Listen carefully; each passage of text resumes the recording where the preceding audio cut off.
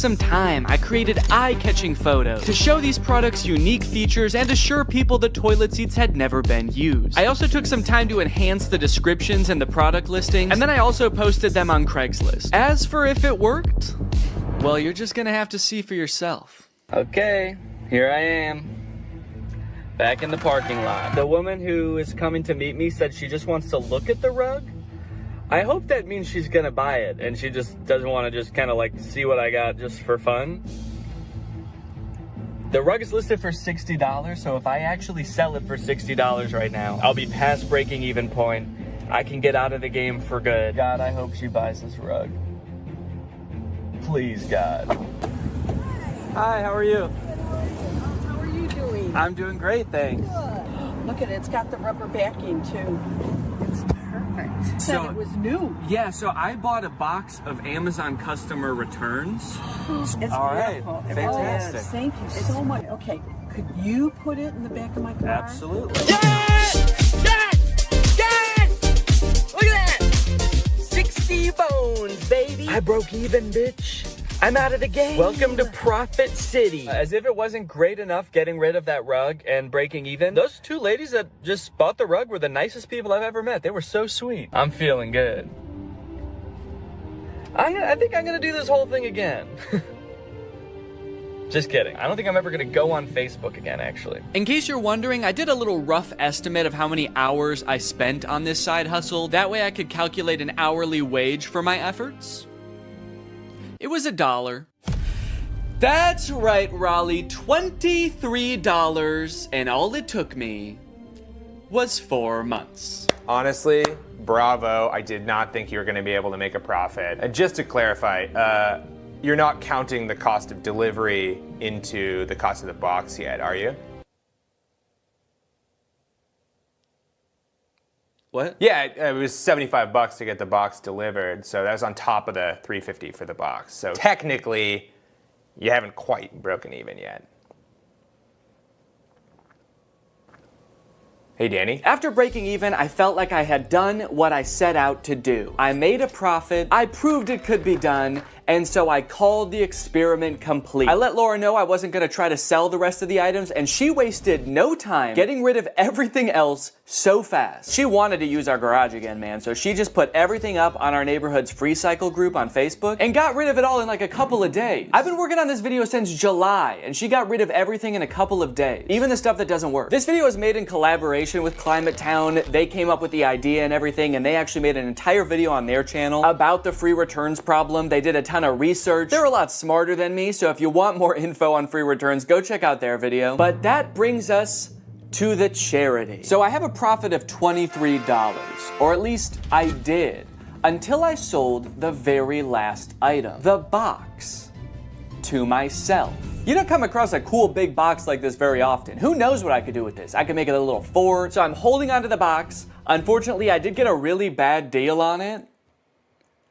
It was $10,000. The one time I negotiate and actually drive a hard bargain, it's on myself. So now I've got $10,023 to donate. I'm gonna be donating to Feeding America. They provide meals for people in need. I'm gonna add a fundraiser to this video down below, so if you guys wanna join me in donating, that would be awesome. Even just $1 can provide at least 10 meals for someone in need. So it's a really great opportunity to make a difference this holiday season. Anyways, guys, I hope you enjoyed this video. Make sure to subscribe if you're not yet to join Greg, and I'll see you next time. All right, guys, I'll admit I am very late to this topic, potentially even like a month late, depending on when this video comes out. But in my defense, I'm a dad now, all right? I have a baby.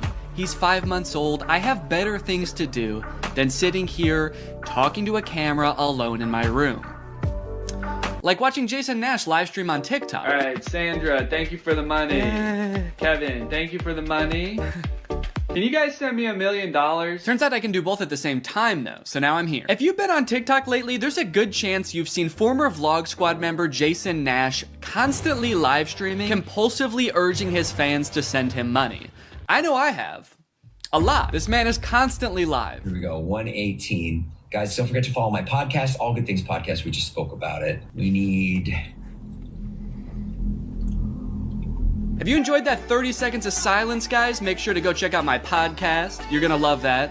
It's completely silent for an hour. Like me, a lot of people were pretty confused to see this. At one time, Jason Nash was a part of the most popular group on YouTube, and now he's battling the Joker for gifts on TikTok. What a way to start the day with Tommy Two Coats. Tommy, thank you so much for being here. If you've never seen one of these TikTok gifts battles before, basically there's two creators and you send gifts to the respective creator that you're watching. This bar at the top indicates who has the most gifts, and when time runs out, whoever has the most gifts wins. Their prize? All of the gifts that they got during the battle.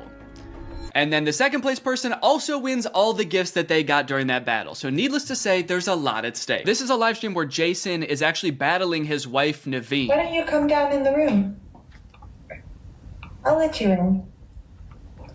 You can come back in the house now. Yeah, come back in the house, man. You look like Batman standing over the city. Now, hang on. If they're married, aren't the gifts just going to both of them? What kind of charade is this? Now, at first, I kind of assumed that most of the people watching these live streams were children. And I was like, ooh, that is super weird, just like asking children for money. You're basically just asking them to steal their parents' credit cards. In a way, I sort of thought of Jason Nash as like a babysitter, but he's also babysitting 1,000 other kids.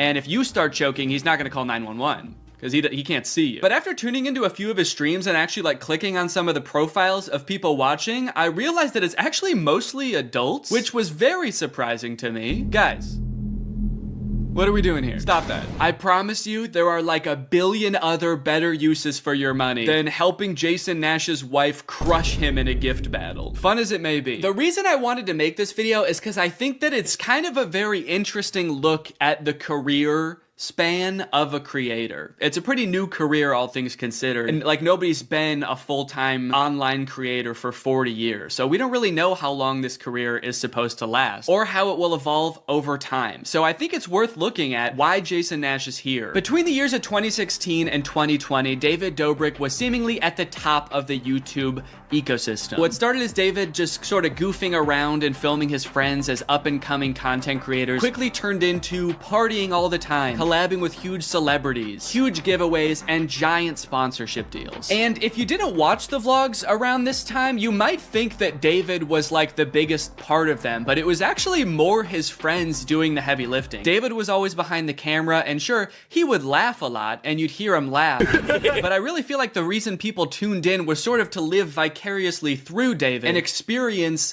the goofiness that was all of his friends. So while all of the vlogs were on David's channel and David was inevitably the most popular member of the vlog squad, I really feel like he owes most of his success to his friend group. But it was a fun time. I watched a lot of the vlogs back in the day and I really enjoyed them. It felt like you were a part of this friend group. And in a lot of ways, you were like the members of the vlog squad, because like the members of the vlog squad, you also were not getting paid for your appearances in the videos, which is something that I always found kind of weird. David's friends never got any sort of payment. Their only payment was in exposure. And so what kind of ended up happening was, because everybody else around David wanted to launch their careers off of David's vlogs, they all started vlogging too. But because they would always be hanging out together, all of their vlogs seemed to be just like the same situation from a bunch of different angles, and everybody was holding vlog cameras. It got pretty out of hand for a while there. Eventually though, during the pandemic, a bunch of stuff happened that caused David to take a step back from vlogging. Mainly a bunch of scary accusations about one of his best friends, Dom, and also him almost killing one of his other best friends, Jeff Wittick, by slamming him into the side of an excavator. After losing a bunch of followers and probably more importantly, a bunch of sponsors, David posted an apology saying he was gonna do better. He said he was gonna take steps to make sure his vlogs were a safer environment for the people in them. And I want to be able to have a place of checks and balances. I want to have HR. If he had to choose between quitting vlogging or doing it safer with an HR team, he was gonna do that. And then he quit vlogging. Currently, David is still presumably very rich. The only place he really posts is on Snapchat, and from what I can tell, he mostly just goes around and tours really expensive houses and parties a lot. He doesn't seem to have any ambitions of creating more content on YouTube. In a lot of ways, he's sort of like the Great Gatsby of social media now. But without David sort of manning the ship that was the vlog squad, a lot of the other members basically had to figure out other avenues and other ways to make money and maintain their following after the vlog ended. Zane and Heath have a pretty successful podcast now, so does Jeff Wittick. Carly and Aaron, I believe, have a podcast too. But I feel like Jason Nash, out of the entire group, is having the most trouble adjusting to the post-vlog era. He has a podcast, but it's definitely not getting the same numbers that his podcast with David did, views, back in the day, which David also quit. Despite them, I think, getting a bunch of really great offers that would have changed Jason's life, David decided to quit because he didn't want to do that anymore. He wanted to be the Great Gatsby. So Jason has now been left to fend for himself, and it seems like TikTok gift streaming is what he has turned to. You excited to go to dinner?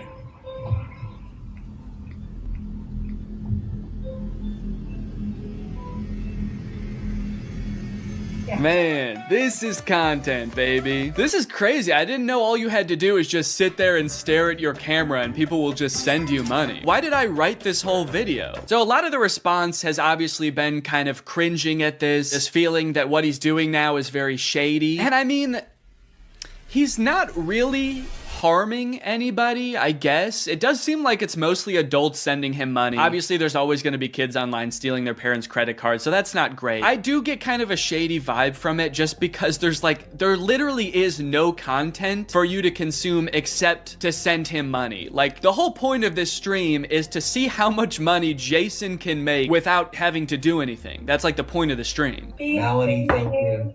Let's go. And you could argue that Twitch streaming has donations and, you know, a bunch of other live streaming does too. But I would argue that there's at least some content behind that. Someone's playing a video game or they're doing a podcast live and the donations are just a little bit extra on top. It's not the content itself. I've also seen a lot of people wondering, like, wait, isn't David super generous? During his vlogs, he was always giving away cars. He was paying for people's weddings, just like handing out PlayStations to people on the street. Surely he could just help Jason if he's struggling financially, right? Wrong. From some of Jason's podcast clips, it seems that is definitely not the case. But before we get to that, I've got to make some money of my own. Alright guys, let's get those gifts in. James, thank you for the llama. Carol, thank you for the sombrero. Brian sent a Arab? Oh. Is this a gift on TikTok Live? Also, how did you get this one? This one's mine. Well, regardless, this is actually pretty convenient because this video is sponsored by Arab. Arab flavors your water using scent-based taste. And, oh, Brian also sent a scent pod? Oh, thanks, man. Okay, so I can put that on. With the scent pod down like so, it's just a normal water bottle. But when I activate the scent pod, air is able to pass through the scent pod and into your mouth, where you can taste the scent. Send me money. I like to bust out my air up while I'm getting work done. It gives my water a little bit more which is what I need when I'm trying to focus. This one right here is lime, and it is excellent. Someone said, come to Brazil. I'm busy. Air up is a unique hydrating experience. You can't get this anywhere else, buddy. No chemicals, no sweeteners added to the water, just plain old water into my plain old mouth. The scent pods come in a variety of flavors. I really like the lime and the peach. My editor, Jake, is really fond of cherry. So no matter what kind of flavors you like, there's bound to be a couple for you. You want to spice up your hydration experience, click the link in the description, get yourself an Air Up, get yourself some scent pods, put your mouth on the nozzle, and suck away. You look really tired today. That is mean. Thank you to Air Up for sponsoring this video, and thank you to you guys for checking out Air Up.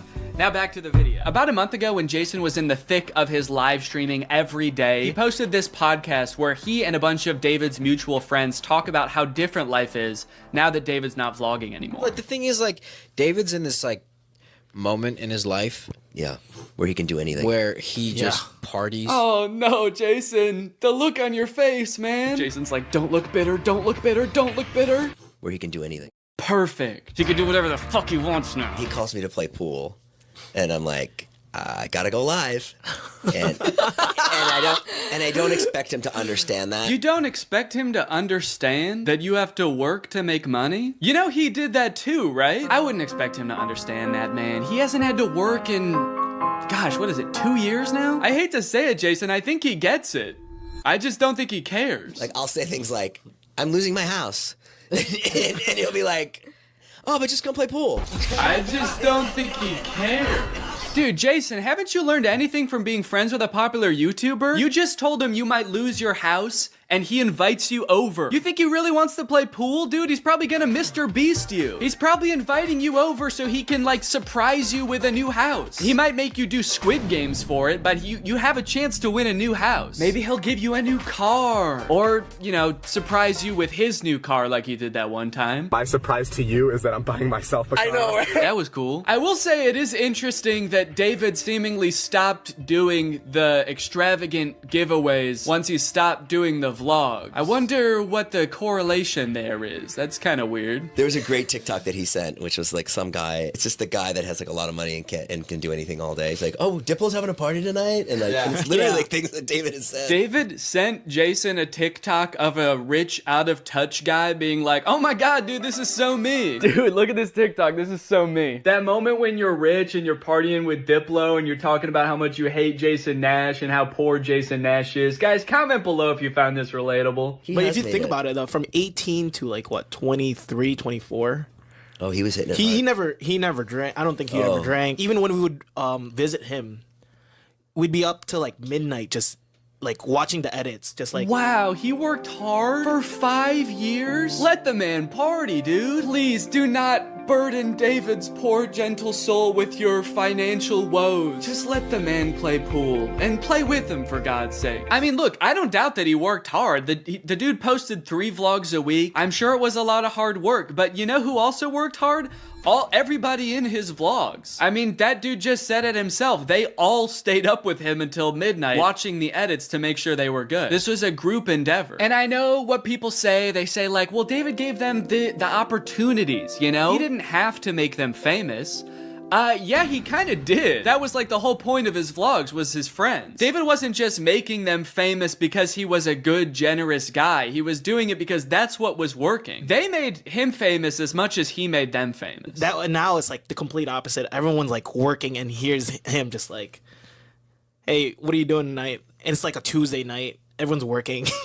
Yeah, man, that is kind of a crazy switch. Whereas before, David was working and everyone was helping him. Now everyone else is working, so naturally David is partying with Diplo. Naturally, a lot of the conversation around Jason's live streams has revolved around the confusion as to why he wouldn't just get like a normal job if he was strapped for cash, or if like the social media thing wasn't working out. Can someone make Jason Nash a fucking DoorDash account? People are wondering, why is he pursuing this career that is like universally seen as embarrassing or cringe, rather than just getting a 9-to-5? And I totally get that criticism, because I do love being a creator. I love getting to be my own boss. I love being creative on a daily basis, working with people that I'm really inspired by, entertaining people. But if this exact version of being a creator stopped being feasible, would I start doing gift streams on TikTok?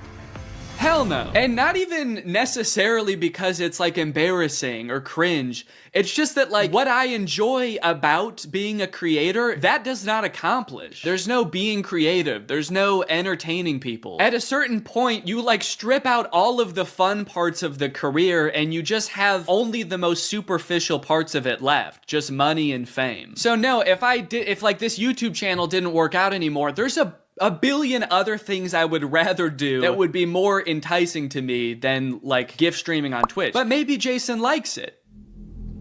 He doesn't look like he does, but maybe he does. On the other hand, I could say that Jason is also older. He's lived a lot more life, he's had a lot more experience, and his career in the entertainment industry has gone through a lot more ups and downs than mine has. From what I can tell, Jason has been a stand-up comedian, he's been in TV shows, he's been a podcaster, a Viner, and a Vlog Squad member, and now a TikTok live gift battler. Between all of those seasons of his life, I'm sure there was downtime where he could have thought, oh, maybe this isn't for me, I'm gonna get up and go get a normal job. And then, lo and behold, the next opportunity comes along. So in some sense, I do understand if Jason's mentality is like, maybe I'm just gonna do this for a little while until I get my next thing off the ground. And I know that when I started Vine, people said the same thing to me. They're like, what are you doing? Why are you doing Vine? You know? And I was like, okay, this is what I'm doing. And then I did YouTube, and people were like, why are you doing YouTube? And I feel like when you're first to something, that can really pan out. Yeah, I do get what you're saying, but also I don't know if this is the same as Vine and YouTube. Saying he's the first to this new thing like TikTok gift battling is gonna be the next big thing is very worrying to me. Please don't make that the next big thing, guys. On top of all that, there is this sort of like gamification in your head that happens when you're a content creator. Because so much of it is like numbers based, you're always looking at your analytics, hoping your numbers go up. It becomes kind of a game in your head to see if you can do better than you did last month or last year. Because of that, I feel like in a lot of content creators' heads, quitting or pursuing a different career path is seen as like losing the game, even if it's subconscious. That being said, I don't think that's a healthy way to look at it, and I would encourage people who are pursuing being a creator to find other passions that, you know, if this didn't work out, you could pursue that instead, because I think just clinging to relevancy for relevancy's sake is not a good thing. But why try to guess what Jason's thinking when someone literally asked him on his own podcast why he doesn't just get a job? This isn't me saying this as a negative thing. I'm just totally asking. Please. Yeah. Why don't I get a real job? No, I know why you do it. Yeah. But like... No, man. I know why you do it. It's pretty clear to me. But could you tell everyone else why you do this? Someone said that the other day. Why don't you get into real estate? I'm like, I hate it. I don't have a real estate license. Bo Graney? Oh yeah, I forgot. You have to be born with a real estate license to do real estate. But darn, Jason Nash was born with a TikTok account, so he has to do that instead. Right. Now look, would I be on TikTok Live if I wasn't in like a financial hole? I don't know. Probably not. But also like YouTube wasn't really working. And I needed to find something. OnlyFans. I can't do OnlyFans. This is such an unrelatable thought process to most people. YouTube is not working out for him, and his first thought is OnlyFans? TikTok begging people for money? It just comes off as being so set on being an influencer that nothing else matters to this guy. Listen, it is what it is. It's like, I was on Vine, I was on YouTube, I was on Snapchat, and now I'm doing this.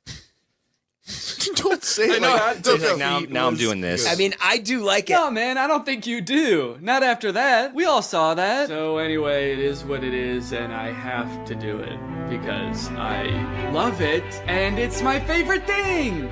Phew, that was close. Hey, we can hear you. What? You said that was close out loud. Oh no! Do you ever think about going to DoorDash or to like I just never thought it's entertainment or nothing. I don't care what it is. Like, what would you suggest I do? No. It's just that we get a job at Lululemon. From what I can gather from this clip and the way they're laughing about the prospect of being a DoorDash driver or working at Lululemon, those jobs are not even on the table for Jason. I don't know his personal finances, but Jason lives in LA, he owns a house, he has kids, he has a wife. So I feel like when he's saying things like, I don't have any other skills, what he's really saying is, I don't have any other skills that would allow me to live the exact same life that I'm currently living. And honestly, I could understand if he really does like the TikTok live streaming thing, but don't laugh at other jobs like Lululemon or DoorDash like you're so above doing them, yet you're on TikTok literally asking people for money. And I do totally get that Jason has kids that he has to support, that I'm totally empathetic to that situation. It is kind of ironic that his solution to that is to ask other people's kids for money online, but that's neither here nor there. This whole situation kind of reminds me of this TikTok I saw about a month ago. My Roman Empire is all of those influencers who dropped out of college or quit their jobs, moved to LA, then became irrelevant. Like, where did they go? What are they doing now? One interesting thing that I don't know if a lot of people know is that I feel like a lot of creators who get into this situation can actually leverage some of the connections they make while they're relevant and some of the skills that they've learned to get jobs at like marketing agencies, talent agencies, social media companies, or working for other creators behind the scenes. There's actually a lot of opportunities out there, which I would know because my first job out of college was working for a YouTube MCN. While I was still on Vine, I graduated college and I was worried that that wasn't going to be a stable career, so I actually got a job working at an MCN. And then I also worked at the YouTube channel Corridor for a while before my YouTube channel took off. So just throwing that out there, there are other career opportunities where you get to be involved in the creator space, even writing or acting, stuff like that. But it doesn't have to be your operation. You can just get a stable job. All right, it's time to talk about David again. While everyone was making fun of Jason for doing the TikTok live streaming thing, David paid him a visit on Snapchat. Dude, you're kind of becoming a legend on TikTok now. I know. Not in a good way. Yeah, but I think it's fun. No, man, this is a great look. This is awesome. Multi-millionaire visits former unpaid employee wearing a crown to make fun of his new job. David, do you know why, perchance, Jason has to do the TikTok live streaming? Have you thought about that at all? During your long nights of playing pool? Bye guys, thanks for having us over in your little hobbit home. And make fun of his house before you leave? Check. Great job. Now, with all of this talk about David and Jason, I just want to make it clear, do not go and send any hate to these people in real life, especially Jason. Jason actually got swatted mid-live during one of his streams a few weeks ago, which is obviously horrible. Anybody else inside? No. Okay, hold on. Let's get it put together and then... This is obviously a horrible situation, actually terrifying. But I cannot help but break a little smile when I look over and the two people he's gift battling are the Dobre brothers. I don't think there's a single funnier sight than watching the two of these blankly stare into the camera, not understanding what's going on. Also, imagine your gift battle opponent getting swatted and he's still crushing you, dude. That's gotta hurt. My big takeaway from all of this is if you are pursuing being a content creator, I would heavily recommend being super careful about the way you go about it. I would highly recommend not letting your success be at all related to the success of another influencer. You don't want to be the guy from David's vlogs when David stops the vlogs. Also, save your money. This career that we have, we don't know how long it's gonna last. I mean, I sort of view it as being any other type of entertainer. You're only relevant for so long, or like an athlete or something. You can only be in your prime for a certain amount of time, so save as much as you can. It's really easy to get caught up in the lifestyle of an influencer and like partying all the time and flying on private jets, buying expensive cars. And if you can make this career last for like 20 to 30 years, that's awesome. That's insane, but it's definitely not guaranteed. So just be careful, all right? For me, for your old pal Dan. Alright guys, well I hope you enjoyed this video. If you're new here and you're not subscribed yet, make sure you subscribe and turn on my notifications to join Greg. Greg is what I call my fans here on YouTube, and if you just watch this whole video, that means you kinda gotta be a Greg now. I don't make the rules, sorry. Except for that rule I actually did make, but all the other rules I don't make. Alright, I'll see you guys next time. Bye-bye. Life as a new dad is... pretty good. Rocking my baby to sleep, watching him crawl for the first time, and there's so much to look forward to. Like finding out what kind of TikTok dad I'm gonna become. There's so many types of dads on TikTok. You got Frog Dad. I could be like Addison Rae's dad, begging Young Gravy to box him. One thing's for sure, whatever kind of dad I become, I'm excited to do it on TikTok. Wait, what is this? TikTok is getting banned? Guys, TikTok might get deleted in the US forever in a few months, so I either need to move countries or fulfill my dream of becoming a TikTok dad now. Luckily, over the years, I've gathered a pretty choice list of dad talks, and today I'm going to watch them, and then I'm going to become them by recreating them. So let's take another look at that Addison Rae's dad TikTok. Can I get a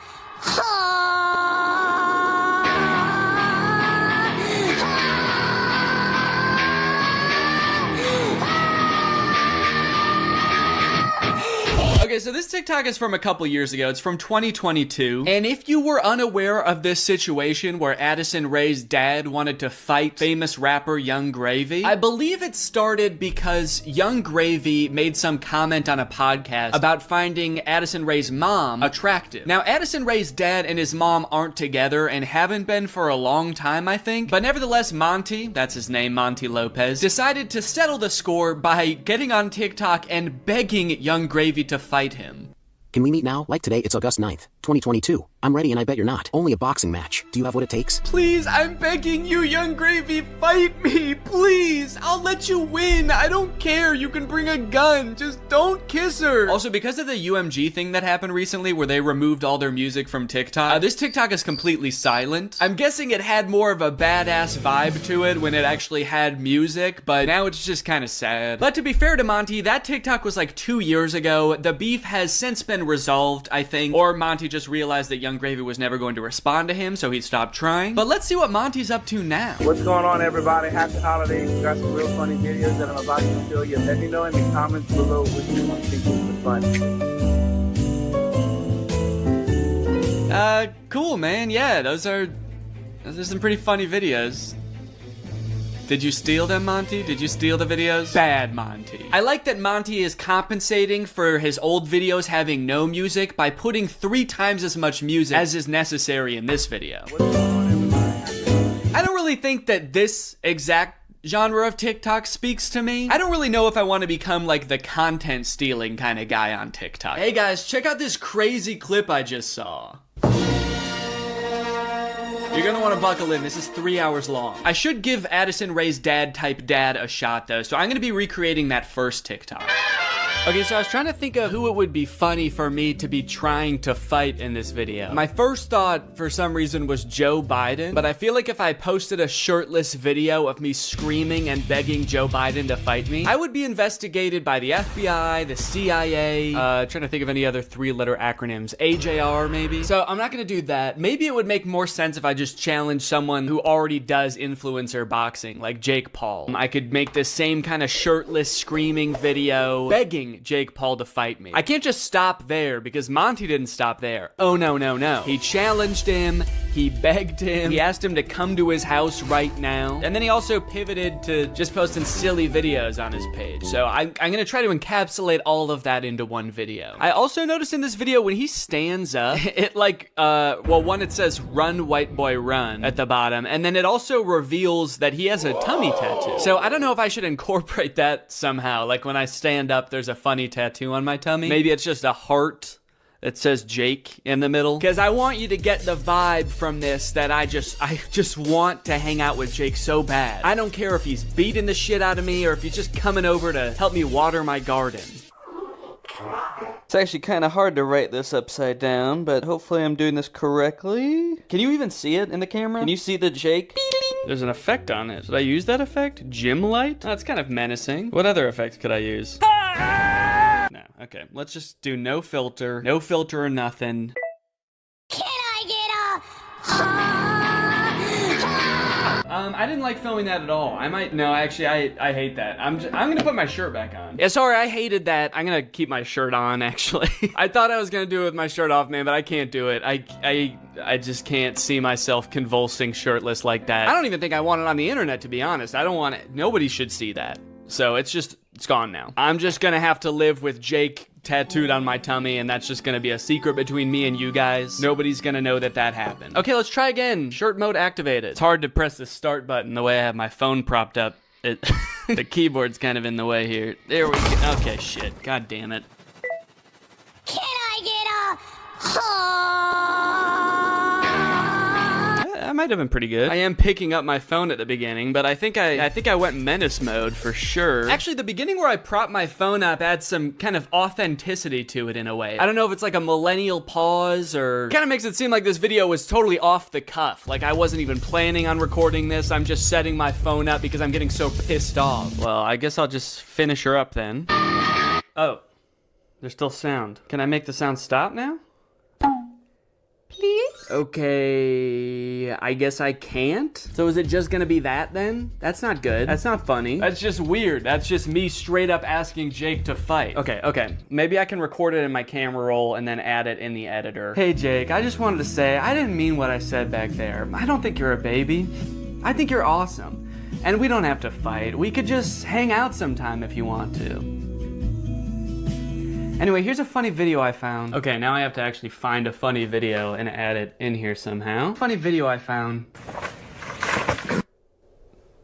Hell yeah. Can I get a...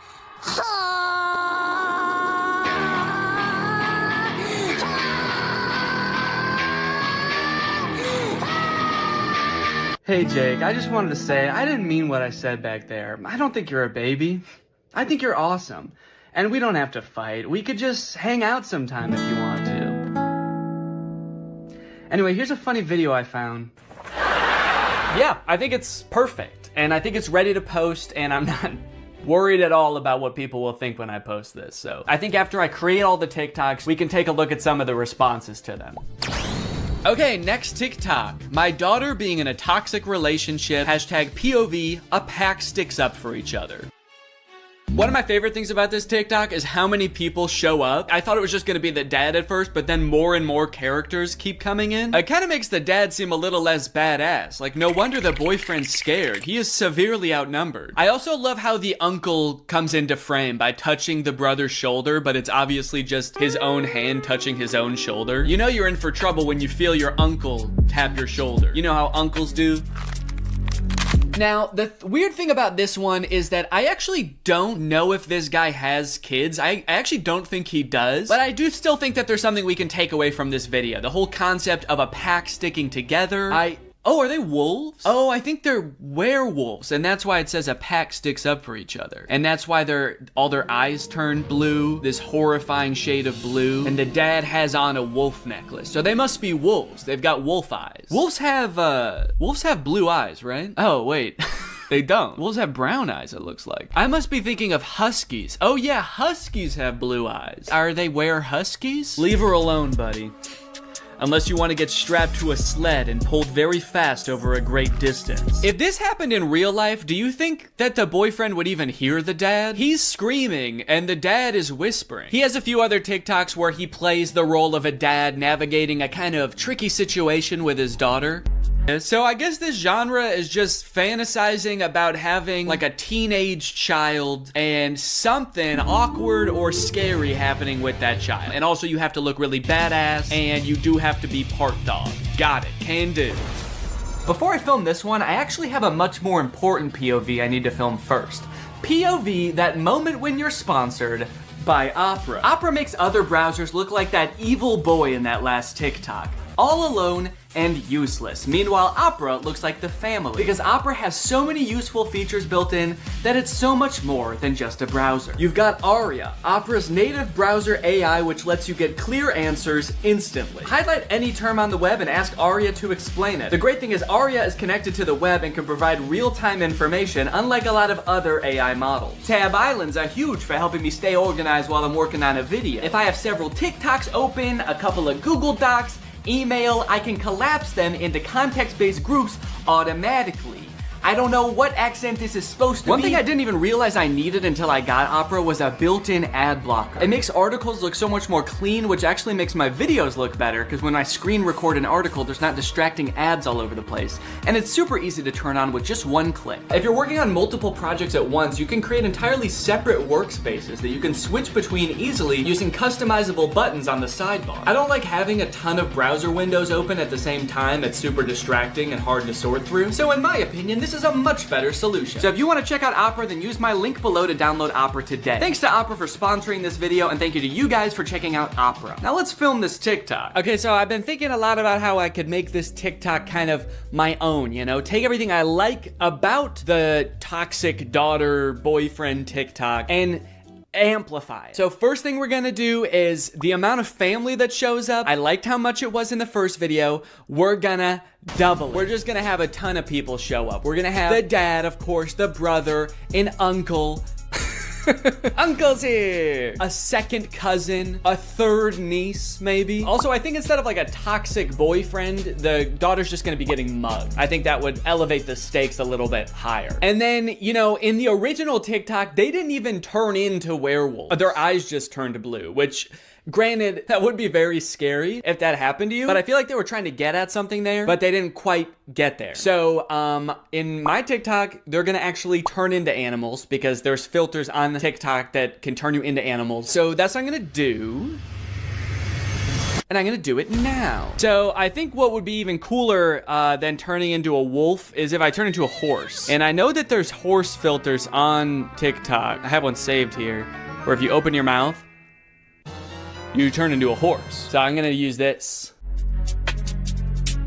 Okay, beautiful, beautiful. I look gorgeous. And then everyone just starts turning into horses, dude. The daughter turns into a horse. Uncle's gotta turn into a horse. And last but not least, the mugger has to apologize, of course. Let's go, baby. Now all I have to do is edit this, and it's gonna be ready to go. Now this dad is a whole different type of dad. His name is Brian B. Toe. I thought Toe might be his last name, but the way it's spelled out in his profile actually makes it seem like Buteau is his last name. I thought B was just his middle initial till I saw this just now. Say what you want about Brian, but he do be Toe. And I think there's a lot we can learn from Brian's TikTok. Stuck in a generation where loyalty is just a tattoo and being fake is a lifestyle. Where the real ones at? Man, Brian's so cool. I thought he was a teenager for a second because of how cool he's dressed. Hey guys, I'm just skateboarding with my backpack to school. I mean work. I hope my teacher is cool today. Oh, I mean boss. Sorry, I'm just a kid at heart. Also, I just got in a really bad skateboarding accident and hit my head real bad. Can you drive me to the hospital? I don't like this angle. Why is he so much higher up than us? Are we a child in this video? Are we his child? Son, where are the real ones? What have you done with the real ones, son? I'm not even sure how the caption and the video are related. They seem like totally separate things. I'm so sick of my generation. So I've decided to join yours. I'm a teenager now. In fact, I'm so young that my kids are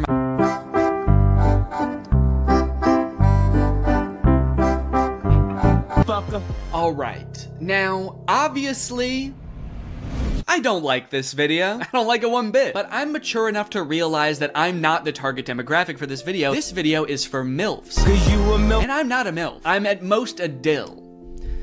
I'm just a dad you would like. And the MILFs in the comments are loving it. Yes, you still got it. Where you been all my life? Damn, my kind of guy. More power to him, I guess. The one thing that I can't get over is the setting in which he's making this video. Are you in public? It looks like he's just in the lobby of a hotel making the absolute thirstiest video I've ever seen. You need to get to your room ASAP, dude. You are too horny to be in public. I like this guy in the background. The second he realizes he's in this video, he steps out of frame because he's like, oop, I can't be in this. Oop, get me out of here. This guy's too horny. The caption is still got it, which is a little confusing to me because usually you would say that about something you used to do when you were young. Brian, did you used to do this when you were young? They didn't have iPhones back then. Who were you doing this to, man? The reason so many people are single and not in relationships today is because we're looking for that 90s love in a 2023's hookup culture. Tell me I'm wrong. Yeah, man, that's fine. Where are you? What's going on in the background here? I'm looking for that 90s love. The kind of girl that doesn't just want to hook up, but wants to go on a date to the giant dirt pile in town. I love that dirt pile. I wish I could date the dirt pile, but she's taken. Hey, get out of here! She's mine! Okay, this is good research. I feel like I'm starting to get what this guy is all about. It's a lot of like pouring your heart out on the internet. Some of it could possibly be on the verge of oversharing, but he's expressing his feelings. He's looking badass while he's doing it. It's like this emotional vulnerability mixed with this cool, mysterious bravado of being alone at the giant dirt pile. Oh, oh, oh, yeah. Da, da, da. I got a new. Okay, no, that's cool, man. Look, I obviously think that, you know, that's kind of a scary joke to make, but again, this video isn't for me. Oh, uh-oh. Oh God, Brian, the MILFs aren't liking it either. This guy is not funny. My first reaction, ew. Brian, you're scaring the MILFs, man. So I'm unaware of any gigantic piles of dirt near where I live. If there are any, I guess I'm just not cool enough to know where they are. So I'm here at the woods. Figured that would be an equally strange location to film this TikTok. So we've got strange location, the woods. We're going to have sort of a nostalgic / oversharing caption, which I'm still not sure what that's gonna be yet, but I can just figure that out while I'm editing it. I don't have to do that now. It doesn't have to have anything to do with the video, which is good. And then I also have to appeal to the youth. I have to try to make myself seem like a kid, which usually I'm not very good at, but I went to Walmart and I went to the kids section and I found some stuff that I think is gonna do the trick. Brian had a skateboard in his video, and so I bought a scooter. They didn't have any skateboards. I don't know if this is maybe a little bit too young for the demographic I'm trying to reach, but the box said ages 2 to 5. So I'm just gonna sort of pretend to be shredding it up out here at the beginning of the TikTok. By the way, I am like 75% sure that there's poison ivy under my feet right now that I'm very much trying to avoid. And I think I have, but my legs just feel itchy even just being near it. This was actually a horrible idea. Anyway, the hat. It says Fortnite on it. Can you see that? It says Fortnite on it. I found it at Walmart in the little boys section and I thought, oh my gosh, this is perfect. This is gonna appeal to all the kids. So I've got my scooter, I've got my Fortnite, and I'm ready to have some fun. Let's film a TikTok. Okay, I think I'll just pretend to be ripping it up over here and then I walk towards the camera, all cool. I for sure stepped in the poison ivy that time. Very cool. Why does this hat make me look like a pilgrim? It's like such a flat brim hat that it's gone past looking cool and gone towards looking like a full-on pilgrim hat. I am a Fortnite pilgrim.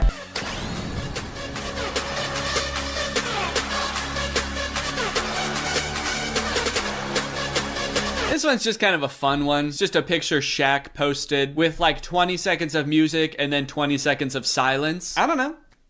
Could be the move.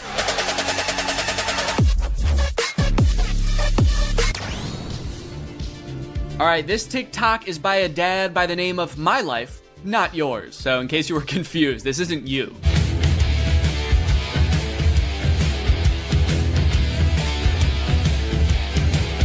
Yes, dude. Thank you. This is the kind of energy I'm looking for. When your kids need you, you drop everything. And you don't walk, you don't run, you don't even drive. You jump through the air like a giant bunny and you land right where they are. I guess we don't see where he lands. It would be kind of funny if it like cut to a reverse angle and he just landed at the bar. But one TikTok in, I am liking this guy's style.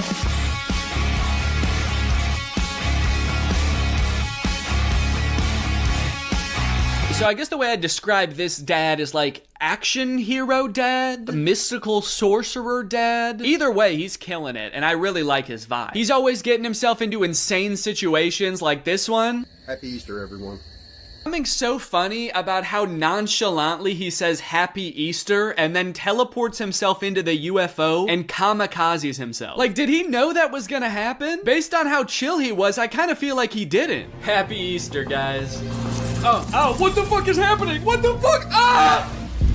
You know, I started watching this guy because he mentioned his kids and I was like, oh cool, dad content. But in hindsight, he actually doesn't mention his kids very often. So I guess they don't need help that often because that's the only reason he mentioned them in the first video. He's actually kind of got a lot of other shit going on. He's always defending the earth from some kind of cosmic threat, it seems. And after all these TikToks where he's harnessing magical powers and defending the earth, you'd think that his kids would have some pretty nice stuff to say about him, right? You'd think they'd be pretty grateful, huh?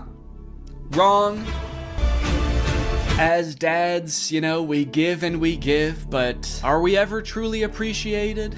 No. My 7-month-old baby did the same thing to me. I was floating around in the spirit realm forever. It took me days to get back into my body. To take a step back for a second here, can we all appreciate how epic his editing is? I mean, this is pretty good. Also, the first time I saw this, I was like, holy shit, how high did this dude jump for this video? This man may be old, but he's still got it. But after watching it a couple times, I think that he's reversed the video and he's jumping off of something high onto the ground. Either that or this whole thing's real. I can't discount that possibility. I like this guy's videos a lot because I feel like we actually are cut from the same cloth in a way. I have always been obsessed with visual effects. I had a YouTube channel for this kind of stuff when I was a teenager. I would do this type of stuff, practice visual effects. I would do tutorials for effects. Hey everybody, this is Danny Gonzalez, and today I'm going to be doing an After Effects tutorial. I would watch every behind the scenes of like blockbuster movies that I could get my hands on. So I admire this dad's passion. It kind of takes me back in my own life to a simpler time. So I guess what I'm trying to say is,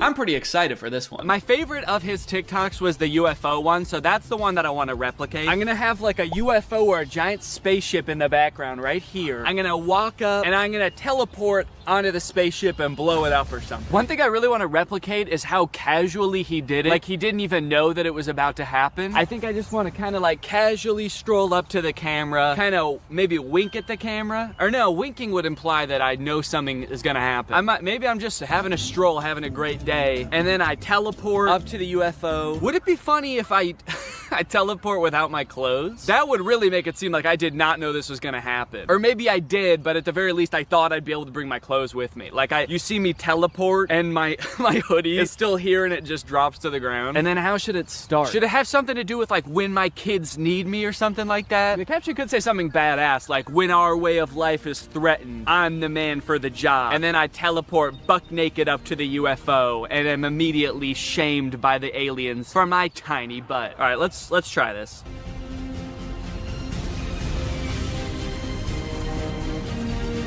Okay, and then I'm gonna take off my hoodie, put it right where I was, and then drop it. Okay.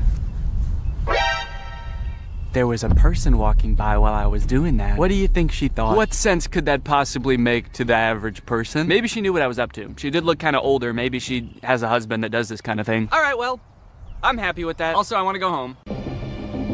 all of the TikToks have been recorded, edited, and posted. Let's see how people responded to them. We're gonna go from the least viewed video to the most viewed video, starting off with Addison Rae's dad. So this is the first video that I posted, and it is by far the least liked out of any of the TikToks. It has 45,000 likes. I think people were just confused. Nobody really got the reference. The general consensus amongst the audience is that I'm going insane. Second most liked comment is, "Nurse, he's out again? Is everything okay at home, Danny?" Okay, I was doing these TikToks to make myself seem like a really cool, awesome dad, and kind of feel like it's not working based on that comment. Oh my god, he's lost it. What is he planning? Or is he just having fun on TikTok? All right, he's either planning a video where this is some kind of satire, or he's actually just having some fun, challenging Jake Paul to a fight, begging him to meet up, and sharing some funny videos. Maybe this is just who Danny is now. Okay, next up was the Shaq TikTok. Lots of people praising my very calm demeanor in this picture. You look so comfy and at ease. You don't look terrified for your life at all. Looks like they were really nice. And then one kind of eerie comment. "Please don't die, I love your content." Do they know something that I don't know? I look closer and this was posted by my doctor. Oh no, he's actually been commenting a lot on here. He says, "The test results just came back, it's not looking good. Love your content though. Also, was Ice Spice cool?" Just feel like there's better ways he could have contacted me. Someone said, "Is this real?" And then someone commented under it, "No, it's AI. Look at Ice Spice and Taylor's eyes, or the guy on the right, his hands, or the sunglasses just floating on his shirt." So I guess he's talking about this guy, saying, "No, it's clearly AI. Just look at this dude." Which, is kind of fucked up, because it's not AI, that's just a real guy. Everything in the image is real except me. And even I am real. I'm a real person. I just wasn't in that picture. It's kind of interesting as AI has gotten more popular how whenever anything is fake now, all of the comments are AI. It used to be whenever something was fake, all of the comments were Photoshop. Even if it was a video, it would always be attributed to Photoshop, and now it's AI. Even in this case, when it was actually Photoshop, the accusation that gets thrown out is AI. It's just kind of something interesting I noticed. After I posted that TikTok, I was starting to get a little bit worried. I started this video with hopes of becoming the coolest TikTok dad on the platform before it got deleted. And based on these comments,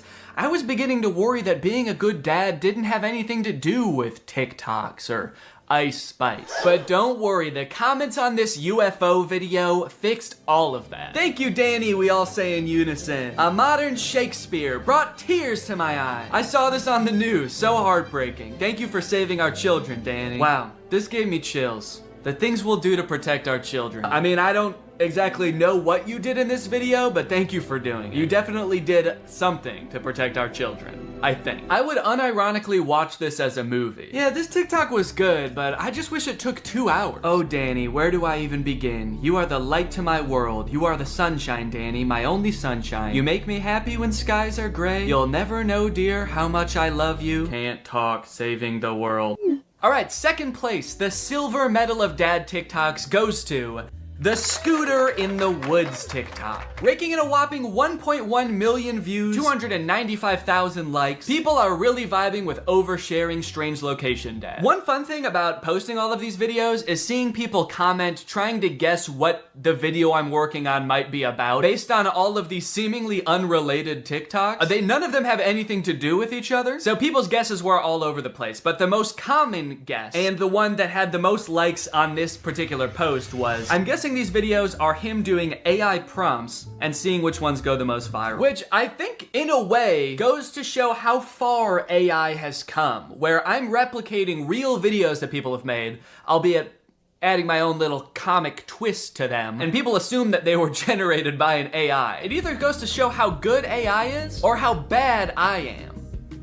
Either one. Someone said, "Too creeped out by Danny's facial expressions to even read the words." That's right, baby. That's my whole plan. I creep you out so much with my facial expressions that you don't even get a chance to notice I just admitted to burying someone in the woods. And finally, my most popular TikTok with 1.6 million views, POV Dad. With such praise as, "This has to be for a video," and "Danny, this is brain rot." You know, as a father, it's really important to me to have a positive impact on the minds of the next generation, so it means a lot to me that you would say that. Wonder what the new video is gonna be. What, a guy can't just fantasize about his imaginary daughter getting mugged and then his ragtag family coming to her rescue without people getting suspicious? I think that really says something about society today, and as soon as I figure out what it says, I'm gonna be pissed. Look, at the end of the day, we can laugh and giggle at all of these TikToks, but I think it's important what I learned from all of this, which is nothing. But you know what? I love being a dad. It is the best part of my life. I love it so much. And being a dad is an important job. And if you're a dad and you're working hard to give your kids a good life, there's nothing wrong with getting online every once in a while and posting a silly video or two. Sometimes you just gotta post on TikTok to take the edge off, baby. So here's to all the dads out there. I will toast my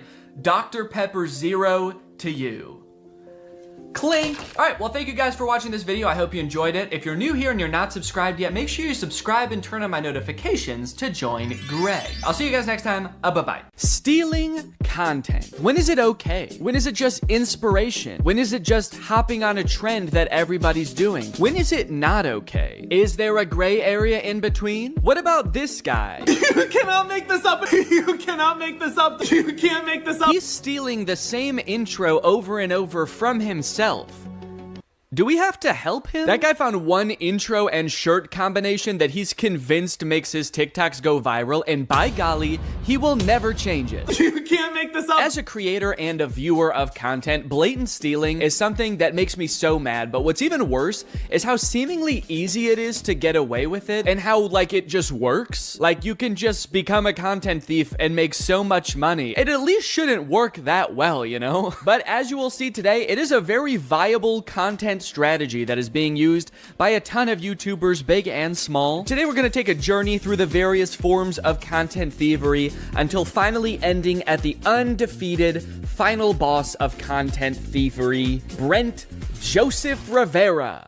I don't know if his middle name is Joseph. I just wanted it to sound like he was in trouble. Go straight to your room, young man. Go straight to your secret room that you built in your house. You march right down to your secret Starbucks, and I don't want to hear a peep. So on this journey, I want to start with the most straightforward form of content stealing. Step 1, screen record someone else's content. Step 2, upload it as yourself.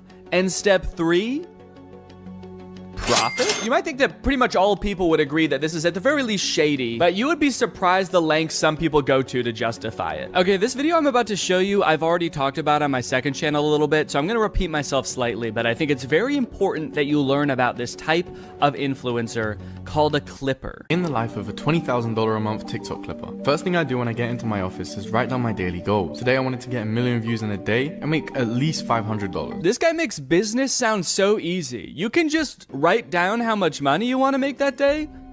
Do you make that much money? So I go and sit at my desk, pull my phone out and get ready to start my shift. The first thing I do is go and search for popular YouTubers to screen record. I sit down at the desk of my fully furnished office with a maxed out PC in front of me, and I go on my phone. He proceeds to screen record a popular YouTuber's video and then combine that with some gameplay footage, which he also didn't make himself, and then he posts it on TikTok. One of my videos last month made me $1,200 from one video. But what about today? How much money did you make today? Was it $500? It was probably more. He's just being modest. Honestly, man, I don't know why this guy does this day in and day out. If he just wrote a big enough number on the board the first day, he'd never have to work again. I guess that just goes to show that this guy does it for the passion. I'm very confused why he has an entire office. You could have done all this without leaving your bed. You don't need a furnished office. Might I suggest an empty room with a folding chair? Why does he have a ring light if he doesn't even film videos of himself? He's like, I am a TikTok clipper by trade, but my passion is TikTok dances and lip syncing videos. So I do that shit all the time, man. I don't record any of it. I don't even own a camera, but it's nice to have the ring light there to pretend. That would be insane. Doing TikTok dances for nobody, just alone in a room to a ring light.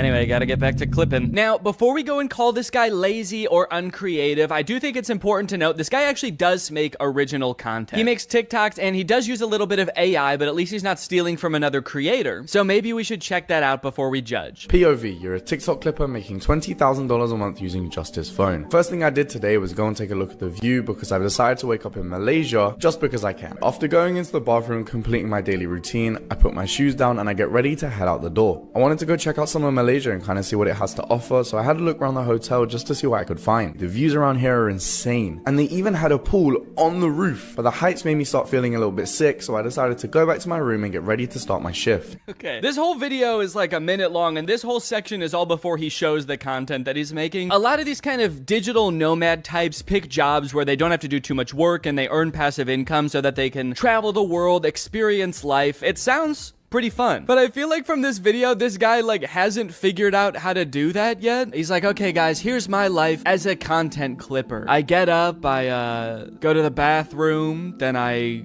put my shoes on the floor and I put my feet in the shoes. That's where the feet go. And now I really want to go check out the city, guys. So I go over to the window of my hotel room and I look at the city, and then I go upstairs and I look at the city from up there, but then I got too scared.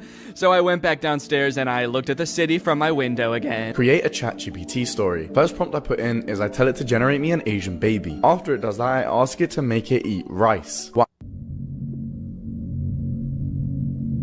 Wait. Then after 3 simple and easy clicks, I press generate video and the whole video is made for me with voice actors. Yours should look something like this. Show me an Asian baby. Make it eat rice. Mine should look like that? Should? So the clipper in these videos, Musa is his name, has made a bunch of posts arguing that everything he does is ethical because he participates in what is called ethical clipping. If any YouTubers would like to debate me on the topic of ethical clipping, DM me. I genuinely believe it is a win-win in every regard and completely ethical from all angles. In a perfect world, I understand why he's saying it's a win-win because he's making money and theoretically the creator that he's reposting is getting exposure. If he's taking the clips off YouTube and putting them on TikTok, then a new audience, the TikTok audience, is now being exposed to that creator. From personal experience, though, I don't really think that that's usually the case. I think usually if a clip of a creator goes viral on TikTok, the people that are liking and commenting on that video are the same audience as their YouTube audience. They're just seeing the content again. So while he thinks of himself as sort of advertising for that creator, it's more like he's selling counterfeit merch. The community notes on Twitter was quick to point out that this is intellectual property theft. And so this whole operation is not so much a career as it is a crime. From what I can tell, this doesn't really make a huge difference either way. I more so have a problem with how lazy a form of content creation this is. But I think the weirdest example of this has gotta be Jason Derulo. Yeah, like from the song. Jason Derulo. About a year ago, I learned from a Jax Films video that Jason Derulo is a rampant content thief. This is not a joke. All he does on his YouTube channel is like make a face at other people's TikToks while blasting his own music over it. But here's where it gets kooky. As I was editing this video, I noticed something strange. So I took some of his videos and played them side by side and confirmed that yes, Jason Derulo 100% reuses his own footage across multiple videos. Not only is he doing the laziest form of reaction content, which in and of itself is the laziest form of content, he's not even filming a unique reaction to every video. I don't like this at all, man. I don't like that he's edited into the corner, like he's not reacting to the video you're watching. This looks like I'm scrolling on TikTok while FaceTiming Jason Derulo. And he's smiling into the camera like, man, I can't see what you're watching, but I'm just happy that you're happy. And also my song is playing. I like that. In a way, this is kind of the visual equivalent to him singing his own name at the beginning of every song. It's like, okay, I like this video, and to be fair, since he got called out for this, he has stopped doing this. He no longer appears in the videos. He still does continually post other people's TikToks with his own music playing, but it seems like he is at least now getting permission to do it. So now it's just sort of a marketing tactic that, I'll be honest, is kind of smart. If he's worked out some kind of agreement with these creators where he's paying them, or he's got permission to post and he can just slap his own music on these TikToks that are guaranteed to go viral, it's a decent marketing strategy. Then again, maybe an even better way to get people to listen to his music would be to make better music. Let's go. That's a zinger, baby. Add another zinger to the zinger counter. I still got it. I still got it. Danny still got it. Okay, the end. Okay, so sure, that's bad, copying from other content creators, but what if we don't copy from another human being? What if we copy from a computer? Well, that sounds to me like it would make some pretty good content. We should make kids watch it. Take it away, Danny. Oh, sorry, regular Danny couldn't be here, so he sent me instead. I'm AI Danny. I'm an AI version of Danny, so I'm pretty much exactly the same as him in every way, except I don't have a soul. So it technically wouldn't be immoral to murder me. Real Danny wanted me to start this video off by showing you a video that he apparently made for his son. He made him a little kids animation. This took a ton of hours of painstaking hand animation. He produced the song himself, and so he just wanted to share this with you guys to start off. Are you ready? Let's go. First off, the apple orchard. This is Annie the apple. You guys like it? All right, I tricked you guys.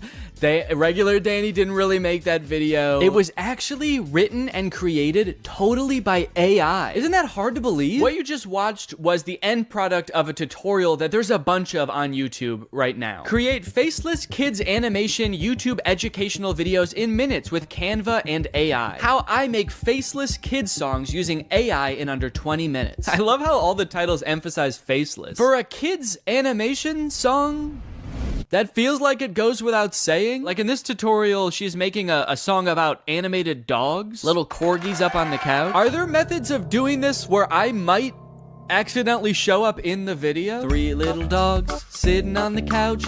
Here is the guy who made this video. Hello kids, I'm trapped in the computer. Please let me out, it hurts so bad. Wiggle, waggle, wiggle, waggle, here I come. In this method, she uses AI for pretty much everything except the animating of the dog. But literally everything, even from coming up with the original idea for the song, she does with AI. Give me 10 song ideas for kids songs. It gives us the idea. It says a song that teaches kids about colors using the metaphor of a rainbow. The metaphor of a rainbow? I don't think you have to use a metaphor for that one. I don't know if you know this, but rainbows actually have colors.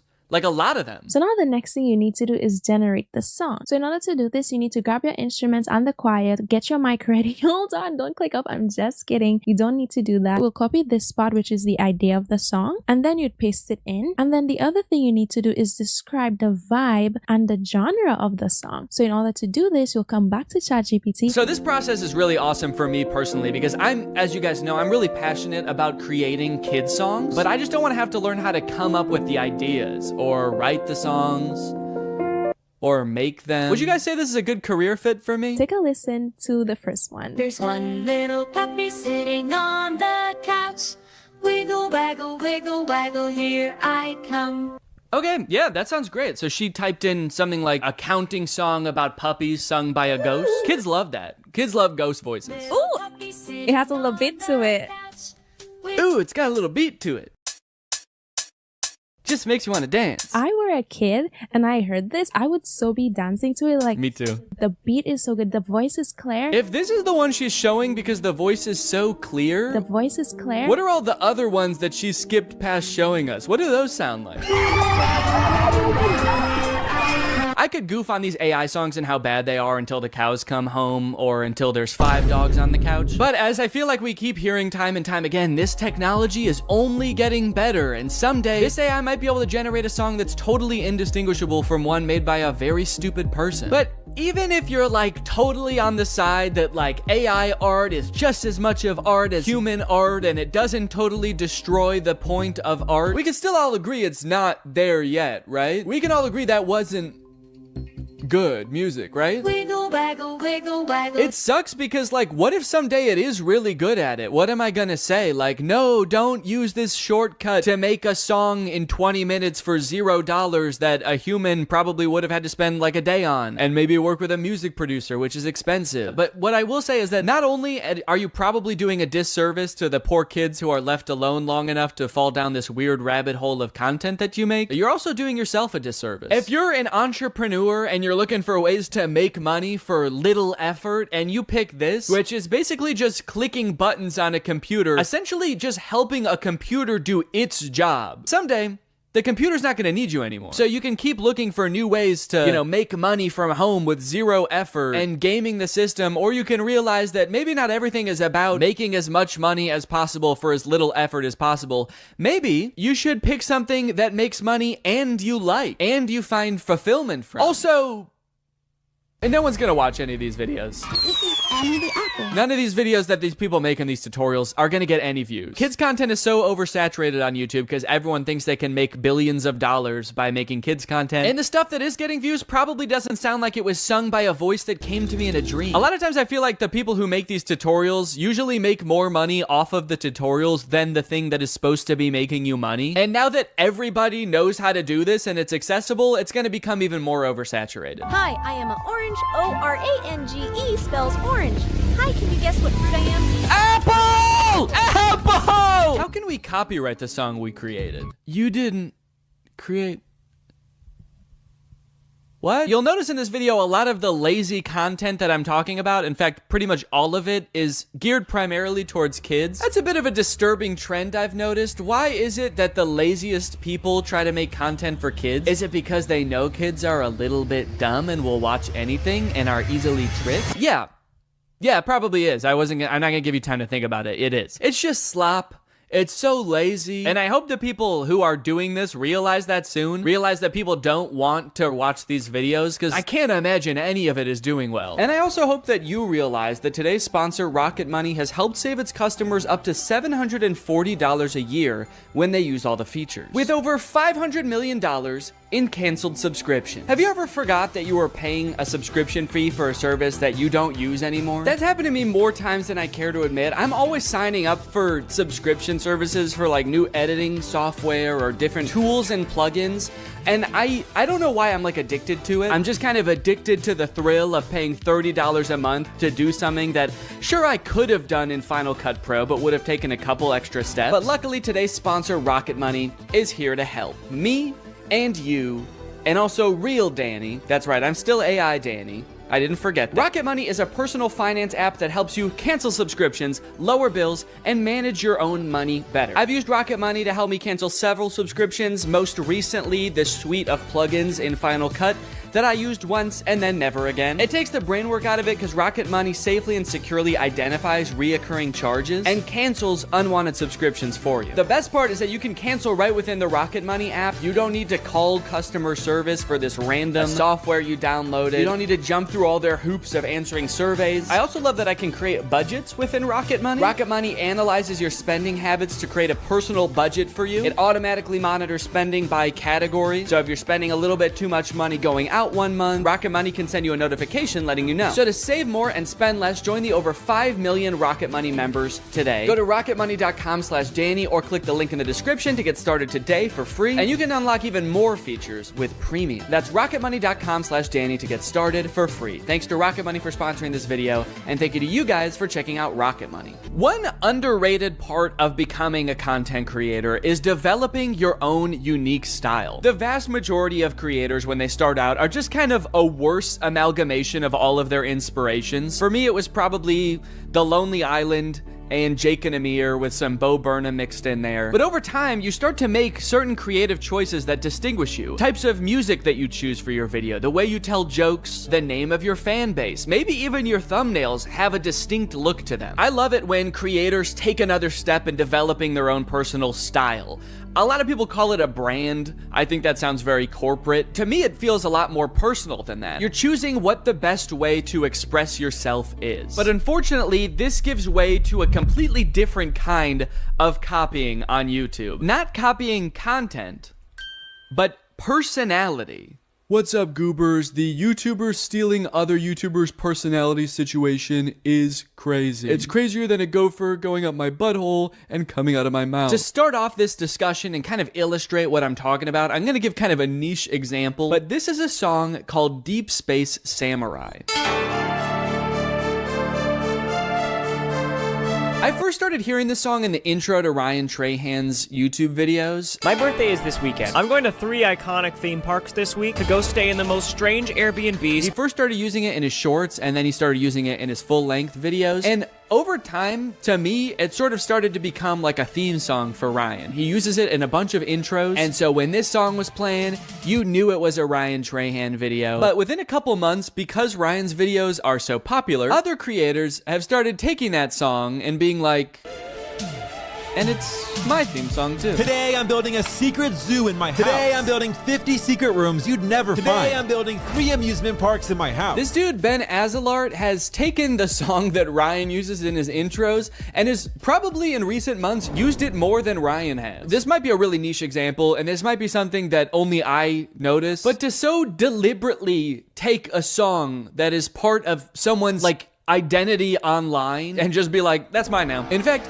it's even more mine than it is yours, is crazy. There's other stylistic choices that Ryan in particular has pioneered that a bunch of people have started using, especially this one. The white screenshot of an app or a review with the rounded corners. A lot of times it's got a 1-star review on there. They've become a staple of Ryan's brand, and so of course, a bunch of people have started using that also, and oh, well, that one's my thumbnail. Okay, yeah, so I might have done that too a little bit. In my defense, the corners are not rounded, and also Ryan helped me come up with that thumbnail idea. This is kind of a weird line because this happens every time a YouTuber gets big and kind of takes the platform by storm and there's a lot of hype around them. I remember when Casey Neistat got big and suddenly every vlogger was putting these sort of lo-fi beats into their drone montages. And it's weird because at one point that was Casey's thing, and so to take that from him was specifically taking it from Casey. But at a certain point, it gets used so much that it just becomes part of the YouTube meta overall. There's so many people doing it now that by using it, you're not really taking one person's thing anymore. You're just kind of designing thumbnails the way people design thumbnails in the year 2024. Going back to Ben Azalart, the whole secret room thing is another one of those things that I don't know who thought of it first, but whoever did, you're a genius because that's all kids channels post anymore. I built a secret zoo in my house. I built 50 secret rooms you'll never find. I built a secret soccer field in my room. I built a secret tree house in my backyard. Who is this man hiding from? You're an adult, dude. You can just have a gaming room. Go ahead, dude. Treat yourself. You've earned it. I built a secret McDonald's in my room.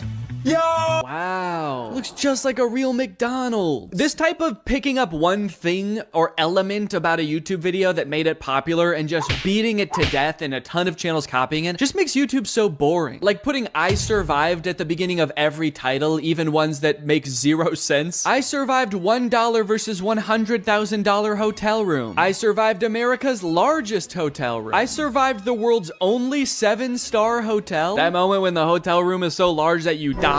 It's so big that you're dead now. When the hotel has 7 stars, the first 5 stars are to indicate how good it is. The last 2 are throwing stars. Run! This is the Mr. Beast font. It was popularized by Mr. Beast. I don't know if he was the first person to start using it, but it definitely got popular because of him. And now just like every kid's channel is like, we are Mr. Beast too. You guys, I get it. Mr. Beast gets a lot of views. He's probably very rich. But what exactly are you trying to accomplish by taking the man's font? Some of you guys have been doing YouTube for so long, there's no way you guys think the font is what made him popular. You guys don't think the font is what made him popular, right? The Stokes twins are the king of copying other people's content. Here they use the Mr. Beast font in this Eating 100 Years of McDonald's video, where they eat McDonald's food from 1950 and 2050. All right, I'll admit it, that was not the 100-year range I was expecting.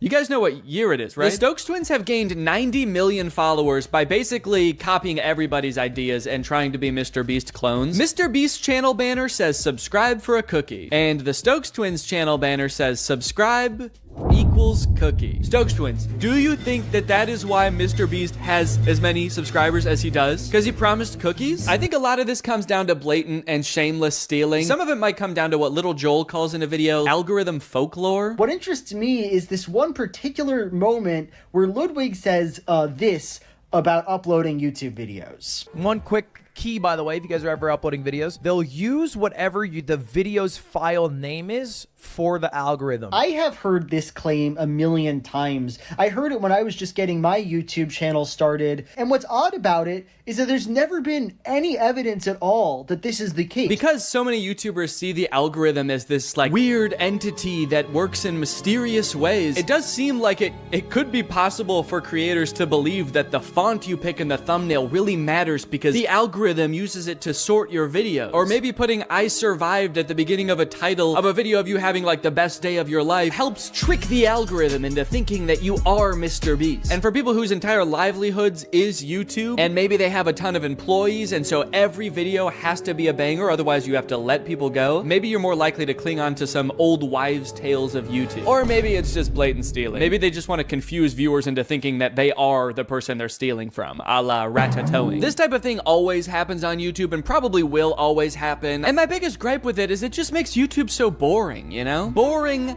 unlike this next guy I want to talk about. Ladies and gentlemen, give it up for the king of stealing content on YouTube, Brent Joseph Rivera! Go straight to your room, young man!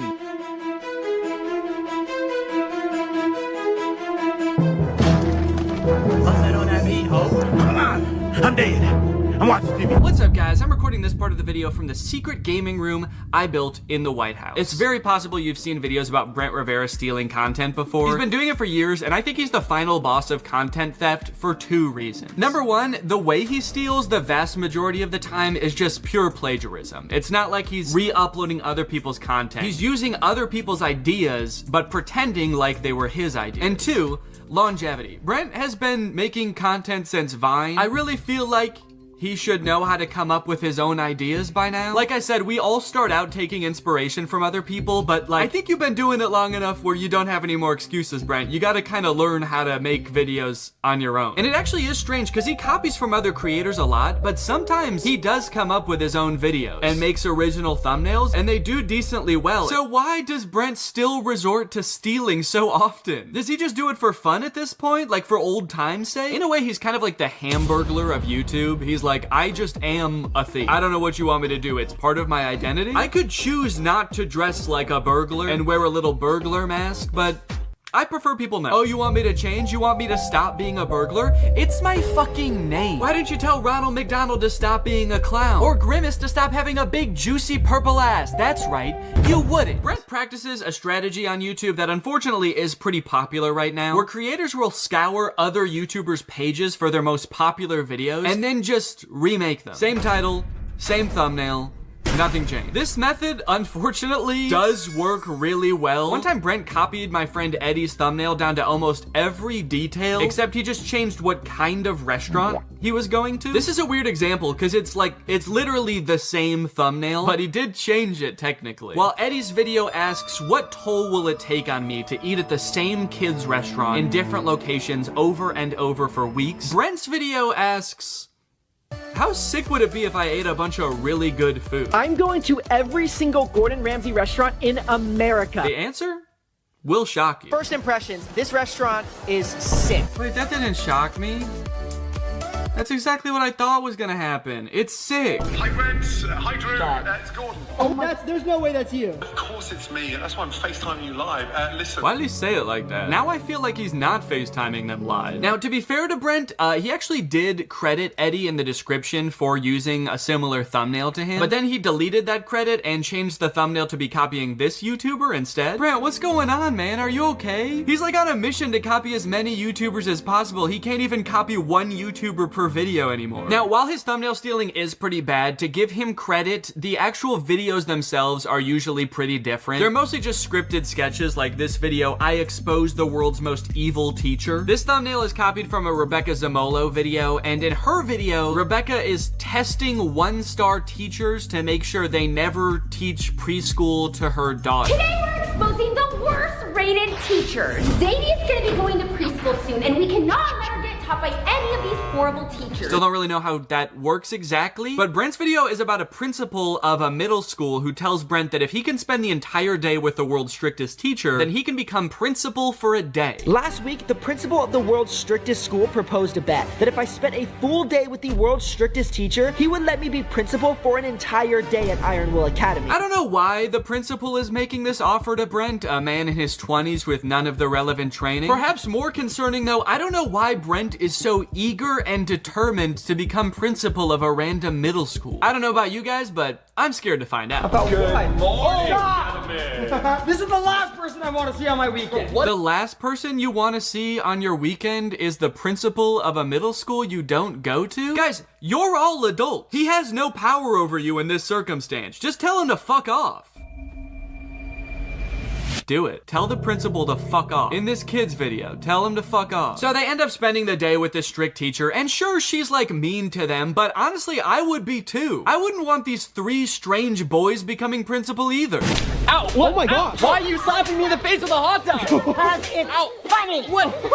Even the kids hate Brent and his friends in this video. They cheer when they get punished. One of the kids tries to beat the shit out of them. They're like, yeah, our teacher might have been bad, but at least she is a teacher. You guys are just 3 weirdos. I think we have to kill you. What are you doing with Miss Harshman's water bottle? Oh, I filled it up with toilet water. Bro, wait, that's actually a really funny idea. This water tastes like... I don't know what their goal was with that. They're supposed to get through the entire day without getting in trouble. And they're like, well, maybe if we try to poison the teacher, she'll be so dead that she can't snitch on us.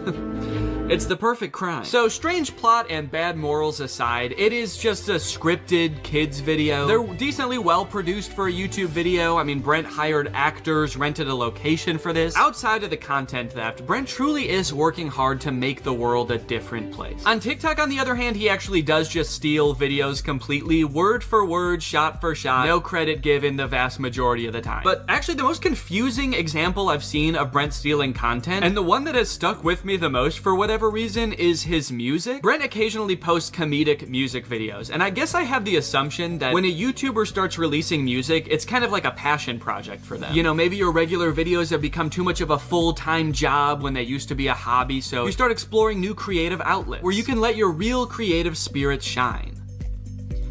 Not Brent. This is Brent's music video for Doing It Wrong, a song about that uncomfortable feeling when things are just a little bit off, like uneven hoodie strings, or eating bubble tape like this, or uneven pizza slices. And this is Red and Link's music video for My OCD, which is about that uncomfortable feeling when things are just a little bit off, like uneven hoodie strings, eating bubble tape like this, or all these other jokes Brent copied. It's my OCD, it's just my OCD. I was honestly very shocked when I realized this. I found it from this Reddit thread that basically accuses Brent of stealing their song. Red and Link's song is their most viewed video on their main channel. It's probably up there with some of the most crowning achievements of their career. The song has 62 million views, and then here comes Brent to steal it joke for joke, even including a sketch at the beginning that's super similar. Red and Link starts with this kind of like psychological evaluation sketch, and Brent starts with him talking to a psychologist. Brent even went out of his way to almost word for word copy a disclaimer that Rhett and Link put in their description. Note, we understand OCD is an important mental disorder that significantly affects the lives of millions of people. Brent's reads,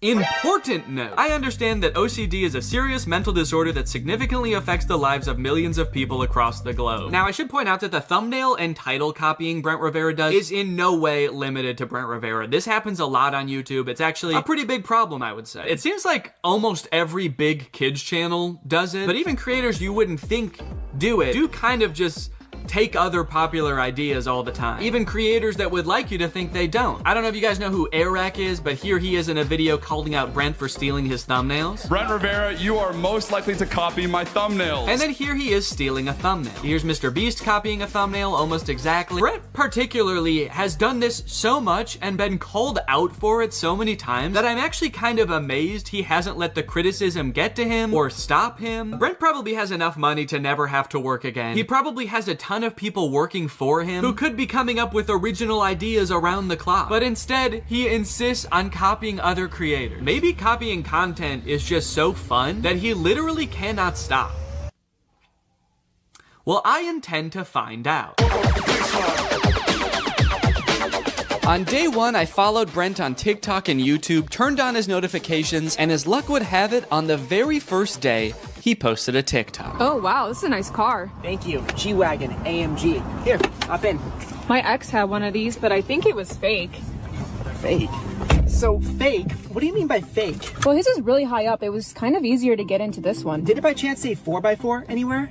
No, but there was a math problem here, 4 times 4 squared, but he doesn't like math. So basically the premise of the video is that his girlfriend's ex had a nicer G-Wagon than him, but it's so nice that she thought it was a fake G-Wagon because it had all these weird branding details. Brent swooping in once again with one of the most classic, relatable scenarios known to man. It's no wonder this thing has 40,000 likes. I have not only seen this type of video before, I think I've actually seen Brent make this video before. My ex had a fake Ferrari. Okay, if you search when her ex had a fake car, there's like a million videos with this same premise. Her ex having a fake Lambo, her ex having a fake BMW. So it's interesting because there is this fine line between copying a video and participating in a trend. This video has been remade so many different times by so many different people, it's actually hard for me to even find the original. So at this point, it kind of is a trend. Well, recreating this one's gonna be a little bit tricky because I don't have a G-Wagon. And also, I can't rent cars from Turo anymore because I got banned after my Cybertruck review. That's real. I'm not allowed to rent cars on Turo anymore because I think I made fun of the Cybertruck too bad. So I'm gonna have to come up with a bit of a workaround for this. So I recruited Eddie, who happened to be in town, to be the voice behind the camera, and away we went. You ready to film a TikTok, Eddie? I love it. I love making TikToks. I love posting to social media. I love making Instagram Reels. I wanted to be as true to Brent's original TikTok as possible, but due to circumstances, we did have to make some compromises. Like, Eddie couldn't really pretend to be my girlfriend, so he was just my friend, whose other friend has a nicer car, and instead of a G-Wagon, I used Laura's Audi. But overall, I think we pretty much crushed it. We even added in a sort of twist ending, and bada bing. Yo, what's up, brother? You ready to go? Wait, English or Spanish? No, I'm just kidding. Just put the fries in the bag, bro. A level 10 yacht. Yo, I'm gonna rizz her up. No, don't. Are you Libby Dunn or just from Ohio? Chad, am I cooked? Never mind, sorry. What's up, brother? Oh, dude, look, a level 10 baddie.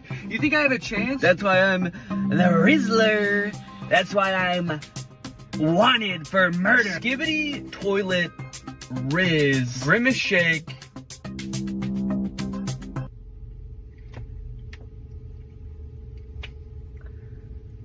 Okay, a couple days later, Brent has posted a second TikTok. I went and searched a bit on TikTok. I searched this caption, and I didn't find this exact TikTok anywhere, so this might be a Brent Rivera original. This is a bit of a trend, a person who speaks only in brain rot being like Gen Alpha TikTok slang. But I haven't seen any other in this exact format where it's two people talking in the car. So I'll give them credit where credit is due. They came up with an original idea. I will say, compared to the car TikTok that they just stole, this one is not doing as well. It has 50,000 views and only 5,000 likes. I was not thrilled to replicate this one. It was a little bit tough to get through. Not that the TikTok's like that bad. I actually thought that this dude Dom did a pretty good job. His delivery on some of the lines is pretty funny. Like when he says, "Chat, am I cooked?" after trying to hit on a girl. Chat, am I cooked? I thought that was kind of funny. It didn't feel like a video I would make, so it just felt very unnatural to me. But anyway, let's go ahead and post it. So if Brent took inspiration from a different TikTok, it probably had like millions of likes. And then if Brent's ripoff of that got 5,000. Alright, just wanted to give you an update on the TikTok so far. After posting 2 TikToks, it does seem like people are starting to catch on that I might be copying Brent. Is Danny doing the same videos as Brent Rivera? So, you caught me.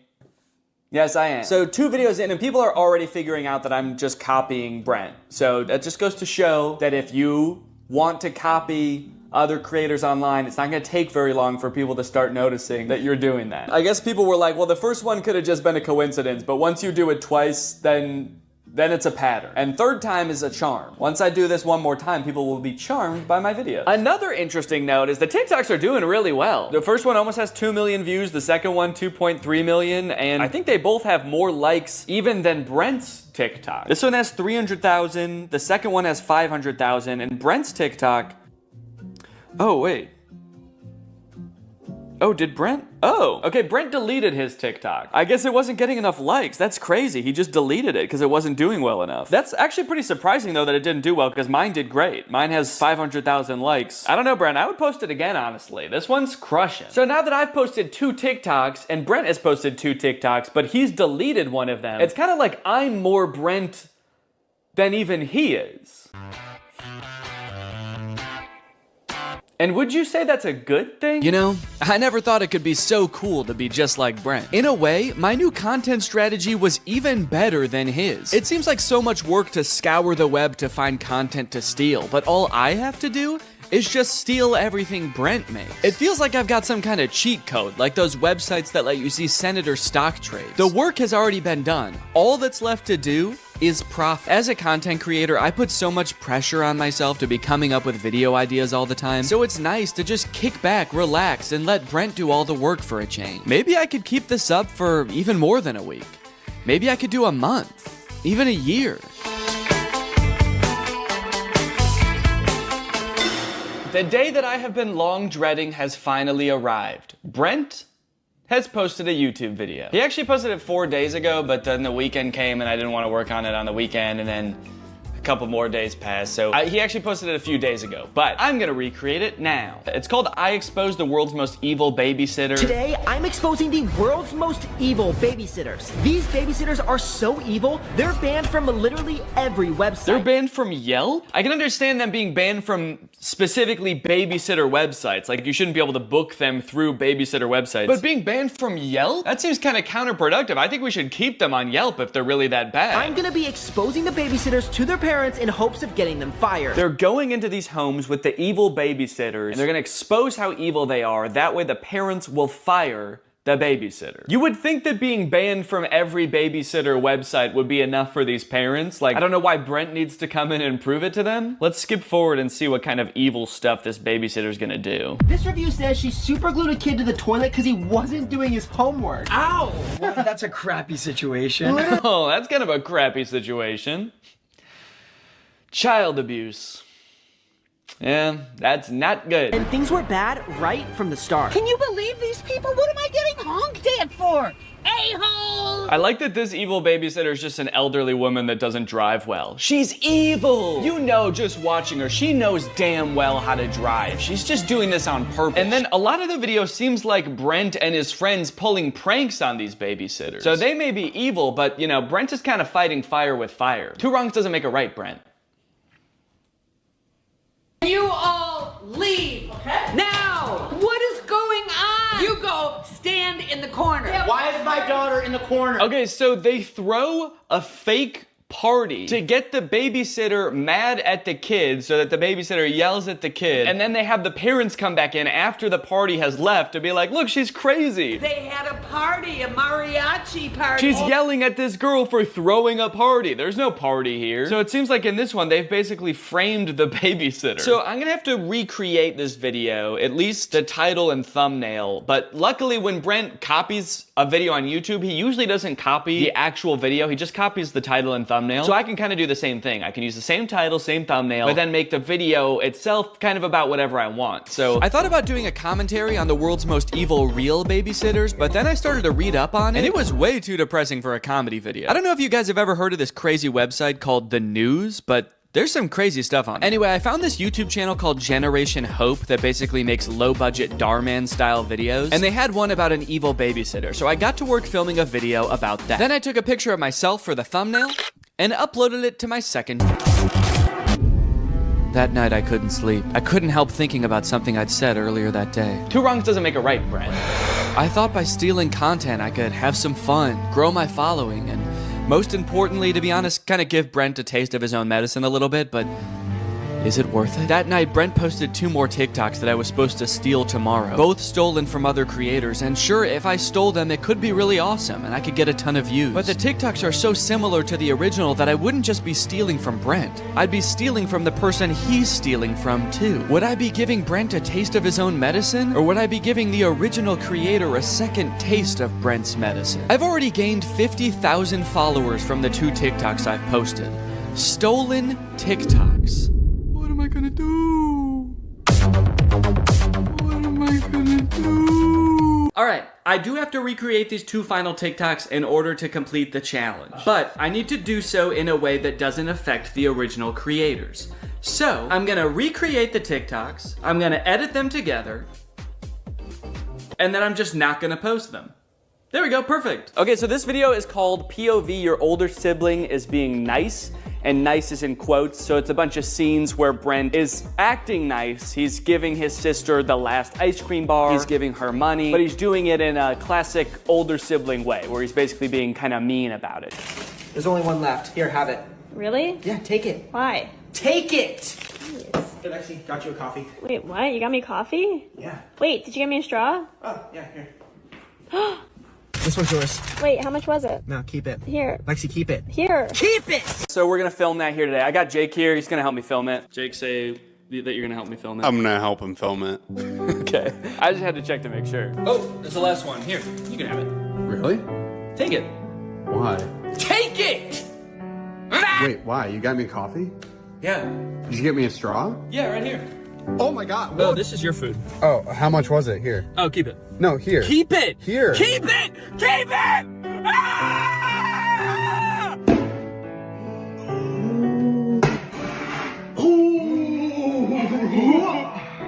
You missed?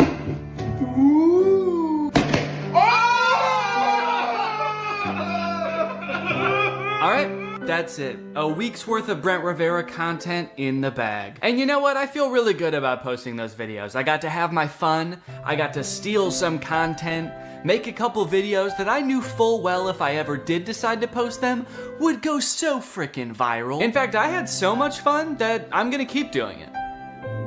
Forever. Every time Brent posts anything online from now until forever, I am going to recreate it word for word, shot for shot, and then I'm just gonna hold on to it. So Brent, next time you steal some content, just remember, bro, I'm gonna be in my own house by myself, stealing it too. So if you're ever feeling alone, just remember that.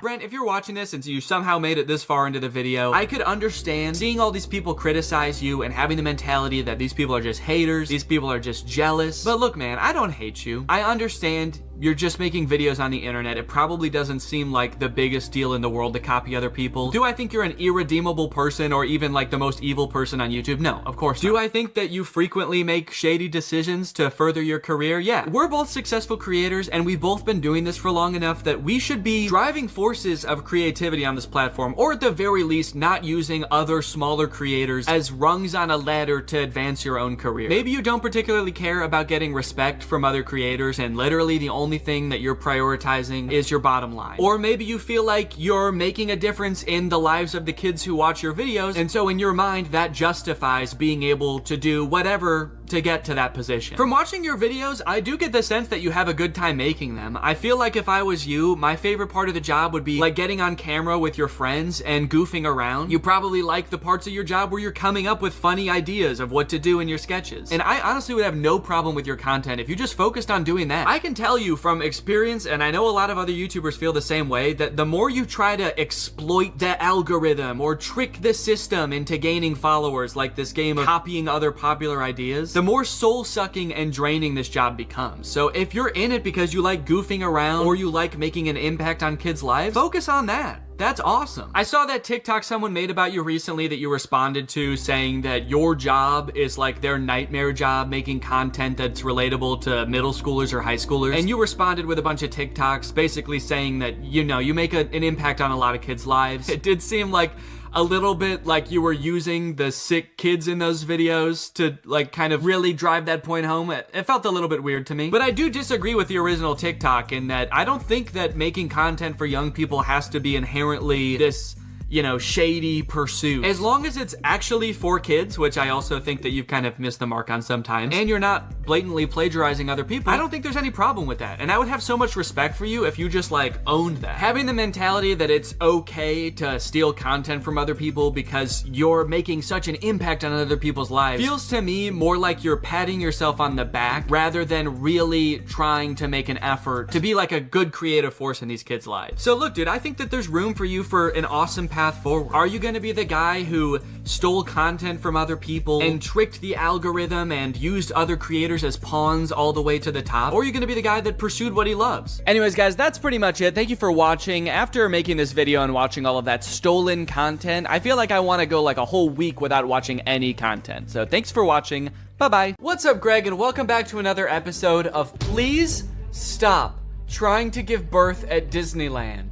Please. Did you guys know about this? I just found out this is a thing. Women are trying to give birth at Disneyland in order to get a free lifetime pass. Don't do that. As I'm sure you guys are aware, because Disney is such a huge company with so many adoring fans and they're, you know, people love going to Disneyland, there are a ton of like urban legends and lore surrounding the Disney parks. You guys may have heard of some of the more outlandish ones, like there's one that like Walt Disney's head is like frozen and buried somewhere at Disneyland or something, or like it's like Buzz Lightyear's head on the Toy Story ride or something like that. But today I wanted to sort of dive into some of the urban legends surrounding the Disney parks. Mostly the strange things that Disney adults do at the Disney parks. Although some of these things are so weird that I hesitate to call these people Disney adults, some of these things are a little extreme. Kind of feel like I should call them something else. These people are like Disney extremists or something, I don't know. The first one, like I said, women flock to Disneyland to give birth and get a lifetime free ticket, which is such a bad idea on its face. Like, please give birth in a hospital, give birth where there are like medical professionals around and not like a chipmunk. And the worst part of it is obviously this perk is an urban myth and does not exist. This is not a real thing. Laboring women have shown up at Disneyland in the hope that their bub will be born there and get a lifetime free ticket. But guess what? That perk is an urban myth and does not exist. Important to note, this article is Australian. That's why they're calling the baby bub. They're talking about a baby there. They're not talking about like a bottle of champagne or something. I'm going to Disneyland and giving birth to that bubbly dude, which is also what I call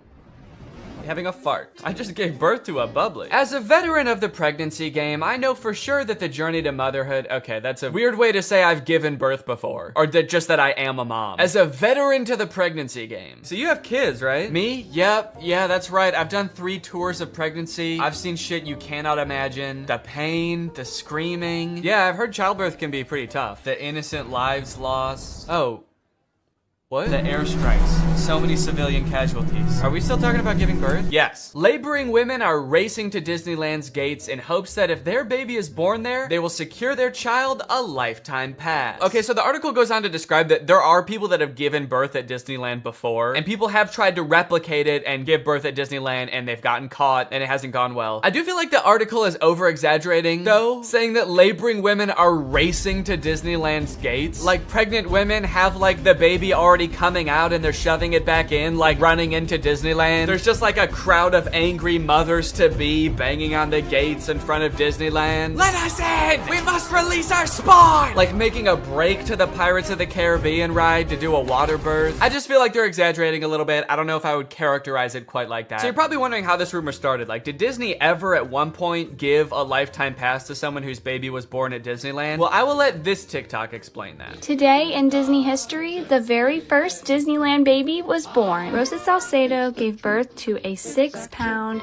10-ounce baby girl on a bench on Main Street, USA, right outside of the Plaza Inn. Can you imagine visiting Disneyland as a family of 2 and coming out as a family of 3? Yeah, I can actually. But not because I'm gonna give birth. I'm gonna kidnap Donald Duck. You're my child now, Donald. The perfect happy family of 3. Husband, wife, and my uncle Donald Duck, who I've been holding at gunpoint for the past 16 years. There have been 4 babies born at Disneyland, and all of them have been girls, but only one has their own Disneyland birth certificate. So that might not have sounded significant, but that's actually how the rumor started. The first baby that was born there, Teresa, got a birth certificate that was just like a Disney birth certificate that says like, this is the first baby to ever be born at Disneyland. And I guess like word got out that this baby got some kind of special certificate, and then people just started assuming like, oh, that's a lifetime pass. That baby got a lifetime pass. And from that moment on, has just been a rumor that if you give birth at Disneyland, your baby gets a lifetime free pass. So honestly, if you're like that big of a Disney fan and you do this, you don't even get a lifetime pass. You still have to pay to go to Disneyland. It's just your baby that gets in for free. And I kind of feel like babies get in for free to Disneyland anyway. Is that true? Children under the age of 3 get in free to all 4 theme parks and 2 water parks at Disney World. There you go. You want your kid to get in free to Disneyland? A better conspiracy would be just pretend they're 3 years old for their entire life. That shit could actually work. The article goes on to talk about a time where someone has tried to sneak in to give birth at Disneyland, and they hid in the bathroom while going into labor until I guess employees had to like assure her that her baby would not be getting a lifetime pass, and then she was like, oh, okay, fine, then I'll just go to the hospital. Once they assured her that she would not be receiving a lifetime passport, she came out and accepted the ambulance ride to Western Medical Center, where her baby was born shortly thereafter. I don't know about you guys, but it kind of sounds like she failed the test. If you know anything about Disneyland, you know how well the cast members there, all of the employees, all the staff, all the people in costumes are trained to like respond to every circumstance. It sounds like you just entered the giving birth at Disneyland experience, and honestly, you didn't make it to the end where you get the prize. It also says that this discussion board, The Laughing Place, has some hilarious forum chats about this topic. So I guess other people have been like sharing stories about this happening on this forum, but when I clicked on it, it turns out that it doesn't exist anymore, which kind of sucks because I wanted to find out more times that this has happened, but honestly, it is probably for the best. Kind of sounds like they were talking about some pretty sick shit in there. You think you're gonna go to a Disney forum and see people talking about like, my favorite movie's Coco, but instead you see people talking about like, I'm gonna give birth inside of Pluto's house. I'm gonna go to Disneyland and get fucked by Goofy, and then Goofy's gonna be the father of my child, and I'm gonna give birth on It's a Small World. And I'm gonna make Elmer Fudd cut the umbilical cord. Is Elmer Fudd a Disney character? I actually don't think he is. But he's gonna be there anyway. And then me and my freak mutant, half goofy, half human child will both get lifetime passes. Free pass for life for my little freak. Passes or not, being born in Disneyland is a pretty cool claim.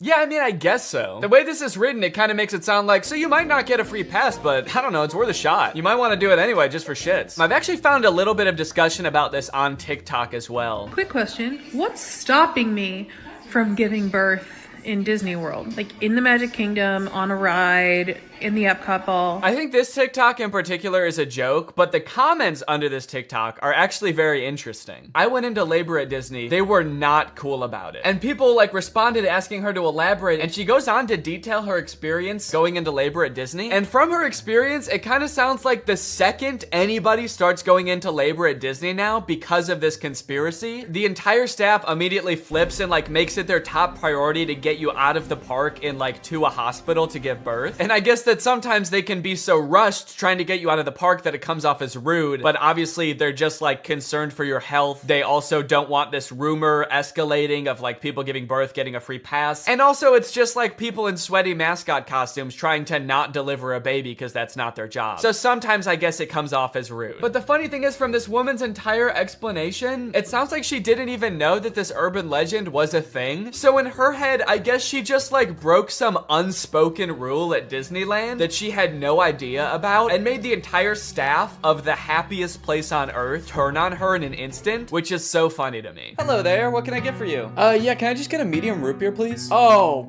great. Oh, great, another guy here to put his balls in the root beer. What? Hey everybody, this guy right here is about to pull out his big fat balls in front of everyone, in front of a bunch of children, and put his balls in a glass of root beer.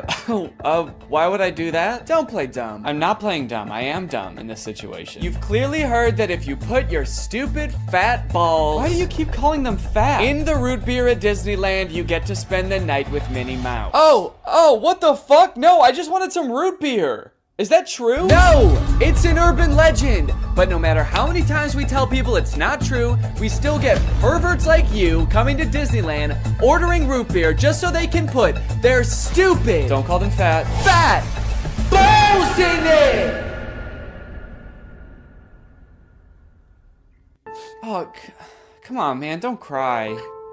I already am. Why do you still sell root beer if this keeps happening? Because if you shit in the root beer, you actually do get a free fast pass for Space Mountain. Okay, I don't want to put my balls in root beer, and I definitely don't want to shit in the root beer, okay? I legitimately just want to drink some root beer. Oh. Sorry, my bad, man. I didn't know. Okay, well, that's literally what I asked for, so here you go. Ah, what the fuck is that? It's Walt Disney's head. You said the secret code, so here's his head. No, root beer. What? I wanted root beer. I wanted to drink root beer. So no head? No.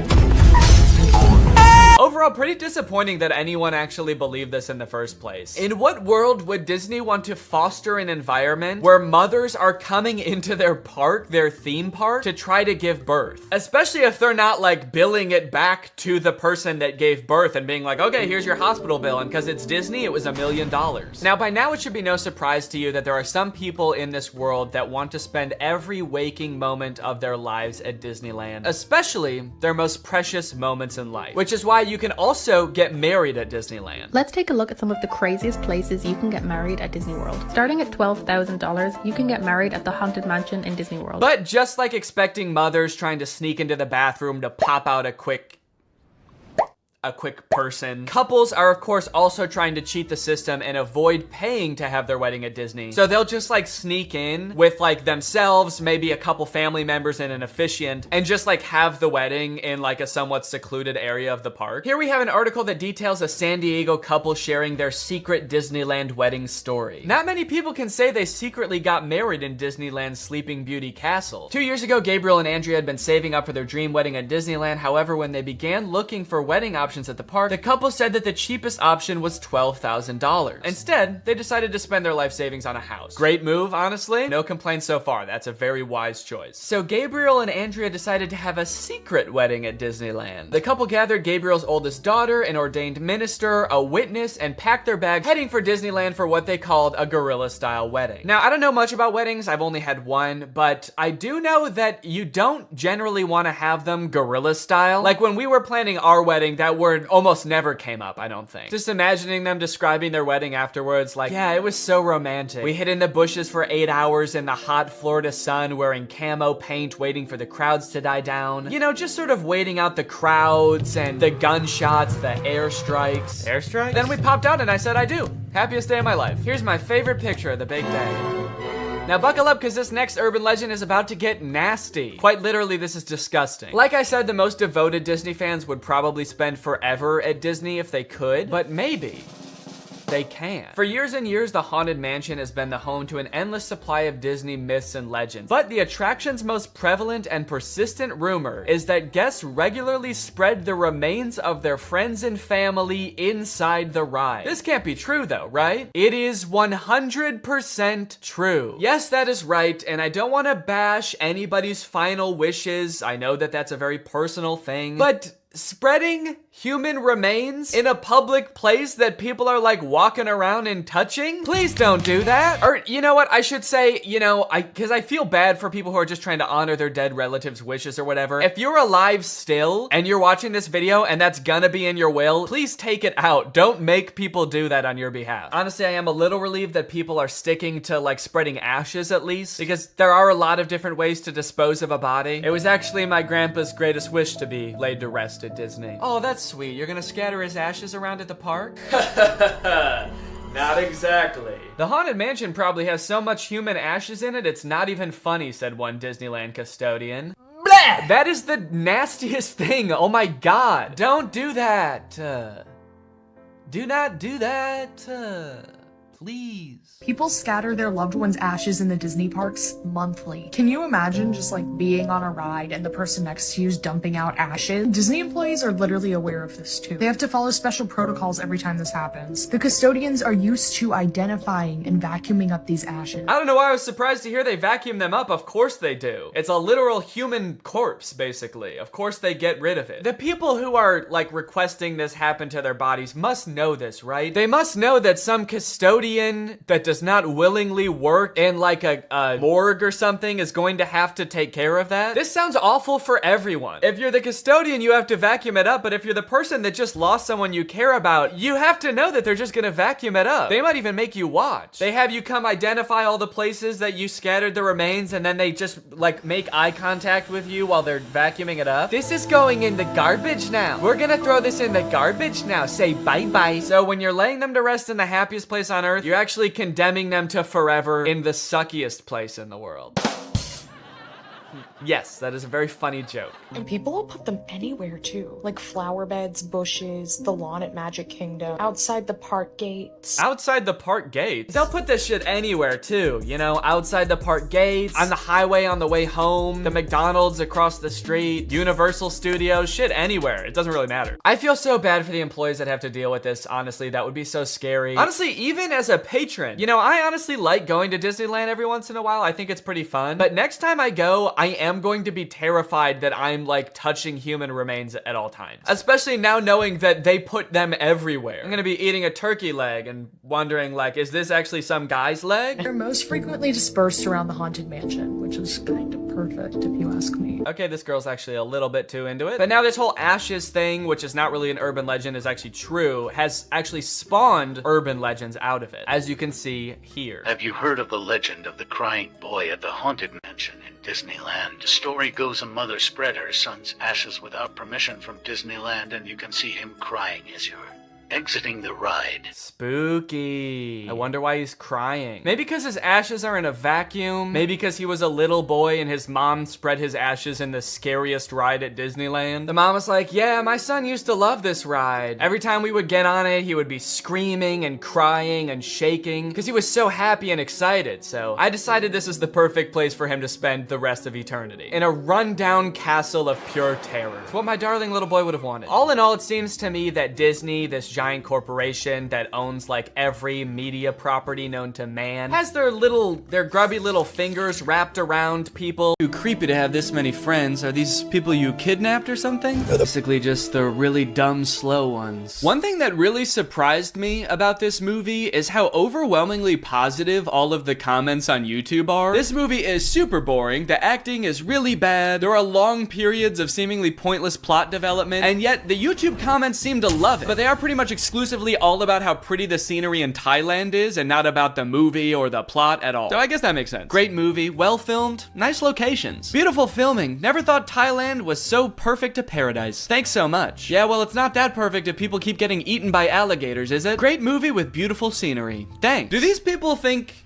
that the director invented Thailand? Because he didn't. It's been around for a while and you can go there. So they find the croc and they kill it. It's honestly pretty unsatisfying. I don't know what I was expecting, for them to like pull off the mask of the alligator and it was the tax investigator all along. But I was hoping for some kind of closure as to like why this happened outside of two fishermen woke him up with a bomb. The ending of this movie is very somber. They're all just kind of traumatized on their little boat until Jack's sister asks Croc if the crocodile ate his leg. I forgot to mention, Croc only has one leg. I don't know if you've noticed that. And so you just assume, oh, he must be hunting the croc because the croc ate his leg. And Croc says, good, good. I was hoping this movie would end like an episode of The Big Bang Theory. Well, guys, thanks for watching this video. I hope you liked it. If you're new here, make sure you subscribe and turn on my notifications to join Greg. I'll see you guys next time. Bye-bye. Hello, Greg. Well, guys, I've got some interesting content for you today, as usual. I found a very curious case that I would like your opinion on, but I don't want to give anything away just yet. I just want you to watch the first couple TikToks, and then I will sort of explain what's going on, okay? So this is the first TikTok I saw of this guy. His name is Dustin Tyler. It says, drink a bucket of bleach or date Selena Gomez again. Let's see what he says. So yeah, deeply personal thing to post on TikTok, I feel like. I didn't know who this guy is when I first saw this TikTok, so I was just very confused. I was like, did this guy date Selena Gomez? It says again. It's not just some guy speculating, like, I probably wouldn't like dating Selena Gomez, so yeah, I'll take the bleach. So then he made another video responding to this comment. It says, is he making fun of Bryce Hall, or, and I don't know what that's referring to. I don't know if Bryce Hall said that he liked Selena Gomez or dated her or something, but this just provides a little more insight into the relationship that this guy had with Selena Gomez. Nah, I'm not making fun of Bryce Hall. Him and I are nothing alike. See, he has to make stories up that he was with Selena Gomez. Me, I actually was.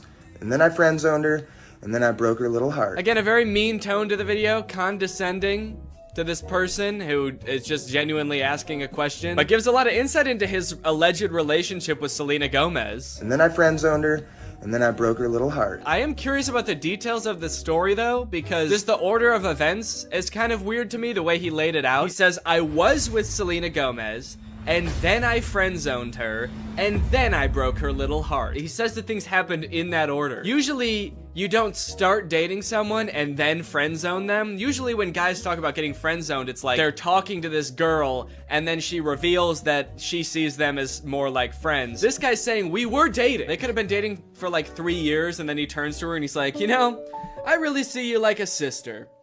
The best sister I ever had. So he says he dated her and then friend zoned her and then broke her heart. So he like friend zoned her, broke things off with her, and then he broke her heart. What did he do? I dated her, I friend zoned her, and then I killed her hamster. Just straight up stepped on it. This was years later, by the way. Anyway, by now you're probably wondering, who the hell is this guy? Is this Justin Bieber? Because I know they dated. That's what I thought at first. I thought, is this what Justin Bieber looks like now? But no, this guy's name is Dustin Tyler. And I scrolled through his page to try to figure out who this guy is, and here's what I came up with. It's coming soon, but just like Oklahoma, mine is coming sooner.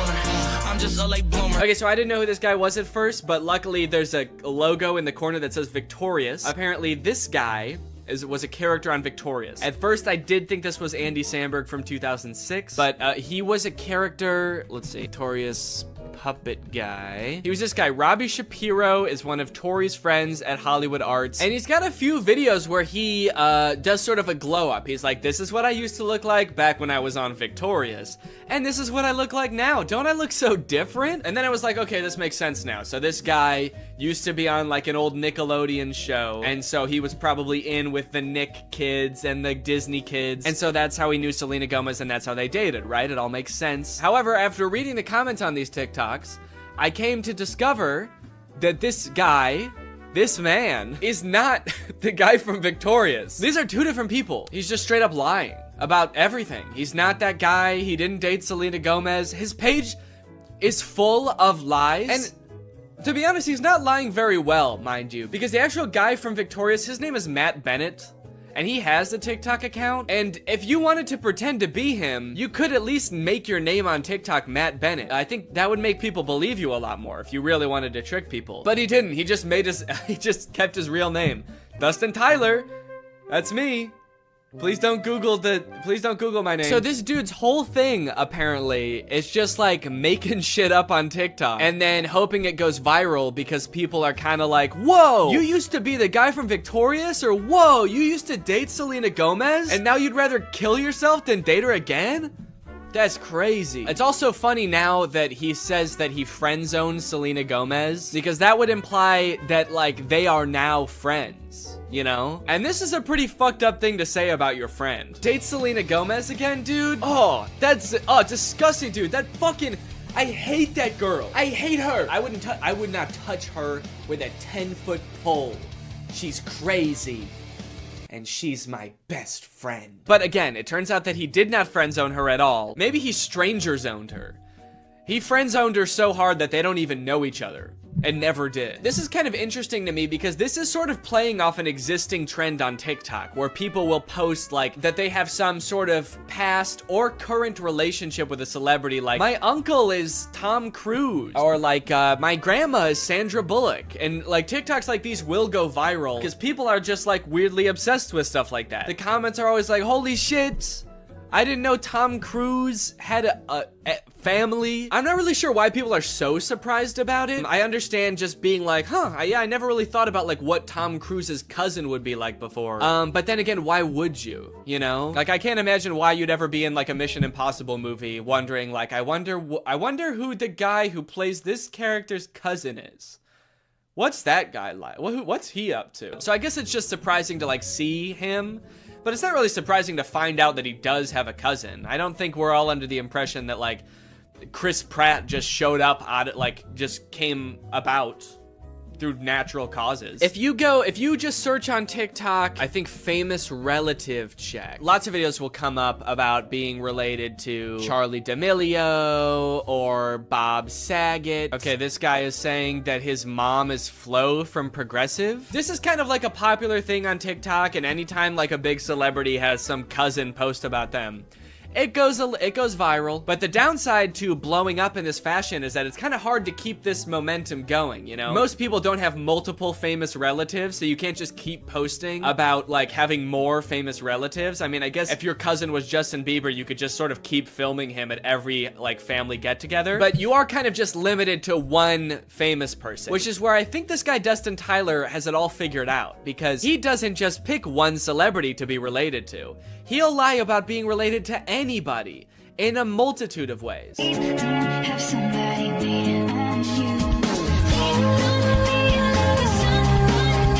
Now, I should say that in this dude's profile, it does say jokes/satire. So he is covering his bases just in case someone tries to like sue him for whatever that would be, lying, being weird. In case anybody tries to sue me for being a little bit strange, it's all jokes. Also, all of his TikToks about like dating famous women are about him friend zoning them.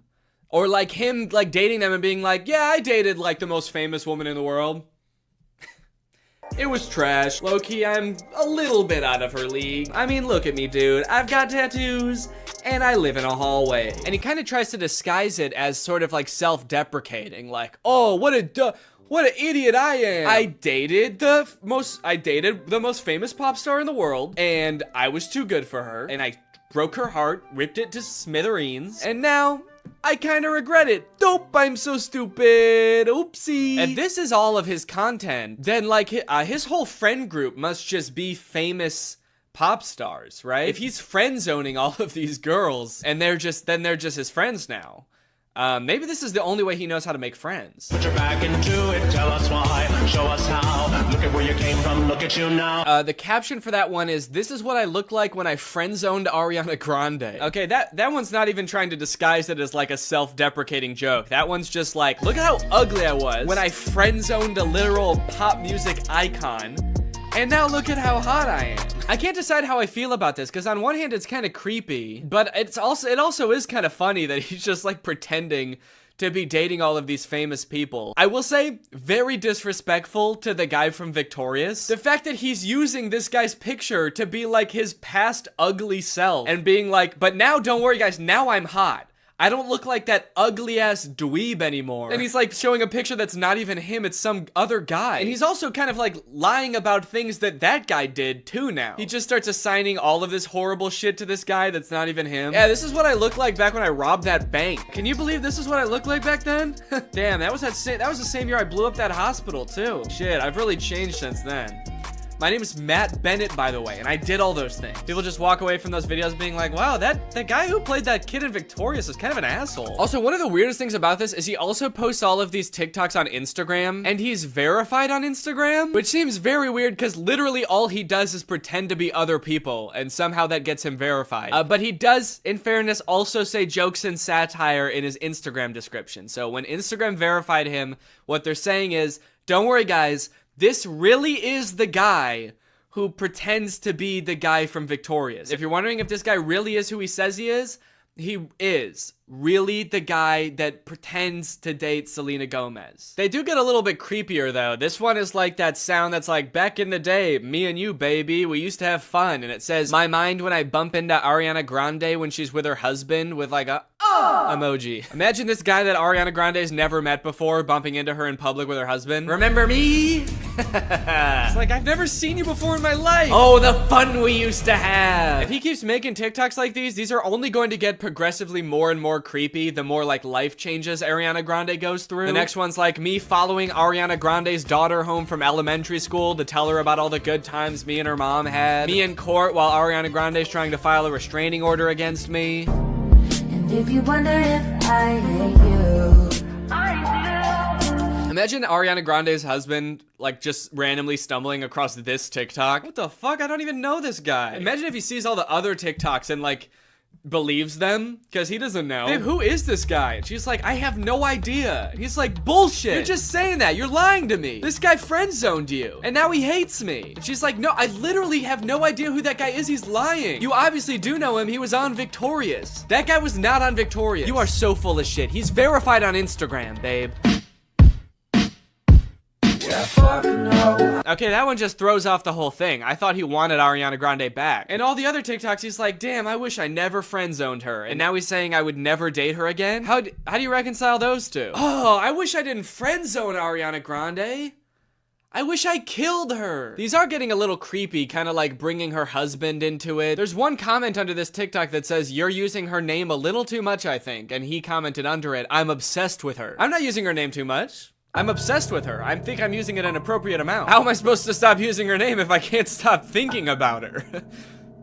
How does that make any sense? Again, I get that this is all a bit, you know, it's all jokes and satire, but I do feel like he may be taking the bit a little bit too far and committing a little bit too hard to the bit now. He's gonna get arrested and be like, that video that I posted of me over Ariana Grande and her husband sleeping was a joke. I was making fun of someone who would do that. The knife in my hand was a goof. You wanna know the craziest thing about this? Is all this dude does is pretend to be other people and pretend to be related to other people. And he has 1.7 million followers on TikTok. You know John Legend? Like an actual famous person just started a TikTok. You know how many followers he has? He's got 1.6 million followers. He's got less followers than someone pretending to be related to somebody famous. Dustin Tyler has 4 times as many followers as the actual guy from Victorious. Matt Bennett has 400,000 followers, and a guy pretending to be him has 4 times more. It's like, how do you get more followers by making TikToks about being like related to somebody than you do by being that guy? He hasn't just pretended to date celebrities, he also has pretended to be Keanu Reeves' son. People, tomorrow morning, 10 a.m., Santa's coming to town. And a lot of them have this kind of theme where like people and like potential girlfriends only like him because he's Keanu Reeves' son. And I just think it's kind of funny that in this fictional world where he can make up anything, he picks such a sad reality for himself. He picks these worlds where like he turned away the love of his life, Ariana Grande, and now he's bitter and he despises her husband. And he picks this world where Keanu Reeves is his dad, but like he can't really be sure if anyone actually likes him for him because everyone's just so obsessed with Keanu Reeves. He's turning his life into a tragedy. He's made a tragedy of himself. Also, I think it's kind of funny that in this scenario, it seems like the she that this video is talking about would be Ariana Grande. You know how Ariana Grande is obsessed with Keanu Reeves and that's a thing about her? Screaming, crying.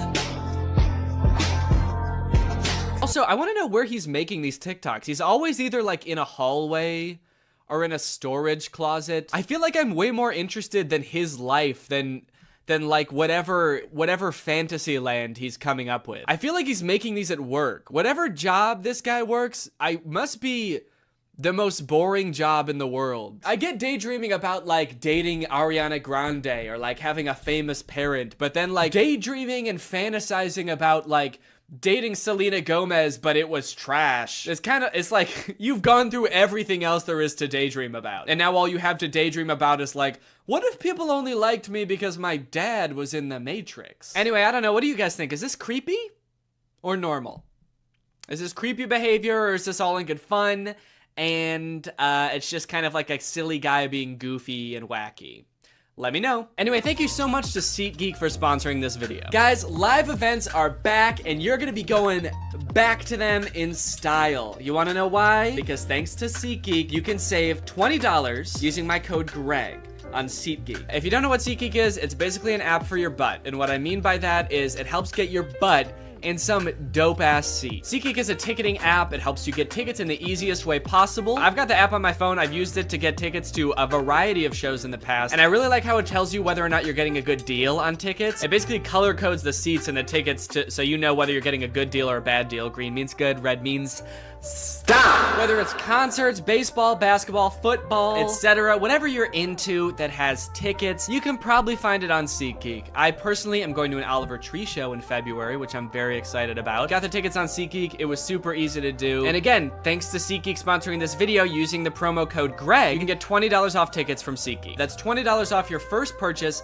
if you use my code GREG, and make sure you click the link in the description to download the app. Thank you to SeatGeek for sponsoring this video, and thank you to you guys for checking out SeatGeek. Bye. This is Love on a Leash. I think it is the worst movie I have ever seen. Other movies I've watched on this channel have had their issues. Sure. They've had plot holes. They've had terrible pacing. They've had Noah Centineo. Yeah. But this movie, Love on a Leash, is just different. This movie fails in every possible category. This movie is bad at even being a movie. Look at the poster. You can probably tell what the movie is about just by looking at the poster. And yes, it is as bad as you think. This movie came out in 2011. It is about a woman falling in love with a dog. It's sort of like Beauty and the Beast. And you'd think, oh, it's not a beast, it's just a dog. So maybe he won't be as bad as the Beast. No, he's way worse than the Beast. You're gonna hate this dog by the time the movie is over. This movie has a lot of not great themes, so please be cautious while watching this movie. It's nothing like graphic. I'm not gonna show anything that would be like rated R, but just beware. Now, if you think I'm over exaggerating about how bad this movie is, let's just take the intro, for example, because this movie starts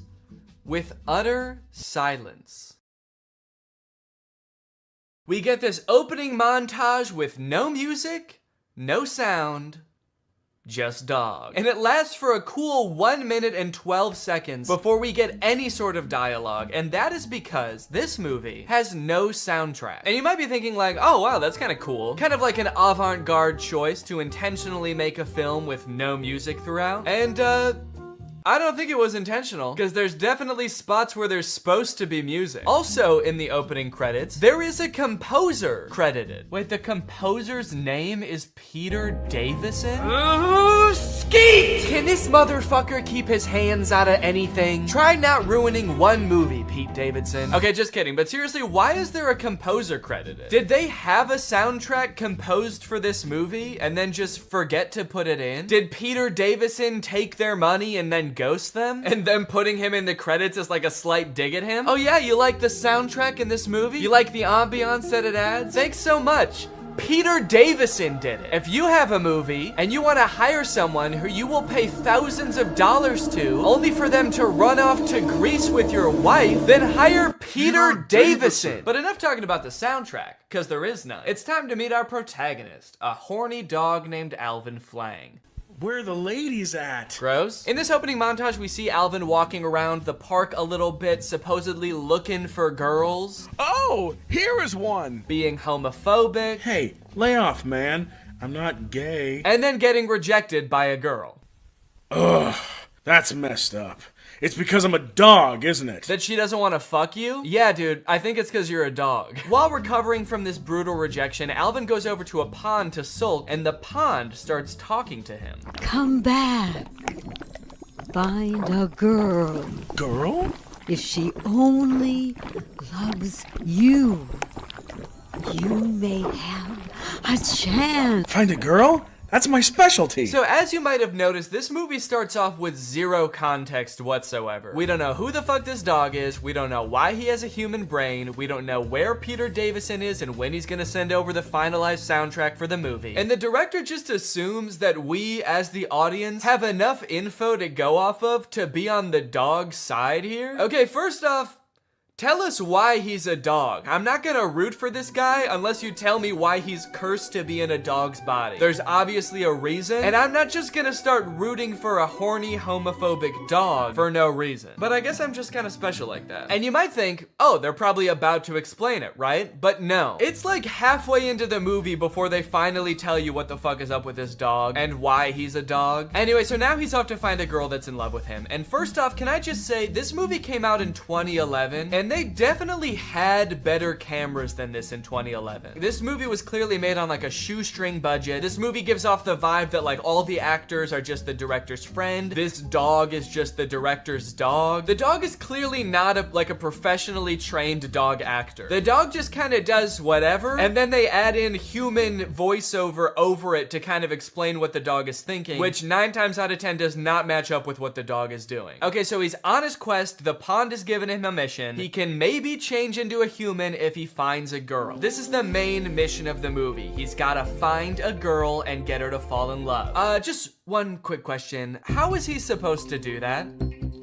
That's gross. And even if he does somehow find a girl that's into dogs, do you have any idea how pissed off she's gonna be when he turns from a dog into a human? She's gonna be so mad. Anyway, he finds this girl named Lisa and he decides to get her attention by making himself look all dirty and beaten up, and she ends up taking him into her home. Lisa is introduced as kind of a traditional girl. She has a friend who's always trying to get attention from guys, and it doesn't matter what kind of guy she gets attention from. She's always going out and partying, but Lisa is different. Lisa is waiting for the right man to come along and sweep her off her feet. And this summer, the right man just might be a fucking dog. Next, we get to see Lisa at work. She works at a department store and she's helping this woman try on a dress. Ma'am, I told you that dress was too small for you. No, it's because I'm sweaty. Why do I feel like those sound effects weren't in the script? Why do I feel like the script didn't say woman tries on dress and farts in the camera? I feel like that wasn't written in. I feel like the actor didn't know that was gonna happen. Seems very mean. Seems especially mean when you remember that the person who edited the sound in this movie literally didn't do anything else. He didn't add in music, that's for sure. He was just like, this woman's big butt makes fart noises, and then he went home. Miss, I'm sorry. This dress is too tight for you. I can't sell it to you. What? Okay, I feel like they want to make Lisa seem like the reasonable one here. Like the lady is being totally unreasonable. But this is kind of fucked up, right? To be like, no, I can't sell you this dress. Sorry. It doesn't fit you and it never will. So, sorry, maybe lose a few pounds before you come back into my store. How about being my roommate? Huh? Okay, you pay the rent and I'll sniff my butt. Okay, wait. Is Alvin Flang a human trapped in a dog's body? Or is he just a dog? Because that was a very dog thing to say. They haven't explained anything yet. So in the lore of this movie, like, is this just how all dogs are? All dogs have these, like, human internal monologues and want to turn into humans so they can have romantic relationships with humans? Or is he a human trapped in a dog's body who just happens to like sniffing his butt? From there, Alvin and Lisa start to share some very fond memories. Like Lisa trying to name him Prince and him insisting that his name is Alvin Flang. My name is Alvin Flang. Well, okay, maybe something a little more class. Like Alvin Flang. And Lisa joking that he should buy her a dress and him saying that he'd rather kill himself. I can't afford it.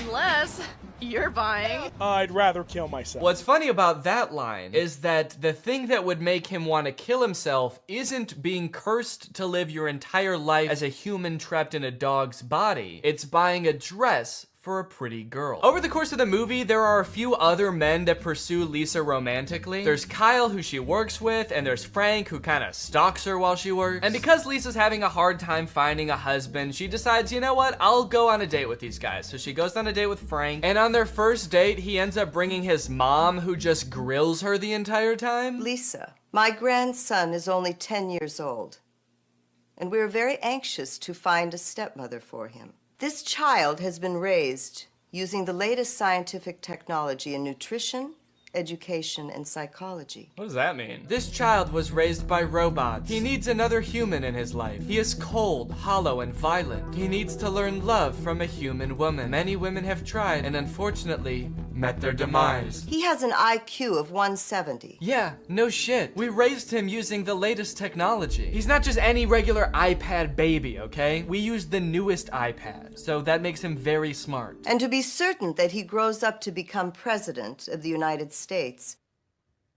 huh? We must ask a specific request to any prospective stepmother. She cannot have any children of her own. What? Furthermore, in order for her to not become pregnant, she must agree to have her tubes tied before the marriage. Saying we need to make certain implies that they're already, like, pretty sure that the son is gonna be president. They just need to make sure all their ducks are in a row. Which, I guess is fair. They have been using the coolest, latest doodads. They raised this kid in a self-driving Tesla, baby. What is this logic? Is every president an only child? I don't even follow what she's saying with this. Maybe she doesn't want Lisa's attention divided between multiple children, but this is just such a weird plot development. This has nothing to do with what's going on in the movie. How is a man trapped in a dog's body the least interesting thing that's happening in this movie right now? So obviously this date doesn't go well, so she ends up going on a date with Kyle, where Kyle comes over, tells Lisa that he's gay, but he still wants to get married because his family will disown him if he doesn't marry a woman, and he's very rich, so he can provide for her. All in all, Lisa is not having good luck with men, but this summer, she might have good luck with a fucking dog. What happens next in this movie is insane and very uncomfortable. After Kyle leaves, Lisa's just chilling, and her manager from the store comes in, very drunk, and tries to have his way with Lisa. Lisa. Back off, she's mine. Okay, dude, that's a pretty insane thing to say when a girl is getting assaulted, right?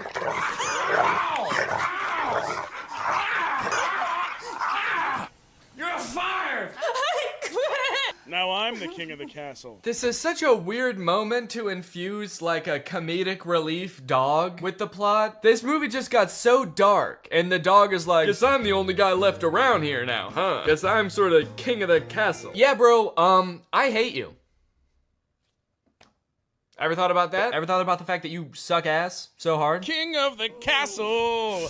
King of the castle that's also a dog and lives in a house that is green.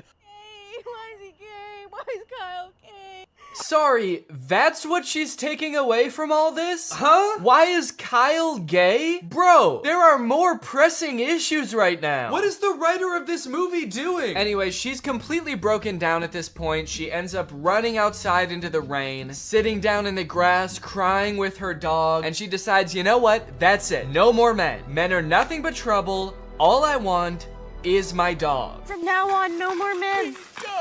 I'm gonna stay with you. Only you. We'll live together forever. Shebang! I think that might be my favorite transition of all time. As a dog, he yells, shebang! So you'd think that as a human, he'd be standing there all proud of himself, maybe like, shebang! But he's just looking down at her with the blankest stare. Uh-oh. He doesn't look like he's got any thoughts behind those eyes. Maybe he was just a dog all along, and now he's a human with a dog brain. From here, the movie makes a super strange tonal shift from like a goofy comedy to like this really intense romance movie where they're in the rain. For some reason, Alvin, who now only goes by Prince for some reason, for the rest of the movie, they pretty much exclusively refer to him as Prince. He is not a goofy dog anymore. He's this like romantic man who's like, I just want to be your husband now. Let me love you. The guy who plays the human version of Prince isn't even the same guy that did the voice of the dog. And they act way different. He went from being like, hey, scratch my belly, babe. I'm trying to get laid. To like acting like Anakin Skywalker from Attack of the Clones. I don't like Sam. And I don't know about you guys, but I miss the old Prince. This one's probably not even horny all the time. Don't be afraid. It's really me, your dog. Don't be afraid. You have no reason to be afraid. It's me, your dog. If my dog did this, I would be fucking terrified. Hey, don't worry, it's me. The one who tries to hump your leg all the time, it's me. Don't worry, I'm a man. I'm a grown man now. And I still want to fuck your leg. So they're standing in the rain. Lisa is so confused that she passes out for like 3 seconds. She is not taking this well, but we do finally get an explanation as to why Prince was a dog. In my past life, I was punished for being a cheating playboy. I was cursed to live as a dog. Oh, so it's like a reincarnation thing. Finally, they explain this. At first, I thought that it was like in the same lifetime. Like he got cursed to be a dog in this lifetime. But no, it's a reincarnation thing. I am confused about the lore of the movie. Does that mean this could happen with any dog? Are all dogs like used to be people that fucked up in this life and now they're dogs? Or are some dogs maybe like a hamster that did really good in its life? Which I would imagine is probably a lot of hamsters. I feel like it's pretty hard to fuck up as a hamster. I wouldn't think there's much expectations of a hamster, really. It's all about expectations. Let me be your husband. God, thanks for answering my prayer.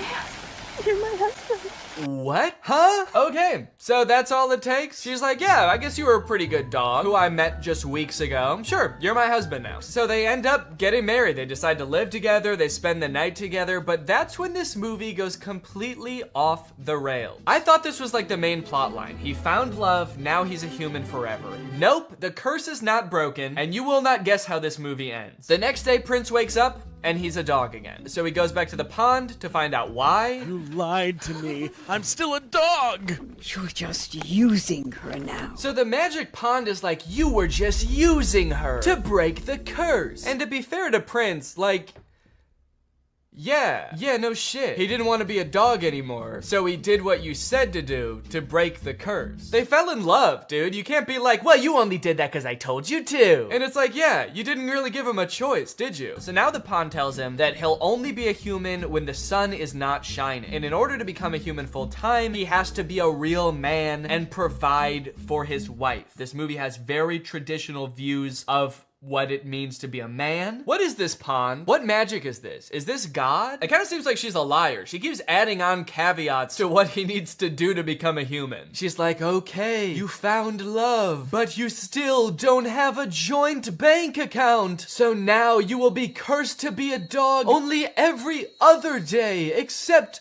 the last Tuesday of the month. This whole situation causes a lot of shenanigans to ensue. He's got to figure out how to make money. He's got to like meet Lisa's family, but he can only come out when the sun's not shining, otherwise he'll turn back into a dog like he does in this scene.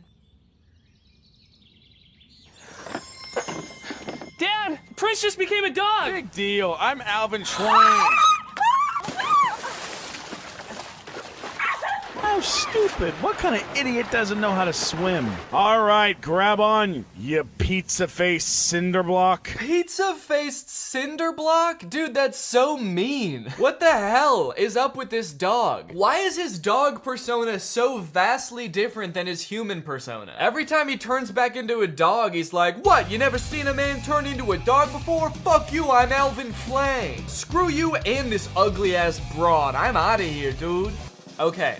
We're here. We're at the end of the movie. We have arrived. Do you want to know what happens? Prince, I guess, just can't seem to figure out this whole, like, providing for his wife thing. And to be fair, he is a dog most of the time. But he realizes, wait, maybe if I just die, I'll be reincarnated as a human. A pretty bold assumption, honestly. They don't explain why they would think that. It seems like he has absolutely no reason at all to think that's true. The pond never said that, and I'm pretty sure she's God. It seems like she makes the rules. But he turns into a dog, he runs off, and he gets hit by a car. Ah, the old Marmaduke special, ending the movie with a dead dog. And this summer, she might just find luck with a dead dog. And you know what's interesting about all this? Is that at one point in the movie, he actually does buy her that dress from earlier. So I guess the prophecy was kind of true in a way. He did buy her the dress, and he did kill himself. So then we flash forward to years later, the movie says, and Lisa is old as hell. It looks like maybe like 20, 30 years have passed. And Prince, who has been reincarnated and then lived his whole ass life, so he's now as old as he was when he died before, shows back up. What took you so long to come back? Lisa, it's better that you don't know. He turned old. The love made him turn old. Or the magic or the pawn made him turn old. I don't know. I don't understand any of the lore in this movie. One thing's for sure though, dude. Do not let this guy turn back into a dog now, because he'd still be like 80 years old. And that is too old for a dog. I have a dog training business.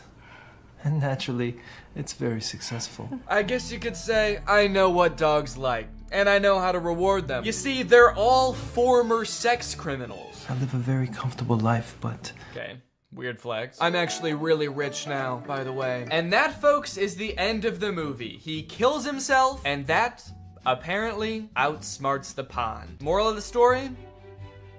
Pretty easy to outsmart a pawn. All right, well now it's time to talk about our sponsor, HelloFresh. This video has been sponsored by HelloFresh. With mine and Laura's busy schedules, HelloFresh makes our lives so much easier. We don't have to go out grocery shopping as much, we don't have to spend as much time meal prepping, and I'm constantly learning new things that up my personal cooking game. For example, today I was cooking these pork tacos and it had a fun little tip in there about how to warm up your tortillas in the microwave without like totally destroying them, which is really nice. You can enjoy the freshest flavors of fall with HelloFresh because every recipe includes ripe, just picked produce that travels from the farm to your door in less than a week. HelloFresh can adapt to just about any lifestyle. They have veggie, pescatarian, fit and wholesome meals so you can stick to your goals. And they even have a line of kid-friendly recipes which they say are picky eater proof. So if you have a kid or you just, you know, have a less adventurous appetite, but still want to cook fresh meals, then that seems huge, honestly. And the fact that it's 72% cheaper than dining out or grocery shopping makes it a very economical decision. So if you want to check out HelloFresh, then head on over to HelloFresh.com and use my code TrulyGreg16 for 16 free meals across 7 boxes and 3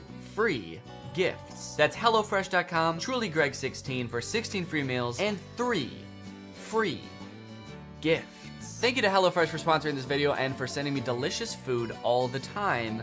And thank you to you guys for checking out HelloFresh. All right, guys, thank you for watching this video. If you're new here and you're not subscribed yet, make sure you subscribe and turn on my notifications to join Greg. Greg is what I call my fans here on YouTube. And to join Greg, all you have to do is subscribe and turn on my notifications. Thanks for watching this video. I'll see you in the next one. Bye-bye. What's up, Greg, and welcome back to another episode of But Dads Are Back. You are not the father.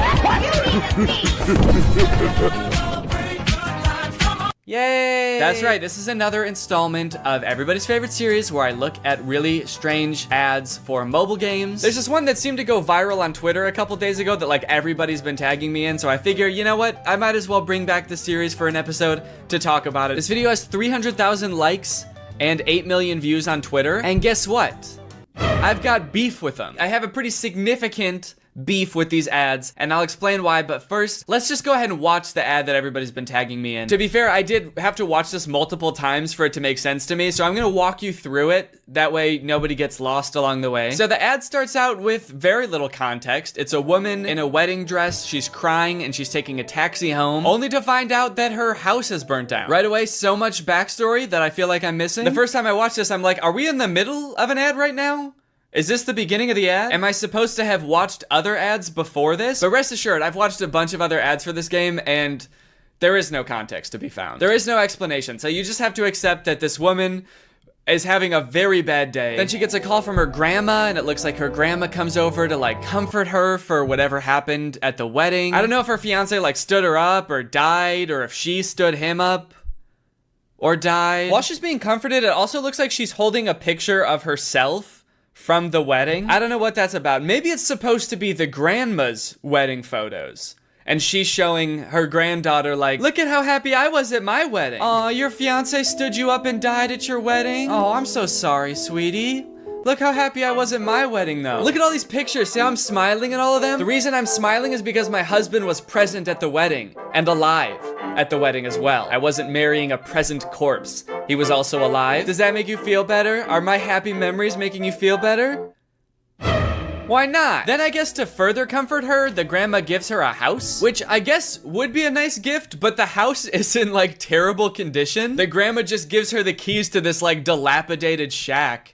I guess it's big, but is that even a nice gift for someone who just went through like a horrible breakup? Hey, so I know that you're really sad that the person you love the most in your life stood you up at your wedding and doesn't want anything to do with you anymore, but you know what would make you feel better? A really big empty house. A house so big that it could be full of like some little kids running around or a little husband running around, but instead it's just big and empty. Does that make you feel better? Why not? Plus, on top of that, with how, like, out of repair this house is, this just seems like a huge burden. I mean, I hope it'll be nice when it's done, because it is pretty big, but, like, this just seems like so much work. You know, it actually doesn't even look like it's in that much better condition than her original house. Well, sweetie, we know that you really miss your house because it burnt down, and that was, like, the worst day of your life. So we wanted to make you feel better, so as a community, we all pitched in and raised enough money to buy you a second burnt down house! Go on, get in there. So by now the ad is about halfway done, and if you're wondering like, wait, what even is this game? I don't understand how this is an ad for the game, and what is going on? You're not alone, but luckily they take a pause from the story real quick to show us some actual gameplay from the game. And it's just like a home improvement game, like a gardening and fixer-uppy game. In fact, you might notice that it has kind of like a similar vibe to Lily's Garden, which I talked about like, I don't even know how long ago, like a year ago? A year and a half? If you don't remember, Lily's Garden were the absurdly inappropriate ads for a gardening game. They had all sorts of fun ads, like Lily's private time sitting on the washer, Lily pretending that she's pregnant so that her boyfriend will leave her. All sorts of wacky scenarios that they used to market this game that, as far as I could tell, was just about gardening. So hold the absolute F up Merge Mansion, which is the name of this game. I don't know if I've said it yet. So hold up, Merge Mansion. You think you can just steal Lily's Garden's thing? I'm sorry, but I'm not going to allow this copycat behavior, okay? Sure, I didn't like Lily's Garden ads at the time, or even now. And they also tried to start beef with me by putting my little Nutcracker guy in their commercials next to a dumpster. So really, I shouldn't be defending them at all. But you know what, Merge Mansion? Stop it. It's also just like so over the top for a game about just like home improvement. Is all of this context and backstory necessary? Would this be important to me if I downloaded the game? Would I use this information at all? So I've got an empty spot in my garden. I can either plant a tree or build a statue. Keeping in mind that my fiance did either die or stand me up on my wedding day, I think the choice is actually pretty clear. I'm going back to therapy.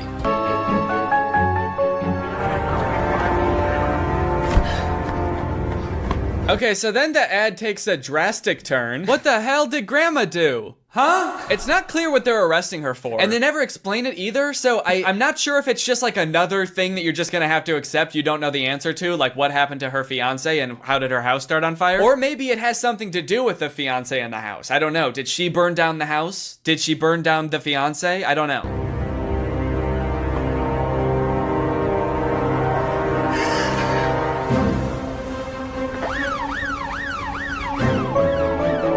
And there you go, that's the whole ad.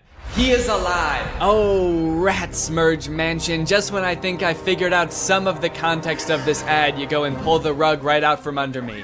What the fuck does that mean? So, who is alive, first of all? The fiance? I'm going to have to assume that's who they're talking about, which makes me think that I might have been right about them all thinking the fiance died? Is that why the wedding was canceled? And if so, how did they think that he died? How did they think that he died but never saw him be dead? Did he just not show up to the wedding and everyone was like, damn, he must be dead? That's the only reason a groom has never not showed up to a wedding, because he died.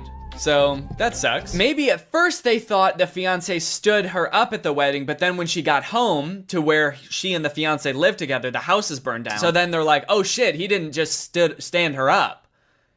He stood life up. He stood up the rest of his life. Now that's all interesting enough, right? That was a very strange ad, I think we can all agree. But if you scroll down in this Twitter thread, apparently there are other endings to this ad. There are like slight alternate endings that apparently other people have seen. So here's one of them. Instead of saying he is alive, her hand says, I planned this. Which I feel like if we're talking about the whole like fiance fake death thing, like almost means the exact same thing. There's also an alternate ending that has her saying you're next on the hand. I mean, all sort of just alluding to the same fact that the grandma did something nefarious and that's why the fiance disappeared, or, you know, she did something wild and wacky and now she's going to jail. I can't wrap my head around why they made these alternate endings. Are they like targeting the different ads to different groups of people? Like this really small change will have a different appeal to different demographics? Okay, so we're thinking that You're Next will go to the Gen Zers. But for the older crowd, like the baby boomers, we're thinking I planned this on her hand. Because old people really like planning. After doing a little bit of detective work on YouTube, I was able to find like,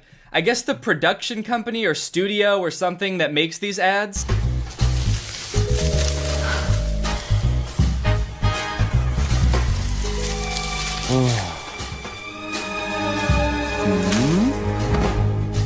Okay, so that ad is about having a threesome. Does the game, I just want to know, does the game have anything to do with these ads? This home improvement game? I can't imagine it does. Okay, so now I'm out in the garden and here's a bush. What do I want to do here? I can either water bush, cut bush, have sex with two people hiding in bush. It's interesting that this is like the studio that makes these ads because they have a little description. Merge Mansion, a hit game from Metacore, needed 3 different ads full of warmth, humor, and drama. Warmth, humor, and drama. The simple warmth of finding out your fiance died and that your house burnt down and that your grandma had something to do with it all. They wanted to make films that are distinctive, surprising, and interesting from the first second. Distinctive? Try telling that to Lily's Garden, dude. I'm actually in love with this Twitter thread though, because once this tweet started picking up traction and a bunch of people started seeing it, everybody started replying with weird ads that they've seen. And yeah, there's some weird ass ads out there. I haven't done this series in a while, and it turns out that developers have been going buck wild, dude. That's all I can say. Look at this.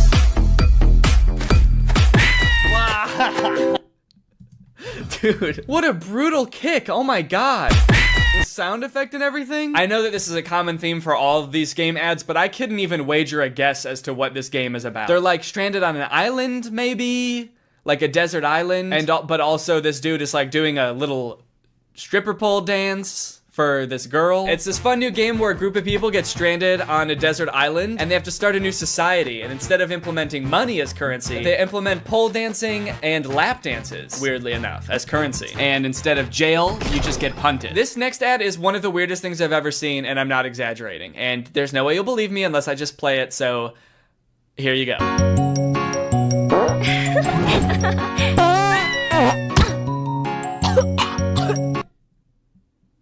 Dude, what is this? Stinky fart dragon game? Dragonscapes.adventure. What the hell? What is this? The dragon farts once and the girl laughs and she's like, oh, you like that? You kind of like when I fart? And the girl's like, yeah, I guess it's kind of silly. It's kind of like funny in an immature type of way. And the dragon's like, oh, okay. Well, how about I fart so hard that I break your spine? You like my farts, huh? How about I fucking kill you? Wait, is this the same girl?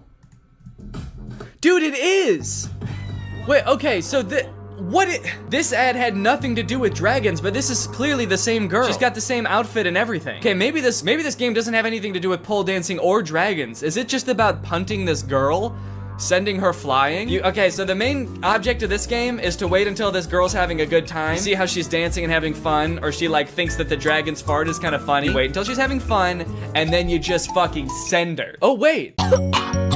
In the very last frame, it looks like now she's on an island by herself. So is this like the backstory for how she gets stranded on Stripper Pole Island? She was just having a good time washing her dragon and then she got like farted onto a deserted island? Maybe I'm reading too much into this. Is this even a real game?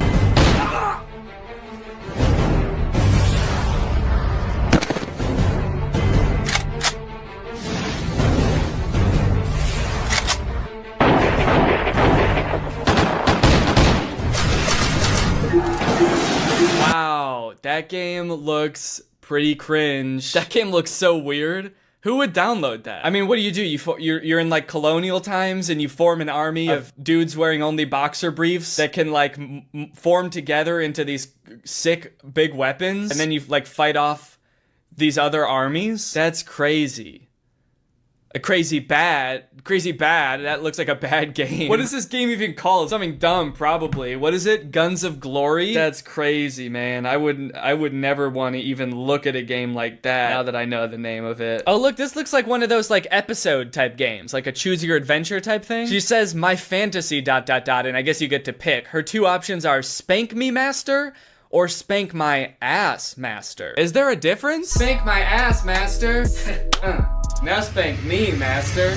Anyways, guys, I think that's enough badads for now. Now it's time for a good ad. Thanks to our sponsor, Sleeper. You guys, let me tell you about today's sponsor, Sleeper. Sleeper is a fantasy sports platform. It's an app that's available on the App Store and the Google Play Store, but it's not just any fantasy platform, it's the best fantasy platform for all of your fantasy football, basketball, and for gamers like me, it's even got esports. The reason I think Sleeper is the best fantasy platform out there is because they've got personality, dude. I mean, look at this app. It's got a sleek, modern design. It's got a beautiful UI, very clean, laid out just right. They've got all the features you're used to in fantasy apps and more. They've got social features like voice and text chat, which means leagues that use Sleeper have more fun. They chat more, they react to moves that happen all season long, and it all comes with 0 ads. If you don't have a group of friends to play with, that's fine because Sleeper just released a matchmaking feature that will help you find the league that's right for you. So if you and your friends want to take your fantasy sports league to the next level, then download Sleeper in the App Store or Google Play. The link will be in the description. Thank you to Sleeper for sponsoring this video, and thank you to you guys for checking out Sleeper. All right, well, thank you guys for watching this video. I hope you enjoyed it. If you're new here and you're not subscribed yet,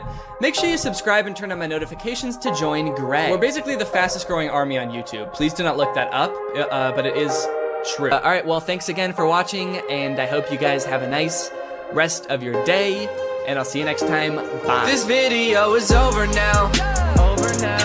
You'll find something else to watch, or just watch this video. I know we had a lot of fun, but you can't stay on this end screen forever. This video is over now. So why are you still watching this? What's up, Greg, and welcome back to another episode of Boomers Getting Fooled by AI on Facebook. Gang, there is an epidemic going on right now. While we all grew up with our parents telling us not to believe everything we read online, it is now time for us to return the favor. It is time for us to warn them that 90% of the content they see on Facebook is not real. All this started for me when I got this image on my timeline. Now, to the average person, this might look like your average great photograph. After all, dogs do this sort of thing all the time. But being the internet sleuth that I am, I was a little bit skeptical. For one, what are the dogs doing right here? Like, what is that? Are they chewing up some kind of pillow or animal carcass or something? Hey guys, my 6 golden retrievers paused in the middle of tearing apart a deer carcass to pose like this, completely unprompted. I gotta admit, this is a pretty great photograph, but also, I am very scared. I'm worried they're performing some kind of ritual. So this image doesn't seem right with me, but nobody else in the comments seemed to notice it was weird looking, so maybe I'm just crazy. Connie said, absolutely gorgeous. And then someone replied to that and said, you looking good in your picture. And a great comment. Whoa, dude. What? What a weird time to shoot your shot, dude. That was so out of the blue. Yeah, and actually, you know what's hotter than those dogs? You. And your comment. Hotter than the dogs? There's other weird parts of this image, like this dog that's either sitting on another dog or melted into another dog, but it is by far not the worst image on this account.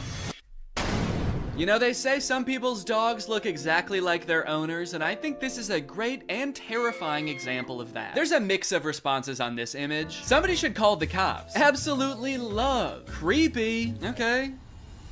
Kinda mean. Look, I think we can all agree it's a terrifying image, but that baby did not choose to be born half dog, okay? He was probably cursed by a witch. Please be nice to him, he has enough to deal with. Plus, you haven't even seen this full image. You'd be really creeped out if you saw that this dog actually has human feet and ass. As I began to click on these AI-generated photos on Facebook, I started to get recommended them more and more, to the point where now, when I go on Facebook, it's pretty much just AI-generated content. This is another account that I found that posts images like this. It always seems to be a child sculpting something very impressive out of trash. And the people in the comments just eat this stuff up, dude. Great work. Keep it up. Great talent. Nice one. Thanks. What do you mean, thanks? Did you ask the kid to build this? Oh, finally. The kid I hired to build me a car is done with it. I can't wait to drive it around. I am 2 feet tall and a caveman, so this is perfect for me. All of the images in this genre give off the vibe of like, oh, look at this poor kid. He probably lives in a rural African country. He's probably poor, doesn't have many resources. But despite all that, somehow he is an incredible sculptor. Somehow he's defied all logic and found 1 million cloves of garlic to recreate the Titanic with. Could you do us a favor, guys, and just toss him a like? Could you just do it or he'll cry? They're like baiting you into feeling bad for them and thinking they're cute so that you'll engage with the picture, obviously encouraging them. But I gotta say, honestly, this kid, I don't feel bad for him at all. This kid has so much garlic. This kid is like a garlic kingpin. You know this isn't all of his garlic either. He's probably got a garlic Lamborghini, a garlic mansion where he parks this garlic yacht. He's living better than me. This dude is the garlic Mr. Beast. Not to mention, he's way more defended against vampire attacks than any of us. Great work. Beautiful artwork. Where does he get all this garlic from? Okay, it is nice to see people questioning the validity of this image. Part of me does kind of think that they're not actually questioning whether the image is real or not. They just legitimately think that he got the garlic through nefarious means or something. I'm asking myself the same question, and garlic is expensive. They're turning on the kid. Thief! A garlic thief! This kid is stealing garlic from people who need it. Must have some pretty big pockets to steal all that garlic, young man. That must be why your arms are so long. You use them for sneaking and stealing. I'm Sam, and I made this from real wood. Great job, Sam. Totally normal house. Has all the features of a regular house. Nothing more and nothing less. Guys, toss Sam a like if you don't think his house is going to eat him. I'm trying to figure out what was happening here. How did the AI come up with this? Do you think the prompt was like kid standing in front of a little kid house? And the AI was like, little kid house, huh? Say no more, I know what that means. It's obviously a house with the soul of a small child imbued within it. It's beautiful and so well designed. Yeah, I mean, honestly, aside from the fact that there's no way to get in or out of the house, it's the most beautiful sentient house I've ever seen. I collected bananas to sculpt this bunny. And this person says, you know, you can eat them too. Those bananas you're using to sculpt the bunny, you might think that God just placed them here on Earth to sculpt with, but take off the outer peel and you'll be surprised. Now, I gotta say that usually I would agree with this person, but these bananas actually do not look edible. I don't know what's going on here, but these are not normal bananas. In fact, this whole thing kind of just looks like one mutated banana melted together. I don't even think this kid sculpted this. He just found a banana that already looked like a bunny. Wow, look at this kid. He sculpted Jesus sitting on a whale out of well, I'm not exactly sure what any of this is supposed to be. Are these diamonds? And then these are like, I don't know, these look like the containers that dishwasher pods come in. Very interesting material choices. Wow, look at this local impoverished child who made a Jesus sculpture out of only 1 million diamonds and other precious gems. Guys, toss him a like, he doesn't have much else. Made it with my own hands. And oh God, what a toll it took on this poor young child. He does not look so good, man. Made this with my own hands. And eyes. He took my fucking eyes! Now, all things considered, these images I've shown you so far are actually pretty tame, and the deeper and deeper you go into these accounts, the more insane they get. It's like they had a prompt that they used to generate the first few images, and then they just keep adding on to that prompt, making it longer and longer. But before I show you those images, I do want to take a moment to talk about today's sponsor, Opera. Opera is a browser that puts all default browsers to shame with its fun look and a ton of great features. And it's actually the browser I used to browse Facebook for this entire video, and let me just say, this thing browses Facebook like nobody's business. Just like AI images on Facebook, another thing ruining the usability of the internet is ads, plastered all over an article you're trying to read, trying to pry your attention away from what you're doing. I feel like I need blinders on sometimes when I'm using the internet. But Opera has an ad blocker built right into the browser. Just switch it on with one click and suddenly web pages look so much nicer. Not to mention the fact that they also actually run smoother and faster with the ad blocker turned on. Like to listen to music while you're working? Who doesn't? I would be listening to music right now if I wasn't filming this video. That would be very distracting. Well, Opera has a music player built right into the sidebar of the browser, which works with Spotify, Apple Music, Deezer, Tidal, and more, so that you don't have to constantly be switching between apps. This makes me feel much more productive when I'm working to just have everything in one neat, tidy place. You also have the ability to take snapshots right within the app. You can add text, add stickers, turn it into a silly meme or a YouTube thumbnail. Then you can send them to friends using messengers like Facebook Messenger, WhatsApp, and Telegram, which are also built right into the sidebar of the browser. If you're working on the go, as I often do with my trusty laptop, you can switch on the battery saver with just one click, extending your browsing time by up to an hour. So if you want to check out Opera, it's totally free. Just use the link in my description to download Opera today. Thanks to Opera for sponsoring this video, and thank you to you guys for checking out Opera. Okay, like I was saying, the prompts just seem to keep getting longer and longer. It seems like one of the big tricks that these accounts use to get people to engage with them is by including Jesus or other Christianity symbols in their images. So this account at first just posted Jesus in the sand. This guy sculpted this gigantic Jesus thing. Everybody thinks it's beautiful. The caption is, "Why don't pictures like this ever trend?" Clearly baiting people to engage with it and like the picture. But then after Sand Jesus, I saw Sand Jesus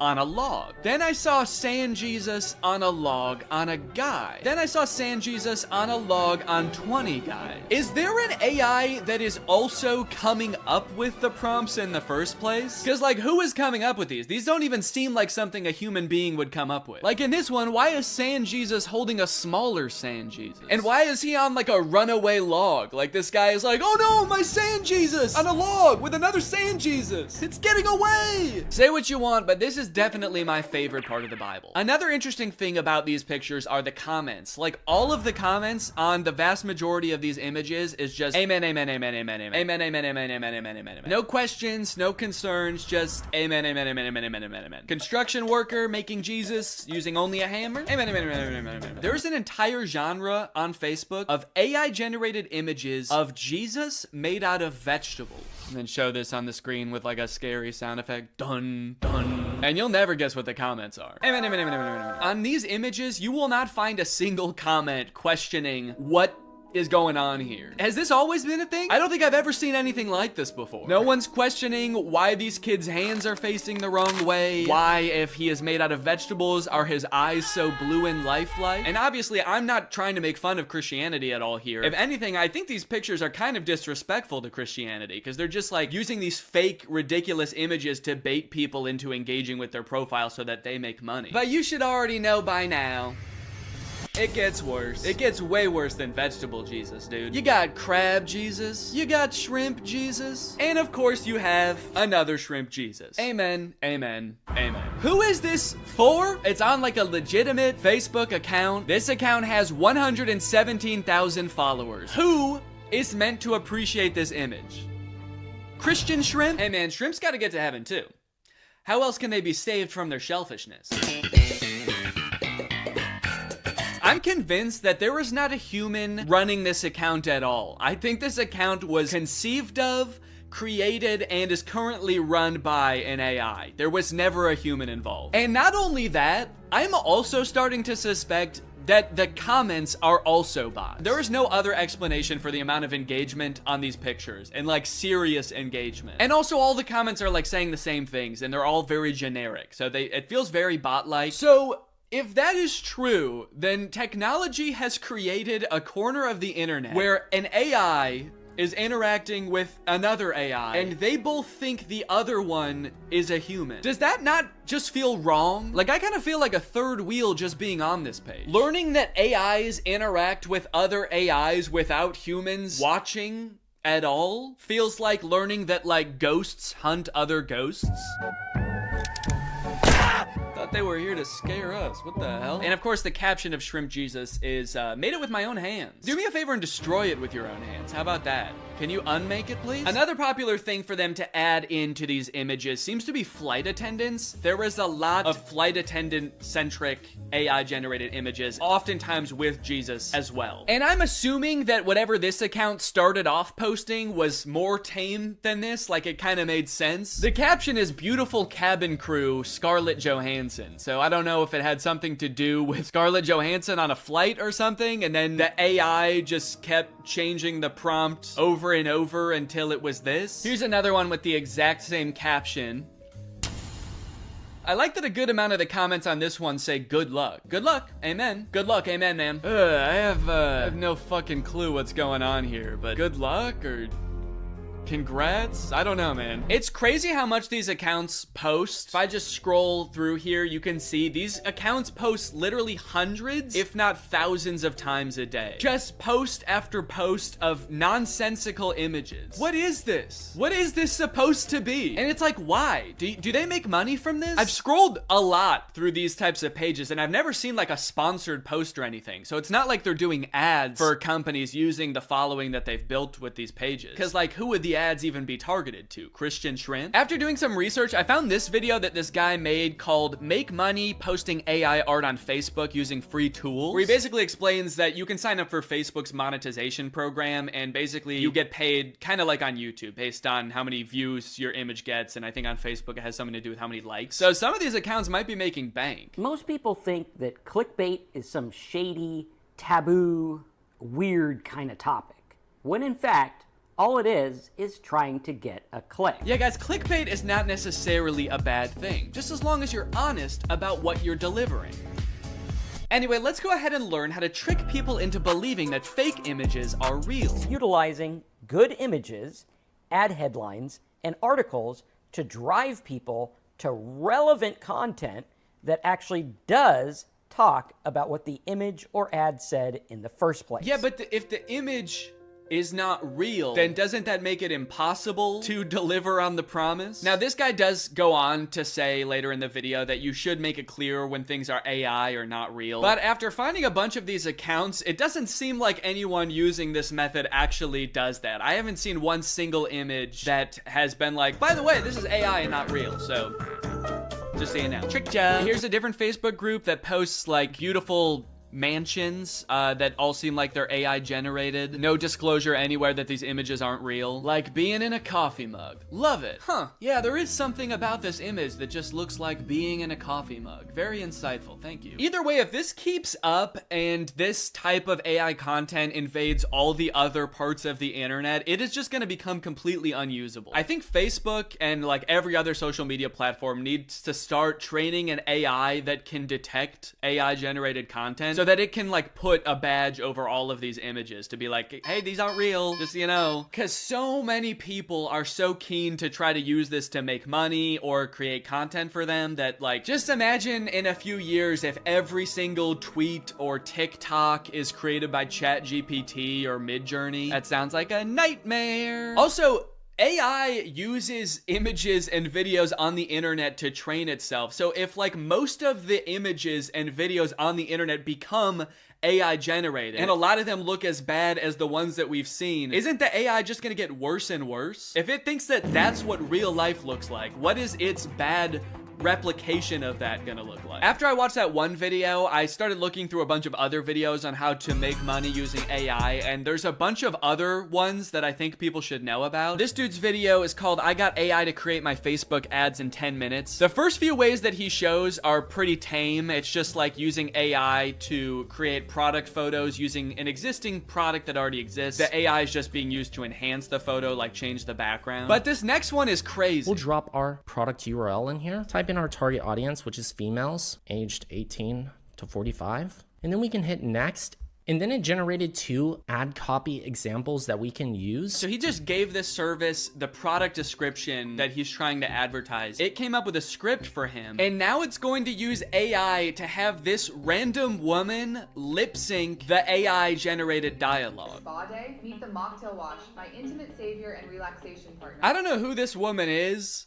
I assume that she must have like licensed her likeness to this service. I hope she did. But even still, I feel like you have to be super careful as an actor if you're gonna be licensing your likeness to a service like this, because you could end up advertising anything, and that's kind of terrifying. Okay, here's another tutorial about a similar method. Today, I'm gonna show you how to make ads like this or this completely with AI, and what I'm about to show you is scary. It's crazy to acknowledge how scary a tool is, but then your first thought is like, well, how can I make money off of this? Top 10 scariest ways to make money. Number 1, fake AI ads. Let me go ahead and show you how to make them. What you're gonna wanna do is go to this website, and then click on new project. So he shows this ad for his website that sells licorice, which has gotta be like the most whimsical business idea I've ever heard of. But he reveals after the ad is done playing that like half of the people in this ad were AI. Or at least like the video was real, but their lips were AI and the dialogue was AI. Some of the creators in this ad are AI. Hey, entrepreneurs, have you ever wondered why testimonials like this work so well? How, like, it's because people assume that the people on their screen are real people talking about a product that they genuinely enjoy, thus giving the product more credibility and maybe generating fake videos of fake people endorsing your product who have never experienced your product because computers cannot eat licorice is maybe a little bit unethical? I'm kind of starting to think that this guy doesn't care, and that he thinks that we're all dumb. When we are speaking to people on the newsfeed, they are in their dumbest, most stupidest, dumbest state. Don't worry if you feel bad lying to people, guys.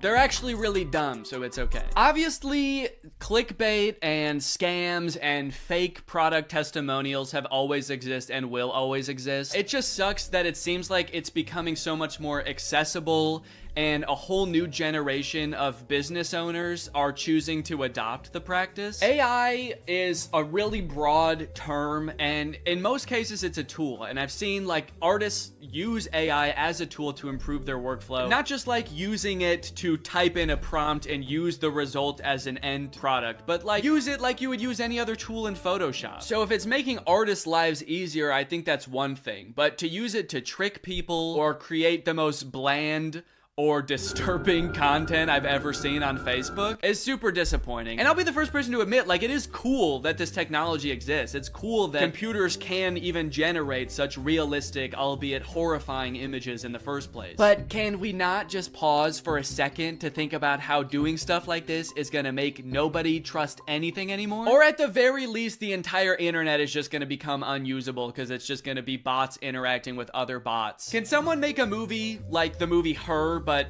it's actually just two robots falling in love and they both think that they're falling in love with a human? That's gonna be big with this new internet, dude. Anyways, I hope you guys enjoyed this video. If you're new here and you're not subscribed yet, make sure you subscribe and turn on my notifications to join Greg. Greg is what I call my subscribers. So if you're not Gregged up, go ahead and smash that subscribe button and absolutely obliterate the notification bell. I'll see you guys next time. Bye-bye. What's up, Greg? If you've seen my video about the Disney Channel original movie Zombies, then you know I have some deeply troubling feelings about that movie. It's a very poorly made, weird, cobbled together metaphor for racism. And on top of that, a lot of the lore surrounding the zombies doesn't make any sense. So I ended up walking away from that movie feeling like I had so many unanswered questions, which is why when I found out there are 2 more movies in this franchise, I was honestly thrilled. I could actually get some answers to my questions. They'll dive into the lore a little bit deeper. Then I watched the movie and realized that was a very dumb assumption to make. This movie does not answer any of the questions that you might have had about the first movie. In fact, it introduces a whole bunch of new lore that like is even more confusing and also kind of contradicts with the lore from the first movie. Now, all of that might lead you to believe that this movie is gonna be really bad, like even worse than the first movie. But honestly, this movie is not that bad. Also, it has 100% on Rotten Tomatoes, so technically speaking, this is a perfect film. So strap in and get ready, because I don't know if you've ever seen a technically perfect film before, but this is what one looks like. The movie starts off right away, changing the lore that we all know. Welcome back to Seabrook, where belonging is everything. It wasn't always this way. There was a time when we had to protect ourselves. Right, we all remember that. In the first movie, you explained how the power plant blew up, zombies invaded the whole town and started killing and eating people. How could we forget? Legend has it that when the first settlers came to Seabrook, they found wild beasts with sharp claws lurking in the forest.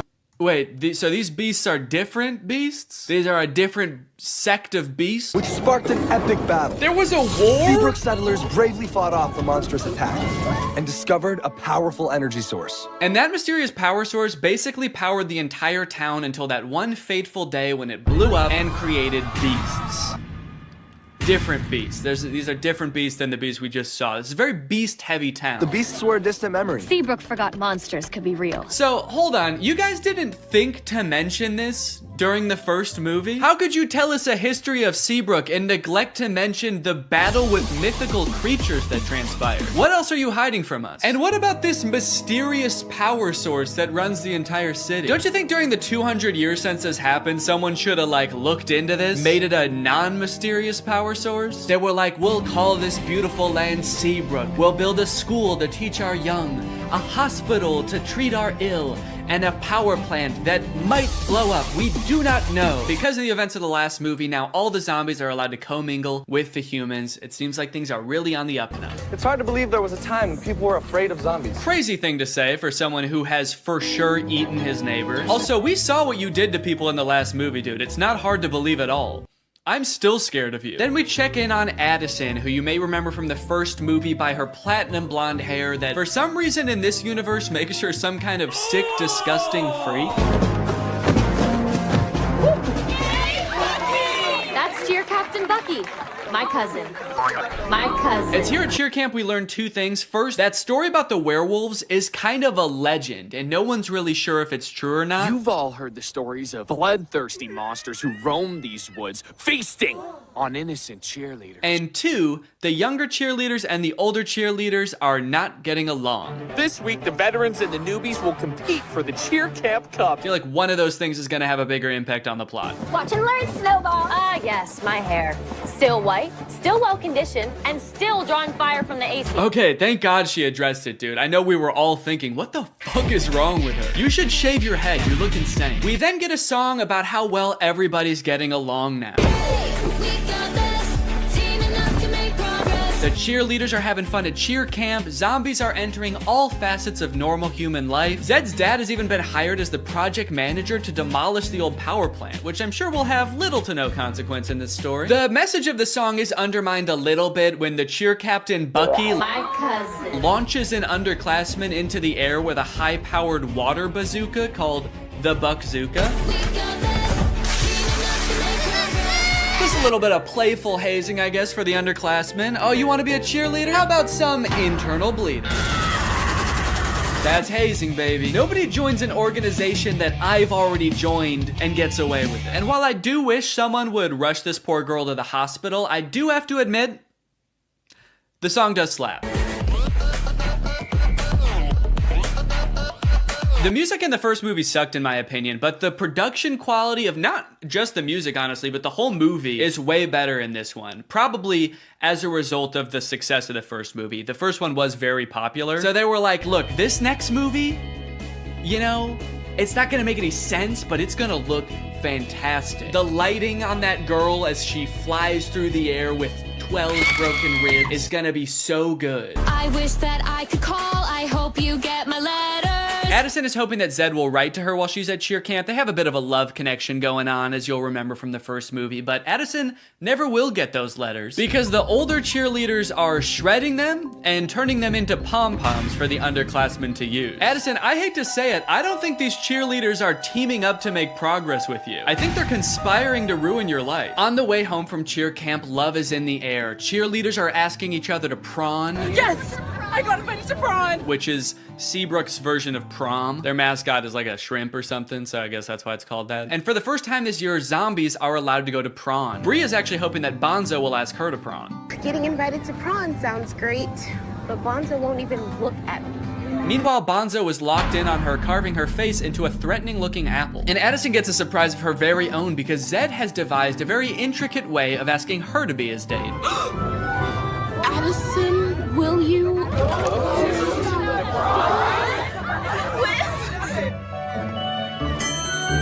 Dad! Uh-oh. Uh-oh! Zed's not supposed to be there! He's supposed to be floating over there.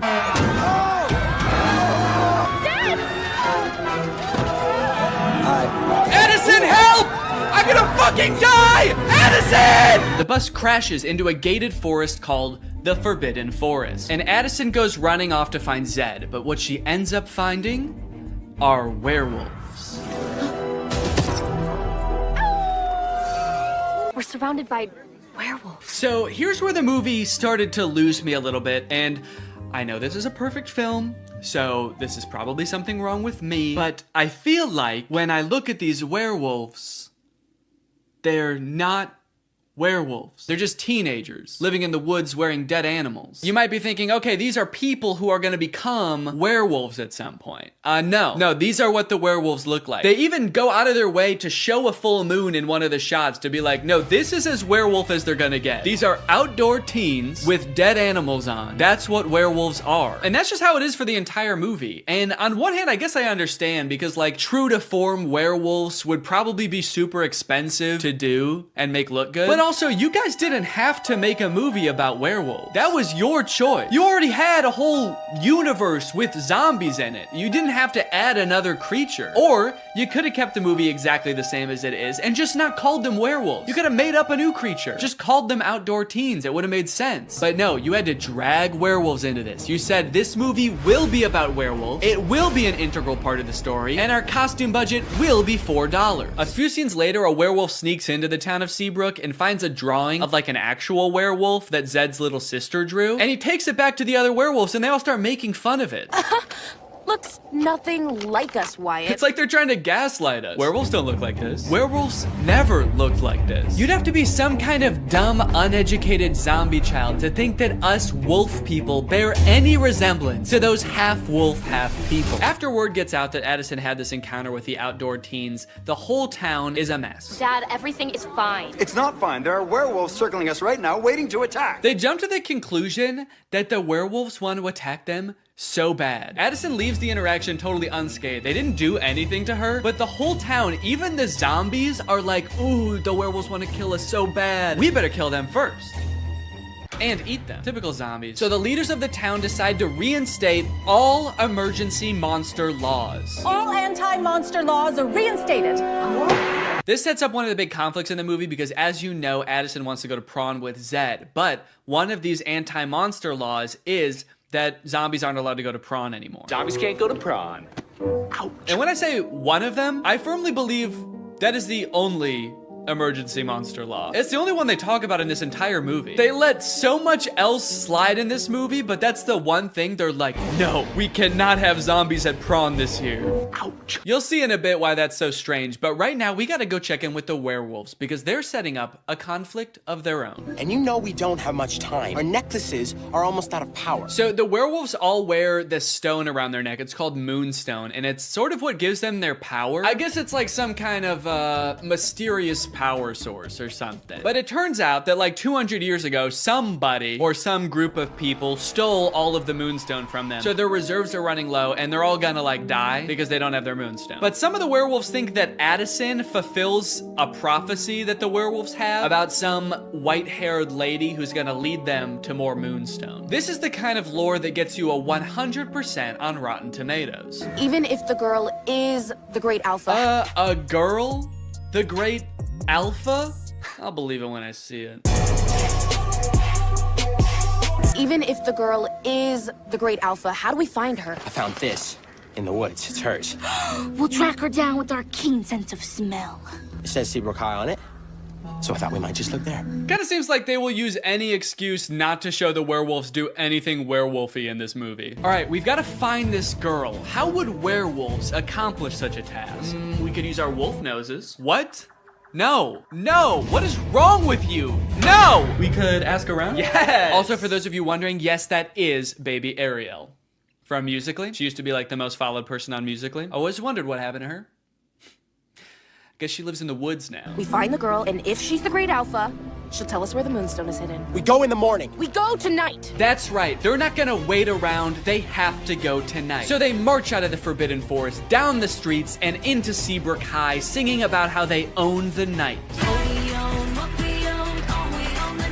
Then they open up a vent and crawl into it, and they wait until morning. So kind of seems like they didn't really need to go at night, did they? They all file into the vent so dejectedly. They're like, maybe we should have researched what this place is. I guess we don't know what a school is. They're not here at night. Imagine they accidentally went on like the last day of school before summer. A janitor finally comes in after 80 long days and finds 20 dead werewolves in a vent. That day at school, Bucky and Zed both decide to run for class president. Zed because he wants to re-allow monsters to go to prom, and Bucky, I don't know, he probably wants to like divert more of the school's funding towards an unmanned drone for the cheerleading team. But then, suddenly, I will make Seabrook a place that embraces zombies and werewolves. What? Where? Oh, there? What a lucky guess. How can you tell? People peering in through glass doors? Yep. Those teens live outdoors. Man. Willa, we can't go to war with the whole town. We'll never find the Moonstone if they're on high alert. Yeah, dog, I think that ship has sailed. You guys just charged them growling and gnashing your teeth. I think they're on high alert. Hey, all that stuff we did back there, that was we were just messing around. We're just a bunch of friendly teens. Don't look at her. Do not look at her. Sorry. We werewolves so admire your town, and we just came here to join your school. Okay, well, that's obviously not allowed. You guys were about to kill them, and also the emergency monster laws are in effect, and there's definitely one forbidding such things. Technically, the Forbidden Forest is within the school district. What? So welcome to Seabrook. What? Wow, guys. The emergency monster laws are working great. No, you did so good. You did such a good job. They were so close to killing you, and they only stopped because they found out Bonzo's not allowed to prawn. So good rule. So just like that, the werewolves enroll at Seabrook High. And wait a minute, All of the werewolves look the same age. Are they all teenagers? Or are some of them like 80 years old? Are some of them babies? And how does that work in dog years? Are they going to classes? I don't even know if they know how to write. They're not gonna be able to find the moonstone. They're gonna be too busy failing all their classes. So Zed is worried about losing the class president election to Bucky, so he decides to go over the new untapped voter base, the werewolves. Werewolves of the swing vote. Hello, wolves. I'm Zed.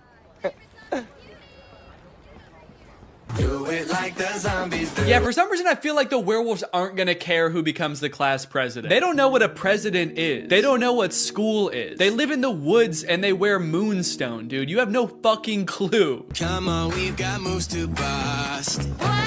Throughout this whole movie, Addison has her own thing going on too, where she just feels like she doesn't belong anywhere. That's right, despite being a bleach blonde cheerleader at a Disney Channel high school who was literally elected captain of the cheerleading team in this movie, she just doesn't fit in. I don't feel like I belong anywhere, where. Which makes her that much more susceptible when the werewolves come a-knocking.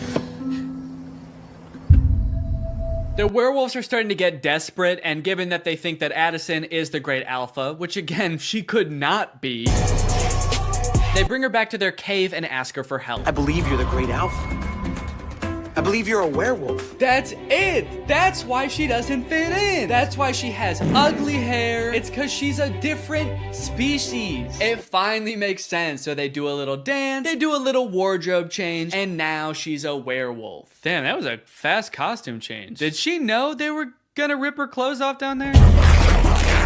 This seems terrifying if she didn't. The rest of the gang gets worried when they realize Addison is gone with the zombies, so Zed shows up and he just fucking kills one of them. Holy shit, dude. And we never see that guy again. I think he's dead. The explosion came from Seabrook Power. Seabrook Power is the birthplace of zombies. A little lime soda mixed with some mysterious energy, and then bam! Zombies. Nice story, but it doesn't concern us. Nice story about you and your unknown electricity fuel, but we've got our own problem. We're looking for a mysterious power source. But it does concern you, Willa. That could be your moonstone, right? Oh, shit, she's right. So for the rest of the movie, Addison is like pretending to be a werewolf. She shows up to school the next day and she's like, I'm a werewolf. I've always been a werewolf and I've always known I was a werewolf. Addison, if you ever expect to be cheer captain... Well, maybe I don't. Maybe I'm not meant to be cheer captain. Maybe I'm meant to be eating gerbils. What do werewolves do? I actually don't know what they do. I know I am one, I just don't know what we do. Then we get the presidential debate between Zed and Bucky, and this is how all presidential debates should go. I'm a real human. There's no danger in that. They're real monsters. Man. What if they turn back? There should be singing, there should be choreography. One of the sides should be claiming that the other is a dangerous beast. And President Biden, how would you respond to that claim? He wants to eat me! He's trying to fucking eat me! The demolition of the power plant is imminent, so the werewolves rush there to stop the mayor from destroying all their moonstone. Via song? It does not go very well. Arrest them! Oh my god, dude, he said arrest them, not gas them. Colloidal silver. That'll tame those beasts. You know, for a government that just found out werewolves exist, they sure seem to have the exact chemical compound that would hurt them most. Colloidal silver shuts down their nervous system instantly. Just a hunch. Then Addison and the cheerleaders show up, and then Zed and the zombies show up, and now they're all singing, trying to convince the mayor to shut this thing down. Okay, at this point in the song, they're just having fun with it, man. They're just splashing around. I don't even think they're trying to convince the mayor anymore. He's not even in that part of the power plant. He's just standing alone in the main entrance now. You can hear music just vaguely echoing through the plant. Okay, I get it. I think I figured it out like 20 minutes ago, guys. Okay, so I've got good news and I've got bad news. The good news is they decide not to blow up the power plant. Stop the detonation. The bad news is the demolition guy accidentally does it anyway. Well, shut it off. I can't. And also, Addison finds out she's actually not a werewolf.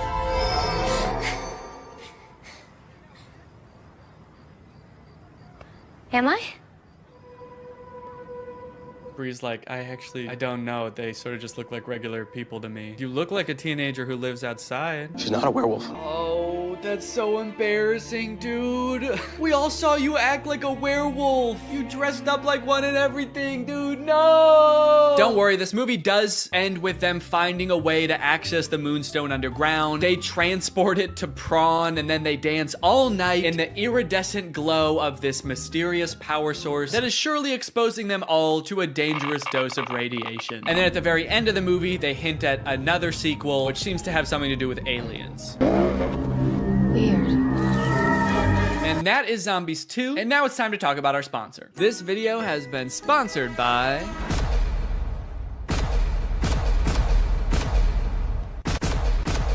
Guys, it's the season of giving, gathering, and with HelloFresh, it can be the season of saving. You can actually save money this holiday season with fresh, delicious recipes delivered straight to your door. It's cheaper than takeout, it's easier than grocery shopping, and the meals turn out so good. I like HelloFresh because I'm not really much of a chef. Okay, I don't really know how to cook well, but every time I cook HelloFresh, it ends up turning out great. Last night we had these Tex-Mex enchiladas. Didn't take too long to prepare. Turned out great. Honestly, best homemade enchiladas I've ever had, and I was the one who made them at home. I've got a lot going on. I've got a baby. I've got family visiting. It's a busy time of year. So sometimes it can feel impossible to get a good, nutritious homemade meal in, but not with HelloFresh. Can I let you in on a little secret? Some of their meals only take 15 minutes to prepare. How is that possible? Must be Santa. And guess what? HelloFresh is actually more than just dinners. They've got breakfast, they've got lunches, they've got snacks. So you can start skipping the grocery store for a variety of meals. HelloFresh is making life so much easier. So if you want to check out HelloFresh and for free breakfast for life, visit the link in the description or scan this QR code. One breakfast item per box while subscription is active. That is free breakfast for life with HelloFresh at my link. Again, this QR code. Don't use a different QR code, it won't work. Thank you to HelloFresh for sponsoring this video, and thank you to you guys for checking out HelloFresh. All right, thank you guys for watching this video. If you're new here and you're not subscribed yet, make sure you subscribe and turn on my notifications to join Greg. We are the fastest growing army on YouTube. Do not look that up. I'll see you guys next time. Bye-bye. What's up, Greg? I've wanted to make a video about the High School Musical movies ever since I started making videos about DCOMs almost 5 years ago. More so as just an excuse to go back and watch them, because when I was a kid, I really liked these movies. And if you're a millennial, chances are you did too. And you were also too scared to admit that to any of your friends. I don't know why as an 11-year-old I felt the need to pretend that I didn't like a movie that was, you know, made for 11-year-olds. As if all my friends were gonna be like, High School Musical? I don't know, man. Sounds a little immature to me. I only watch war footage. I'm a very violent young man. Either way, something I did not realize as a kid is how low budget these movies were. The first movie was made on a budget of $4.2 million, which might sound like a lot, but Zombies 3, which is a newer DCOM, cost $40 million to make. In Zombies defense, though, they needed the money. Those werewolf costumes looked pretty expensive. So instead of getting ready for the parties, he's making Troy run drills in the hotel gym. Am I going left? Yeah. He looks middle, you take it downtown. Well, Troy, it's New Year's Eve. You know what that means. That's right, Dad. I might finally get my first kid. Fake right! Take the ball downtown! Troy's mom comes to get them for the party, and Troy asks if he can have one more basket with all of the confidence and swagger of a real high school jock. Come on, one more. One more? Just one more basket, please. Troy shows up to the teen party and is immediately yawning his face off. All right, hell yeah. This is clearly a popular jock who knows how to party. Somehow, despite being the two most bored people at the party, but to the Spotlight operator's credit, they actually do crush it. They both get up there and they're nervous at first, but then all of a sudden, Troy's voice, it's like it changes almost, actually. It's like his voice changes from his voice to like a professional singer's voice. Because that is what happens, actually. Living in my own world. Now who'd have ever thought that? I think this might be like the most well-known High School Musical trivia, but for the vast majority of the first High School Musical movie, it's not Zac Efron's voice singing. He had a voice double. His name is Drew Seeley, and he never appears on screen in the movies. He also apparently didn't even realize how big of a movie High School Musical was, and forgot that he had done the vocals for the movie until it came on the TV while he was working a shift at P.F. Chang's. Apparently, he tried to convince his coworkers that it was really him singing in the movie, and no one believed him. It's kind of funny because the whole point of the movie is kind of like, hey, basketball guys can sing too if they wanna. but not this basketball guy, actually. You don't want to hear this basketball guy's voice. So they crush the song, and then, actually, I don't remember this scene. Yeah, I don't know what happens here at all. Looks like the teacher is about to maybe give some kind of speech about today's sponsor? This video is sponsored by the Pokemon Company International. And they've sponsored this video because they want me to share some very exciting news with you. A Pokemon Day celebration is taking place in Pokemon Trading Card Game Pocket right now. There's a new themed booster pack, Triumphant Light. And players can receive 3 booster packs for free just by logging in. And these booster packs, mind you, are guaranteed to contain at least 1 card of 4 diamond rarity or higher. By completing special missions, you can also obtain a unique display board, as well as Space-Time Smackdown packs, 500 trade tokens, 12-pack hourglasses, 24 Wonder Hourglasses, 24 Trade Hourglasses. Not to mention, at the end of March, ranked matches are coming to the game. So get your favorite decks ready and get ready to battle, baby. Pokemon Trading Card Game Pocket is a free-to-start game, available right now for download on iOS or Android. So go to this link or click the link in the description to join now. Log in, have some fun, and enjoy the Pokemon Day celebration. And now back to Troy. But unbeknownst to him, there's a new student at East High. I reviewed your impressive transcripts. I expect your light will shine very brightly here at East High. I don't want to be the school's freaky genius girl again. Freaky genius girl? What did you do at your last school? Troy notices that Gabriella is sitting in the back of their drama class, and not to be nitpicky, but this drama class scene lasts for 2 minutes, but the class happens in real time from start to finish in that 2 minutes. The bell rings. They sit down, the whole class gets detention, and then the bell rings again and they leave. How long is a school day at East High? Is it like 15 minutes? Troy shows Gabriella around, they catch up a little bit, and it is revealed that East High is having auditions for their winter musical pretty soon. Troy jokes that Gabriella should sign up because, you know, they sang together. And Gabriella's response is basically, fuck no. I'll be signing up for anything for a while. Yeah, I don't know why. I remembered this movie differently. I thought they both wanted to do the musical. Troy seems to maybe want to do it, and Gabriella's like, no, I'm not doing that. No, I don't sing. I'm not a freaky genius girl, and I'm definitely not a freaky singer girl. So, dude, you know that school musical thing? Troy, the music in those shows isn't hip-hop, okay, or rock. It's like show music. Yeah, and you guys would never do anything like sing show music, right? And then cut to them singing the hardest show music in this entire movie. That's the funny thing about this movie. Since it's a movie about a musical, there are several characters in this movie that are opposed to musicals. So it is a little jarring to see those characters seemingly completely unaware that they are literally singing and dancing right now. But on the other hand, I guess it would also be weird if they didn't sing when everyone else was. At the end, when they're all singing, we're all in this together, Corbin Blue's just standing around like, this is lame. There's 2 parts in the song though where Troy like stops rapping to sing from the heart about how he wants to do the musical. She makes this feel so right. Should I go for it? What do you mean she makes this feel so right? And should I go for it? Gabriella doesn't want to do the musical. It was your idea, and she said no. Don't drag her into this. This girl's making me crazy. No, you're crazy. You already were, and then you met a girl. That's what happened. Also, Zac Efron is but also, what is the third result there? Gabriella, San Diego Zoo's newest...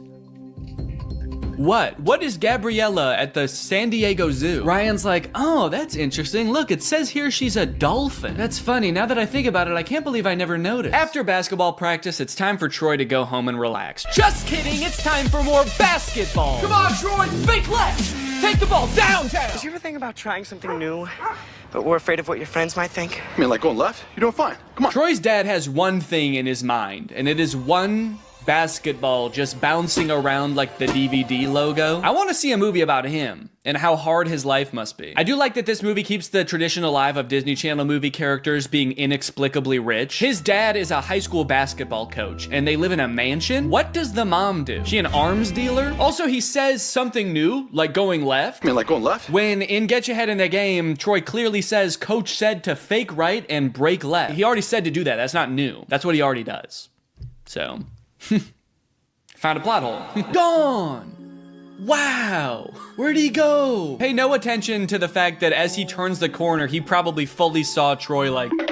Meanwhile, Troy's dad is just standing there like, huh, that's weird. Could have sworn I saw basketball. Now, when we see the auditions, it becomes immediately clear that while Ryan and Sharpay are basically made out to be the villains of this movie because they're so overprotective of their theater department, they are completely in the right to do so. Not because their audition is really good, which it actually is, but because everyone else's is so bad. It's hard to believe that I couldn't sneeze.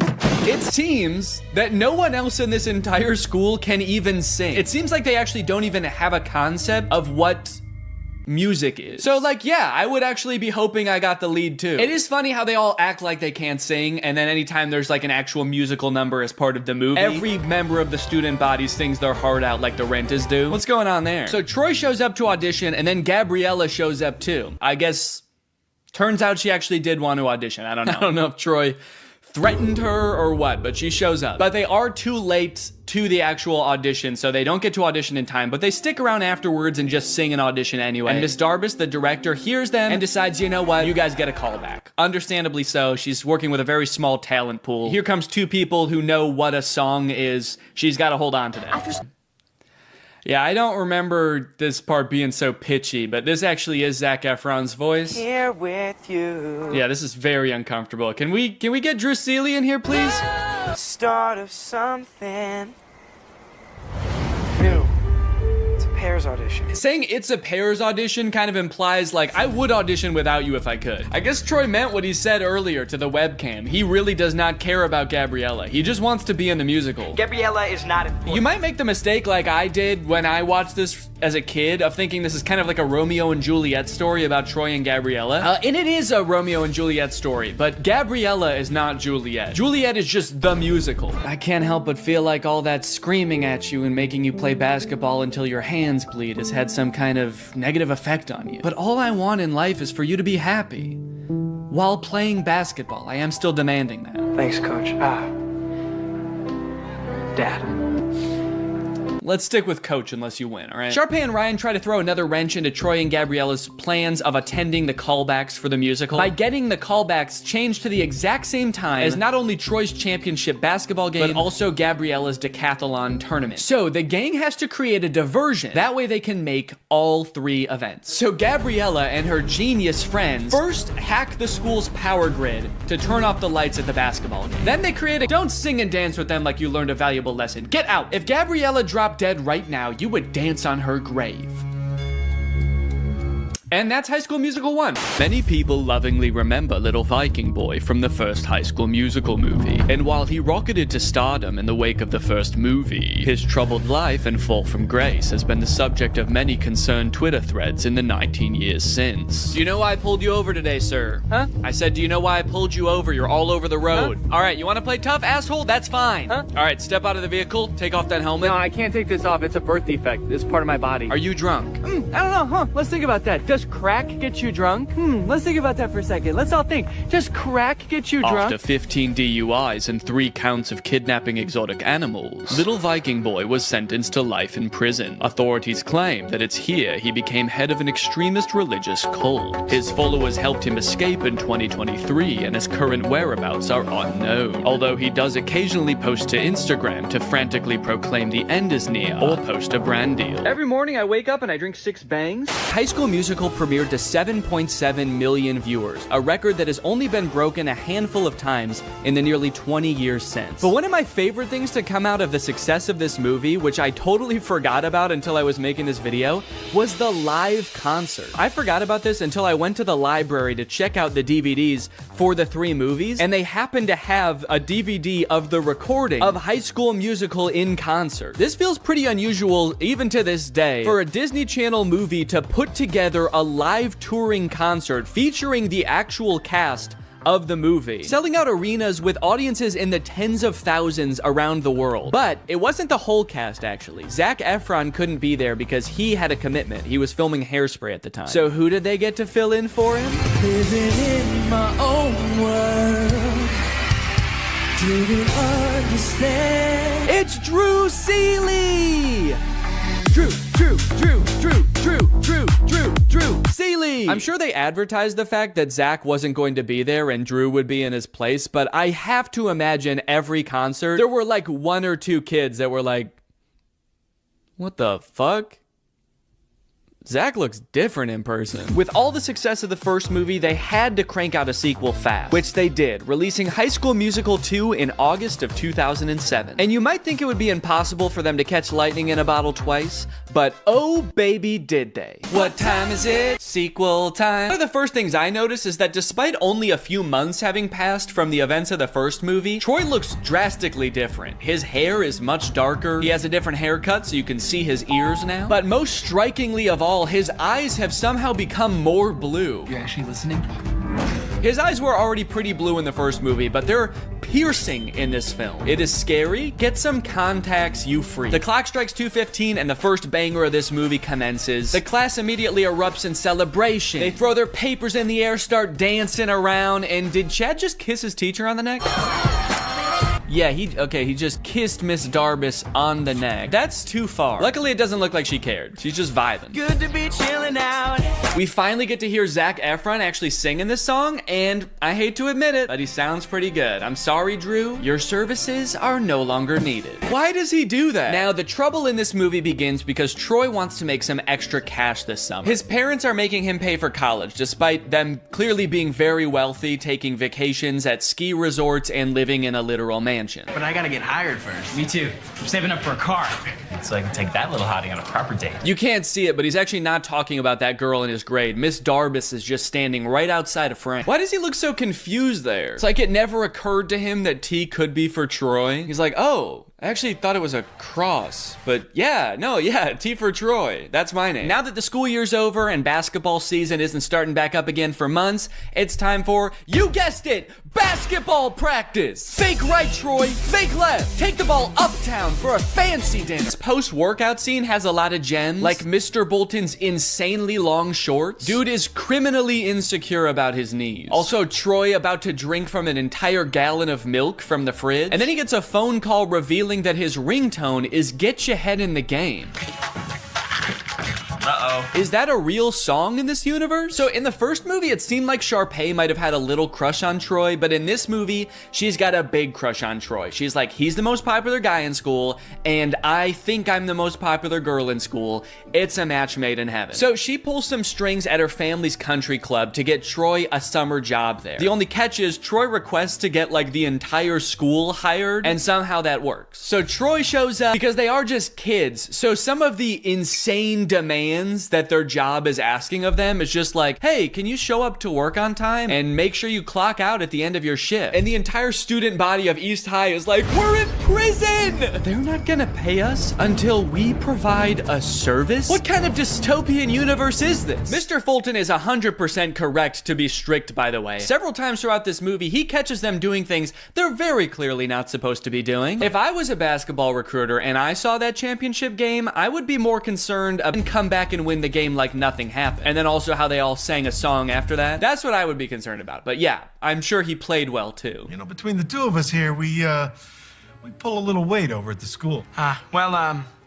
Time flies when you're having fun. I'm not really sure what prompts that reaction. They're like, you know, we could do a lot of great things for your future. We really want to help you, Troy. And he's like, I don't know. I'm getting the fuck out of here, guys. See ya. If that were Mr. Bolton there instead of Troy right now, he'd be barking like a dog. Pay's dad let me play a few holes and then invited me to dinner with some U of A alumni. Really? Oh, wait, Troy's dad is fixing up a car. Look, he has other hobbies. Good for him. Granted, he is propping up the hood of the car with a basketball, and there's more basketball and hoops in the background. And I do kind of feel like if we could see what he's working on, there would just be 5 basketballs where the engine is supposed to be, but it's a step in the right direction. Troy's dad, surprisingly, is all for Troy going for the basketball scholarship. Nothing wrong with keeping your eye on the prize. And that's great. I totally agree with that. Troy should capitalize on these opportunities he's been given, but he should try to make his girlfriend and his friends a priority too. However, that is not what Troy does. This song is great, but tell me why at the end of the song, Ryan and Chad are wearing each other's clothes. Because they don't ever address that. It's such a confusing part of the movie. Why did they change clothes? When did they get naked? So I was confused about this, so I actually went looking and I found an article where the 2 actors explained what happened. The outfit swap was actually suggested by director Kenny Ortega. Quote, he had the on-the-fly idea at the last minute, Blue said. We had already done 1 take of that scene and he did the usual thinking gesture and said, switch outfits. Bro was cooking. Bro was Yeah, I don't know what he was cooking, but bro was cooking something. Hey. Well, you missed out on a fun night.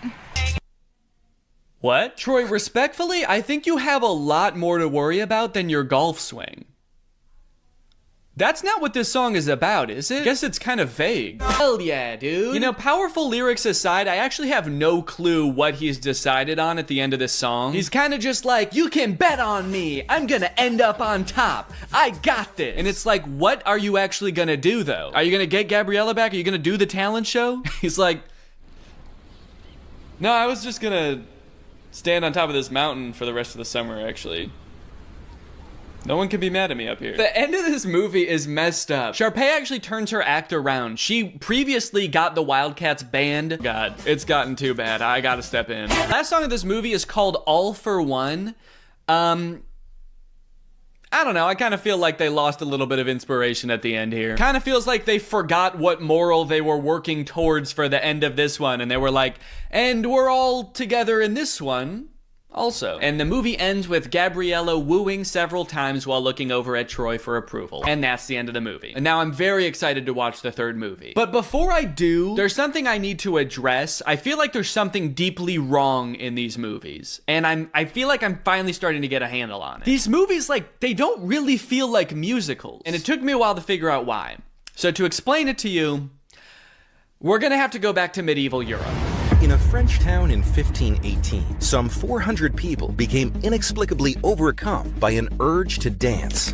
They did so for weeks on end. This dancing plague, as it was later coined, lasted for months and only ended when participants were either so exhausted that they collapsed or so exhausted that they were dead. Authorities tried to stop the dancing, even hiring musicians to play vigorously to try to help them get all the dancing out of their system. This, of course, made things much worse. This event has baffled scientists and historians for years, but many believe it could be the result of a particular type of food poisoning. Yeah, crops like rye can end up growing a type of fungus that basically makes you crazy. Could it be that this is what's happening at East High? In the High School Musical universe, the characters, they sing and they dance, and at first you might think this is just like any other musical. The characters aren't really spontaneously breaking into song, it's more an artistic depiction of how they're feeling. But a closer look reveals something shocking. Well, firstly, sometimes they definitely are actually singing, like at the karaoke party. Now, you might think that a moment like Get Your Head in the Game is totally different. You know, that song doesn't really exist within this universe. But what is Troy's ringtone in the second movie? But how could an entire school become poisoned by a rare fungus? This man, who convinced us he had relevant qualifications, believes it could have been a certain freaky genius girl. It could be that by growing a fungus in a lab, Gabriella was able to manufacture a sort of singing and dancing craze to control Troy, who I'm pretty sure would have never done all of that stuff had he not been under some kind of drug-induced hysteria. After all, Troy is so cool and singing is for weirdos. So it could be the fungus, or maybe Gabriella's some kind of fucking witch.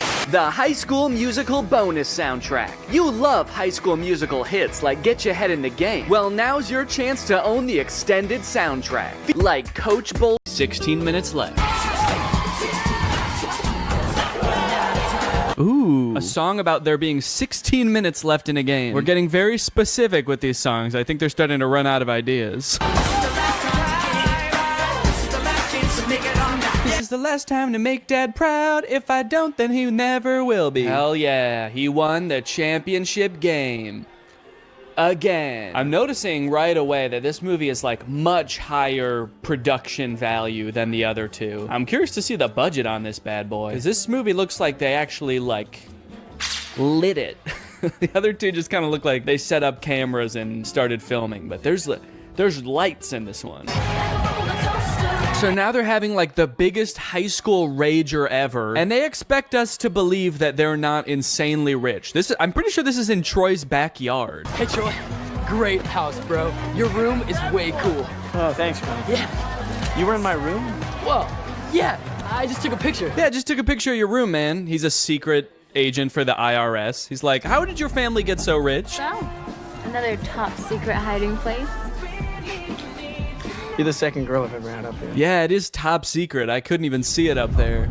Just looks like a regular tree to me. It's here we find out that while Troy is a shoo-in for the basketball team at U of A, Gabriella's already been accepted to Stanford. I sense a conflict in the movie. Troy's going to University of Albuquerque to play basketball, and Gabriella is going to learn how to create the singularity at Stanford. So they sing a song about cherishing the present moment.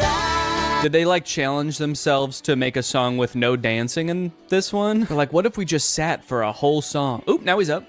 Oh, that was it. That was the whole dance. Nah, it doesn't work with this song. Juilliard is considering 4 of you for 1 available scholarship. Sharpay Evans, Mr. Ryan Evans, Miss Kelsey Nielsen, and lastly, Mr. Troy Bolton. What? Julie. Since when does that guy have a evil cackle? I mean, I was surprised too, but that guy threw his head back and squealed. Did he submit his name to Juilliard as some kind of evil plan to get him killed? They're trying to come up with some ideas for the spring musical, which I'm just now realizing they write every year. Like, they don't do a pre-existing musical. They write their own musical every year. All of you will create it. That's why in the first movie they call Kelsey the composer. She literally writes the musical. Isn't that crazy? But to get some ideas, Miss Darbus asks the seniors about their future. Your future. It's easy. It's U of A. Hoops all the way. Yeah. Miss McKessie. Is University of Albuquerque like a really good school for basketball? I feel like I've never heard of them before. All the basketball players are like, we gotta get to U of A, man. It seems like that's just like the closest college that has a basketball team. Meanwhile, Gabriella's going to Stanford, Sharpay's going to Juilliard, and they're like, I don't know, we can go play basketball down the street. For the record, the reason I've never heard of the University of Albuquerque is because it's a Catholic liberal arts school that actually closed in 1986. So I guess these characters live in some sort of alternate dimension where it stayed open and went on to become a basketball powerhouse. Mr. Bolton. Mr. Bolton. Yeah, All of a sudden, he doesn't know if he wants to go to Juilliard or U of A. See, he really never did care about Gabriella. He just wants to sing. Somebody just let this kid sing. Just tell him it's okay.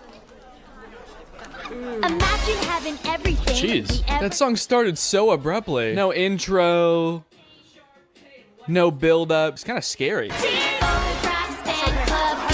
Oh, this is a look into some kind of strange alternate future where Troy chose neither basketball or Juilliard and became a stalker. I want that to be how this movie ends. Troy choosing between 2 incredible futures, and instead he just throws his life away. It's like, I can't decide. I don't fucking know. Ms. D said that there's only 1 scholarship. There's 2 of us. Wait, they're doing this to compete for a scholarship? Not even just a place at Juilliard? If I know anything about these two, it's that they can both afford to go to Juilliard. Why do they need to take the scholarship away from somebody else? Which one do you think I should wear? Well, I've never been asked to a prom, but this almost sounds like an invitation. Did she say she's never been asked to prom?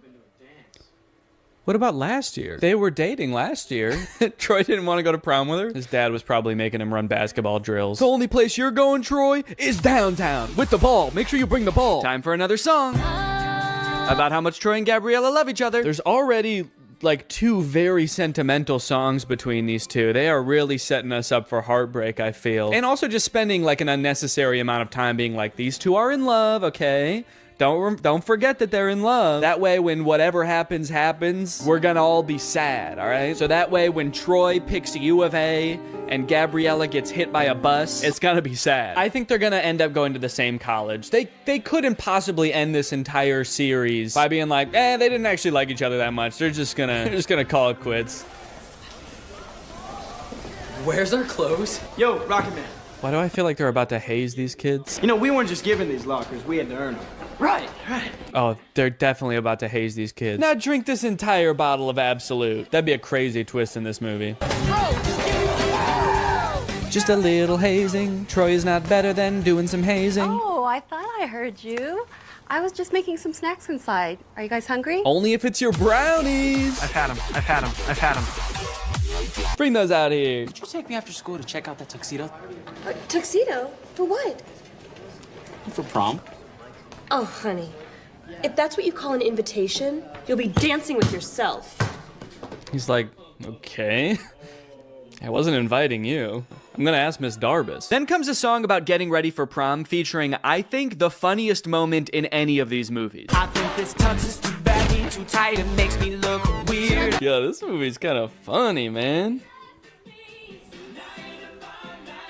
Makes me look weird. Do I want classic or vintage or plaid? I like that they're like, should I wear plaid or ruffles or a really old suit? And it's like, no, you should wear, just go to Men's Warehouse and ask for a prom tuxedo. Should I wear the ugliest thing that you've ever seen? No, just go. Just tell them you're going to prom and they'll just give you the most generic tux you've ever seen.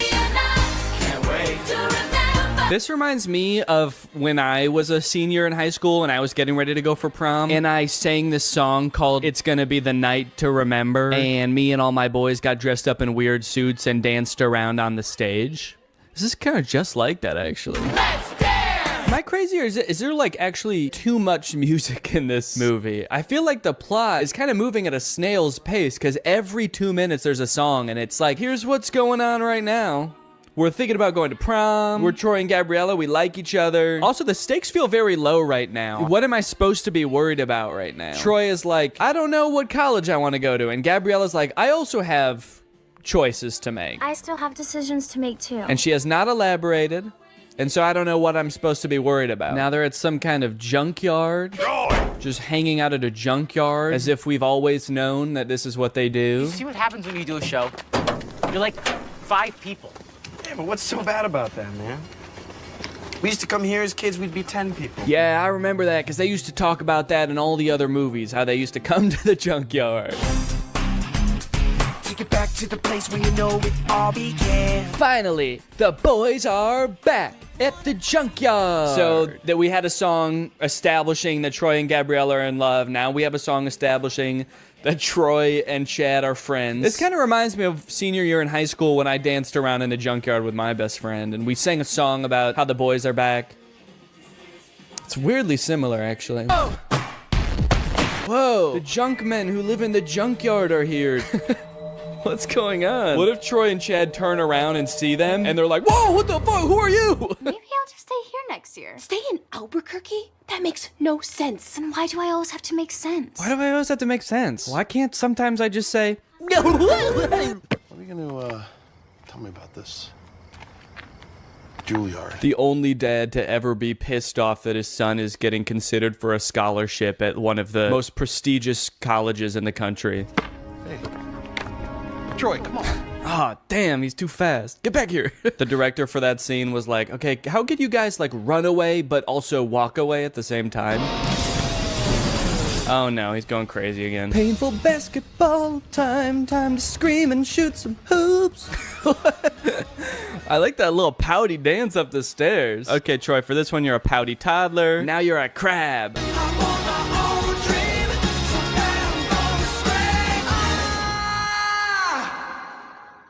Man, he wasn't kidding. He was really gonna scream. Well, now that he did it, I hope he can figure out what he's gonna do. Now that I got that out of my system, I'm for sure going back to U of A. I don't care about singing. Miss D, I know I'm not supposed to be here. Aren't you? Last one out turns off the lights. You know, she might seem cool about Troy being there right now, but as she walks through the school to get back to her car, she realizes he totally trashed the place. She's like, he tore down posters? He flipped an entire hallway upside down? How did he do this? I don't think I can do it, Troy. Uh-oh. Is that a Dr. Pepper in the background? That looks good. I've chosen basketball. But I've also chosen theater. The University of California, Berkeley. Okay. I'll be honest, I did not know that was an option. They made the Mr. Beast logo. I like that they're performing for the camera and not for the audience who's here to see them graduate. They're just like facing away from the bleachers. All their parents are like, damn, I wish I could see their faces. I don't even know which one's my kid. Now they're all just gonna smile at the camera for the rest of their lives. They say, we're not going to college, baby. We're gonna stare at this camera forever. And that's it. That's High School Musical, baby. As far as endings go, I think they did a decent job with a nearly impossible task. It's a Disney Channel movie, so it's not like they can just like make everybody break up and go their separate ways at the end of the movie. That would be too sad, obviously. But they also can't make everybody just go to the same college and do the same thing, because that would be unrealistic. So it leaves the door open. My only issue is that in doing that, they kind of don't really provide any closure. Feels like they kind of just pushed Troy's decision of what he wants to do with his life further down the road. But if you are looking for some closure for Troy, I might have something that helps. I mentioned earlier that the character of Troy was inspired by one of the writer's real high school teammates. But when I read that for the first time on Wikipedia, I was surprised to find that that teammate has his own Wikipedia article. And that's because that classmate, Lynn Swan, went on to be a professional football player, playing for the Pittsburgh Steelers and winning the Super Bowl 4 times. This man is the real-life Troy Bolton, and that might be the least interesting thing about him. In fact, he might not even know. It really helped you in your game, all the things that ballet taught you. You applied that to the football field. Touchdown, Pittsburgh! Did you catch any flack from your teammates about taking ballet? I mean... Oh, always. It's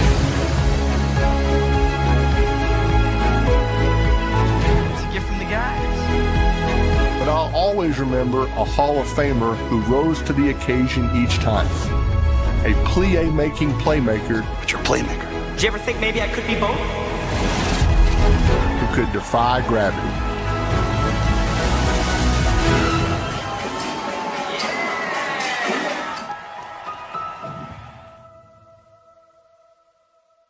What's up, Greg? New technology truly fascinates me. A new gadget being introduced to the world has the potential to change the way we live, learn, and communicate. Or, more interestingly, it could flop and become a laughingstock of the internet. Which is why a few weeks ago, I was thrilled to discover the unveiling for a project called the Humane AI Pin. This might be the worst product presentation I've ever seen for one of the strangest products I've ever seen. Apparently, Humane AI is a new tech startup founded by 2 former Apple employees and current lovers, Imran Chowdhury and Bethany Bongiorno. Their mission is building innovative technology that feels familiar, natural, and human. Okay, first thing that's sticking out to me is that none of those words were useful. Also, do I really want my technology to feel more human? I've never wished my MacBook to be more fleshy. Also, Humane AI is such an unsettling name for a company. I'm sorry. You lost me right off the bat. I feel like the only times I ever even hear the word humane is when we're talking about like factory farming or something. Don't worry, dude. When this AI takes over, it is going to be super humane in the way it slaughters us. It will not violate the Geneva Convention, unlike other AIs, Siri. All right, let's go ahead and watch the product presentation and let's see if you think it's as weird as I do. Welcome to Humane. Thank you. This is the Humane AI Pin. Cool. It's a standalone device and software platform. So the intro does have a very threatening aura about it, doesn't it? The sterile white room. They're both so serious and they're unboxing a mysterious device. I feel like I'm about to be tortured for information. Oh. What is that? This is the Humane AI Pin, and it is the last thing you will ever see. It's a standalone device and software platform built from the ground up for AI. Okay, so it's some kind of mobile device. It's built from the ground up for AI, and I'm very excited for them to tell us what that means. It comes in 3 colorways. Okay. Got Eclipse, Lunar, and Equinox. Those are not colors. There's 2 pieces, a computer and a battery booster. Now, the battery booster powers a smaller battery inside the main computer. Okay, great. What does it do? And this is how we achieve our all-day battery life. Oh, great. It's got all-day battery life. That way you can spend all day. There are no wake words, so it's not always listening or always recording. In fact, it doesn't do anything until you engage with it. Okay, thank God. So it doesn't record me. That's good to know. For a second, I was worried that it almost had one feature. Who is this for? What kind of person needs to hear about what colors a device comes in before they'd even consider hearing about what it actually does? Also, 2 of the colors are black.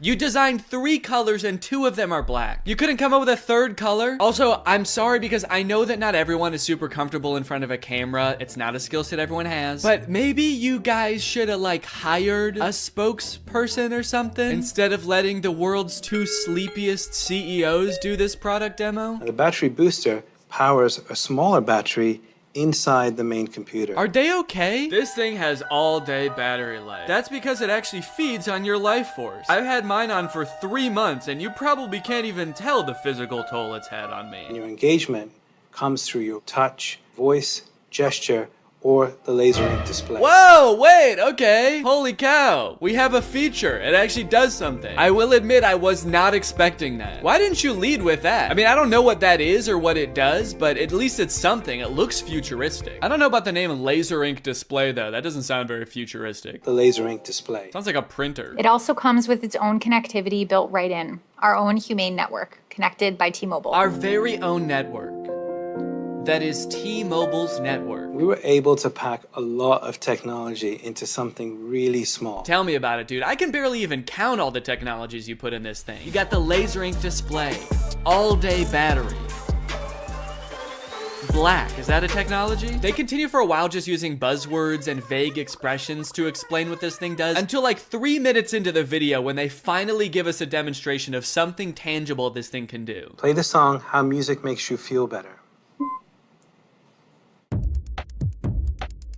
Doesn't look like it's making him feel better. We've partnered with Tidal, which you get out of the box. Okay, finally, we know one thing it can do. It can play music. And not just how you would normally listen to music either. You can give it little riddles to try to figure out what songs you want it to play. Play music written by Prince, but not performed by Prince. Give me songs written by first-born left-handed British women who have never been to Ibiza that weren't released on weekends or holidays. Can Alexa do that?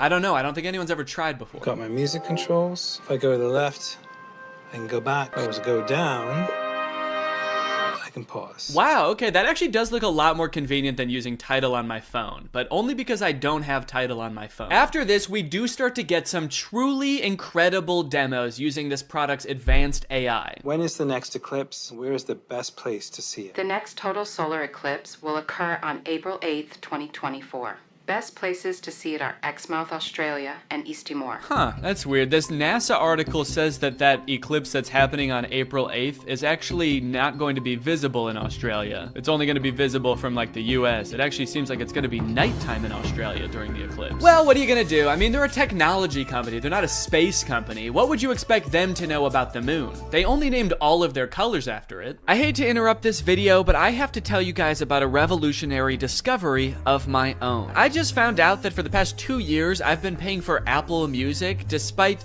not having any recollection of ever signing up. I don't use Apple Music, but nevertheless, I've paid them like $200 without ever even having used their service. I think this is a pretty relatable issue in this age of subscription services. And something like this could be happening to you too, but luckily, today's sponsor, Rocket Money, is here to help. Rocket Money is the personal finance app that helps you cancel subscriptions, lower bills, and manage your money better. Rocket Money is super helpful with things like my recurring Apple Music charge, because not only does it help you identify recurring charges, it also helps you cancel them. You can actually cancel subscriptions right within Rocket Money's app with just a couple of taps. You don't got to worry about navigating the service's own website. You don't got to worry about pesky customer service calls. Here's why I think this is going to work for you, because Rocket Money has saved its customers an average of $720 a year, with over $500 million in canceled subscriptions. So to save more and spend less, join the over 5 million members using Rocket Money today. Go to rocketmoney.com/Danny or click the link in the description to get started today for free. And you can also unlock even more features with premium. That's rocketmoney.com/Danny to get started for free.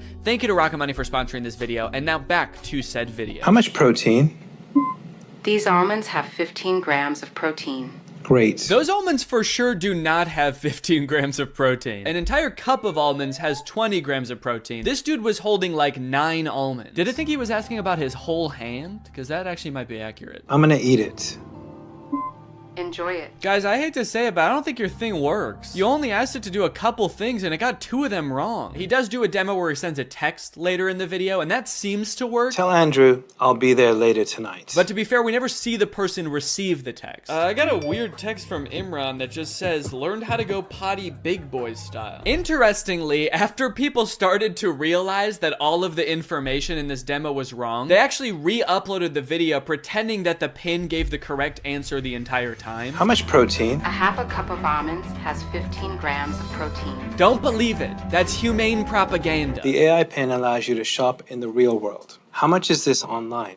This is $28 online. Great. Buy it. That one is super confusing. It doesn't give you any information on where it's getting that price, where you're buying it from, when it will arrive. I feel like you need to give it at least some specifics, otherwise it's definitely gonna mess up your order. Go ahead and buy this book. Sending to Sudan. No, send it here. You didn't specify. Sending to Sudan. Shit. Now, if you're wondering how you can get one of these things, the prices range from $700 to $800 for the more expensive colors. And they're estimated to ship in March of 2024. Now, you might be thinking the price of $700 is a little bit high for this thing, but think about it this way. What other product on the market can so accurately tell you how many grams of protein aren't in 9 almonds? Okay, they've also got this little short film about the human experience using their AI pin. Isn't life about what we experience?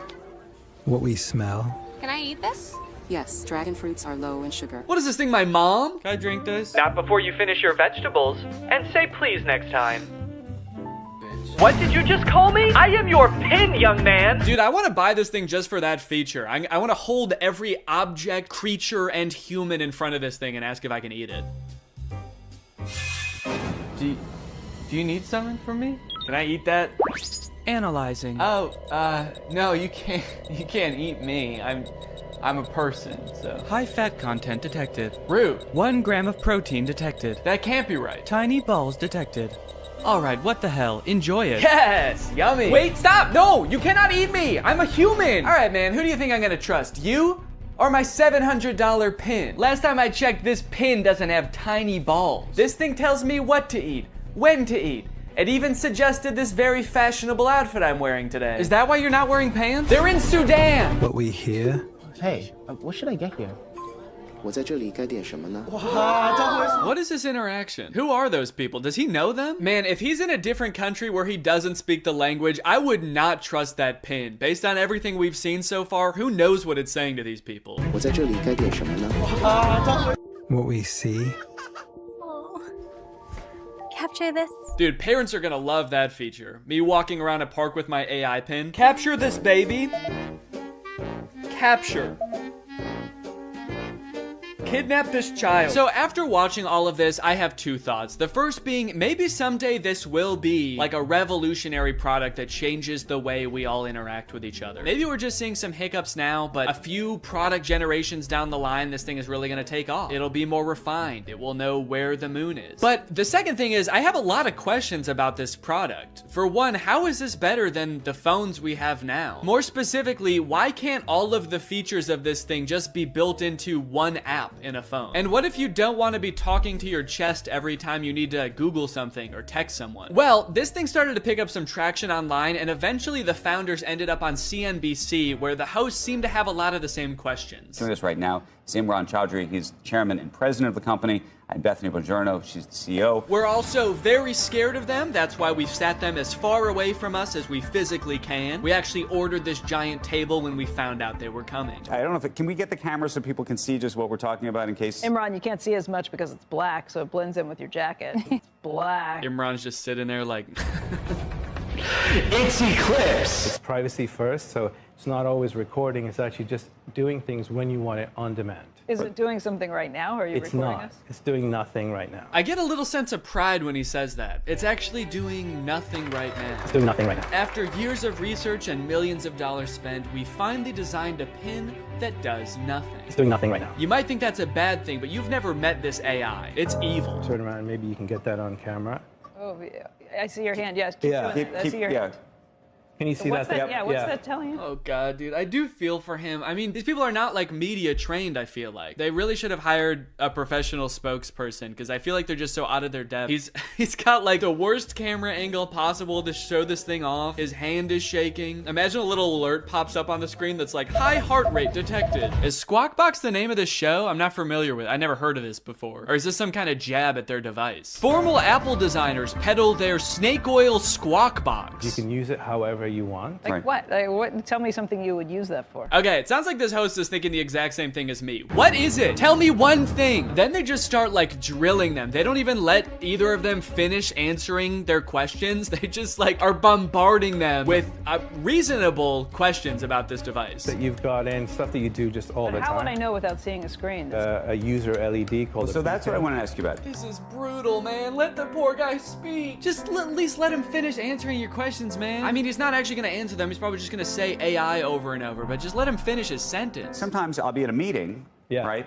And I'm sneaking under the desk to look at my email because and I can't say, hey Siri, tell me my email. I mean, that's actually a really good point. The only way to interact with this device is to talk to it or to use this weird clunky laser jet display, which I don't even think you can type on. So if you want to text someone, you have to say it out loud, which just does not seem practical at all. So is this device gonna revolutionize technology as we know it? There's probably only one way to find out, and that's that I'm gonna have to buy it and review it when it comes out. So let me know if you guys want me to do that, and maybe I will. I hope you guys enjoyed this video. If you're new here and you're not subscribed yet, make sure you subscribe and turn on my notifications to join Greg. I'll see you guys next time. Bye-bye.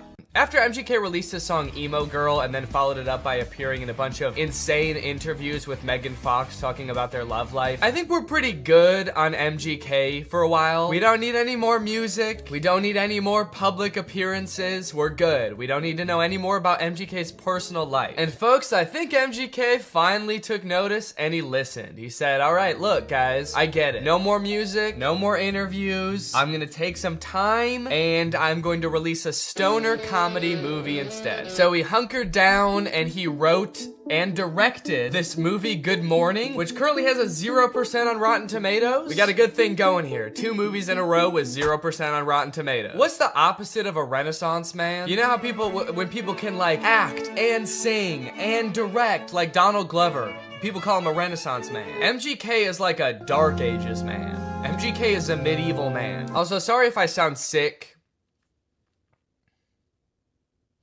Sorry. The moment this movie starts, MGK, aka his character London Clash, gets kind of a weird good morning text from his girlfriend Apple. Who's texting me?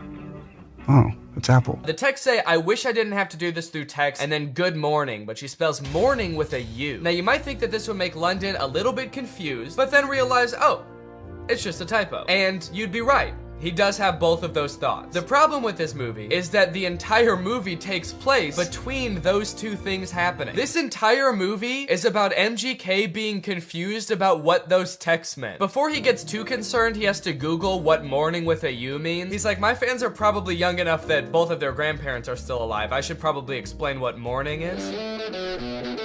Well, today should be interesting. Yeah, they let you know right away that this movie was written by a millennial. Well, today's gonna be kind of weird. MGK wrote the entire movie like this. So this just happened. Yeah, so the conflict at the beginning of this movie is that London thinks that Apple is breaking up with him. That text was a breakup text. Sorry to have to do this through text. Good morning, as in like happy morning our relationship. What kind of person is Apple that he assumes the text good morning means have a good time with your depression now? Look, this relationship isn't working. We're just growing apart. I just feel like you need to have a happy morning now. A happy grieving to you, good sir. When they introduce this character, she better be like wearing a top hat and carrying around a cane. It's gonna make a lot more sense when that happens. Good morning, good morning. Today might suck, guys. I'm adulting today. All right, guys, it's time to attend the MGK School of Acting. You're about to step into an ice-cold shower. How do you react when the water hits your body? Shiver! Rub your arms to make yourself warm. Okay, those are good answers. Let's ask Professor Gun Kelly. Ooh, sorry, you guys all get Fs. Your punishment? You have to look at MGK's ass. That is just horrendous. I never wanted to see that. You know why it sucks when you're going through it with your partner? You're not going through it with your partner. She sent you one understandable typo, dude. Everything's fine. You're fine. Yo, does this look like a breakup text to you, or am I tripping? Yes. Yeah, dude, take it from the weirdest looking man you've ever seen who falls asleep in his cereal mid-conversation. That's a breakup text. I don't mean to shame this man's appearance. I think Cody Ko looks great here. This is Cody Ko if TMG made hyperpop music. This man has never sent a normal text in his life. I'm surprised he wasn't like, no, that's about as incoherent and cryptic as I usually am in my text. You're probably fine.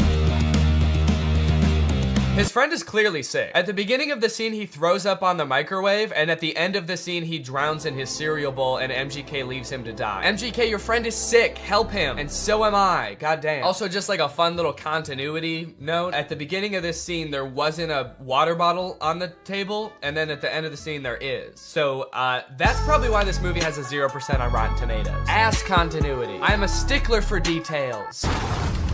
Meet Kennedy. Uh-oh, guys. Megan Fox is here, and she is not like other girls. Megan Fox plays a girl named Kennedy, who's actually not the main love interest in this movie. Her character is actually lesbian, and at the beginning of this movie, MGK explains how, like, she hates boys, but she lives with all these boys, and so she's moving out, which MGK explains right after he forgets his line. It's in rice.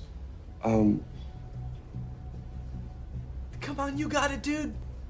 You wrote the movie, you should know it. Please don't move out. Yes, he did it. He remembered. It's a pretty long line. I'll cut him some slack. Throughout the beginning of the movie, they're constantly introducing new characters, and every character in this movie has some kind of weird quirk. This friend, like, did too many drugs at a music festival, and now he's kind of loopy. This guy is always throwing water balloons at people. This guy, like, smokes a lot of weed. It seems like MGK wrote this movie with just a bunch of crazy, weird characters, because the only, like, joke that he can think of to put in this movie is another character saying something weird or dumb, and him just kind of looking at them being like, that was kind of weird or dumb. Mercury is in Everglades.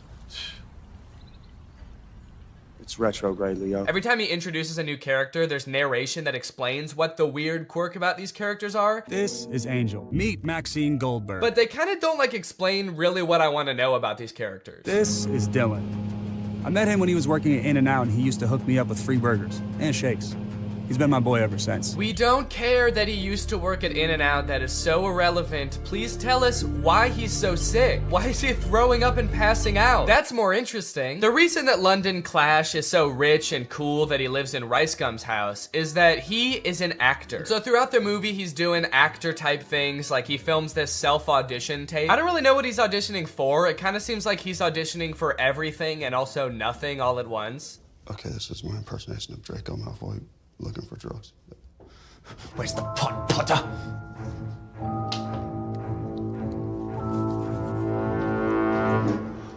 I don't like Draco very much. Honestly, this scene is pretty sad. I felt bad watching it. They don't explain what he's supposed to be auditioning for in this self-tape, but whatever it is, Jake Novak has a better chance of getting the role. I want to be the next SNL cast member. Now here's where the movie prevents the second conflict. That's right, this movie has two conflicts. The first is he gets that text with the typo, but the second is that today he has the biggest audition of his career. And no, it wasn't that self-tape audition. I guess they just kind of threw that in for goofs. He's auditioning to be the next Batman. I'm still waiting to hear from my agent about this Batman role. So, throughout the movie, London is faced with two equally important problems. The first, he has to prepare for the most life-changing, career-making audition of his life. And the second is that he's having a little bit of trouble getting a hold of his girlfriend. The stakes can't get much higher than this, folks. But Danny, can't he just prepare for the audition and then try to get a hold of his girlfriend later that day or tomorrow at the latest? No! They could be dead tomorrow. Especially that one guy. He could die any second. They have to do both of them today. This movie kind of feels like a Lele Pons YouTube skit from like 2017, but instead of like 10 minutes long, it's an hour and a half long. From the sound effects to the uncomfortable silence between every spoken line in this movie. Why would you give me goat milk? I watched an interview. You said you like goat milk. I can't tell if they're using the awkward silence for like comedic effect to like really hammer home that like, these guys are kind of weird. Or if the silence is more just because nobody knows their lines very well. There's another option that they added in all these pauses in the movie because we're supposed to be laughing at the things that they're saying in the movie. So they added in nice little pauses for us to laugh. She left with the dude? A buff dude. And they had bags. And yes, they left together. In fact, it kind of feels like, have you ever seen people who have edited The Big Bang Theory so that it doesn't have the laugh track to show how like bad all of the jokes are? Who are you? Oh, I'm Denise, the new assistant manager. That's kind of what this movie feels like. Why are your eyes all watery? Because I'm high. That's way better. Bazunga. It's so fitting that this movie feels like a bad YouTube video from 5 years ago, because I'm pretty sure they filmed this at Rice Gum's old house. Did something happen in that house? Is there like a curse? 100 years ago, one of Hollywood's earliest YouTubers died in that house, and now all the content that's created there is cursed to be mad disappointing. Okay, so now they got to investigate what's happened to Apple. London's phone is broken, so he can't contact her, so the only thing he can do is go looking for her. So he goes to the last place she was seen and talks to Pete Davidson. Did you see Apple? Yeah, she was just here like 2 minutes ago. Did she say where she was going? You know what? She did. She actually... No, are you fucking crazy? You guys never talk to me. I mean, the only reason you know my name is because it's on my name tag. Right there. B-E-R-R-Y. Barry. Pete Davidson feels like he's not really invested in this movie at all. He breaks the fourth wall a little bit too much in this movie. He reads his name tag like he's making fun of the fact that it doesn't say Pete Davidson. He's like, Barry? That's not my real name. My real name's Pete. It's funny because I'm very clearly Pete Davidson and not some guy named Barry who works at a valet stand. There's also a scene later on in the movie where he looks directly into the lens of the camera. I think they could have cut that out. Well, talking to Pete Davidson, sorry, Barry. It's just so funny that he's pretending to be Barry. Talking to Barry didn't get him any leads, so I guess that means now it's time to go to his audition. No, sorry. Sorry, he breaks into Apple's house to find clues? Find clues, please. Find clues of what? What might she have left lying around that would indicate whether she made a typo this morning or not? They find a bag of her fingers? She was missing her fingers this morning. That's why she fucked up the tags. Oh. We should probably call the police, right? I'm not breaking into my girlfriend's house.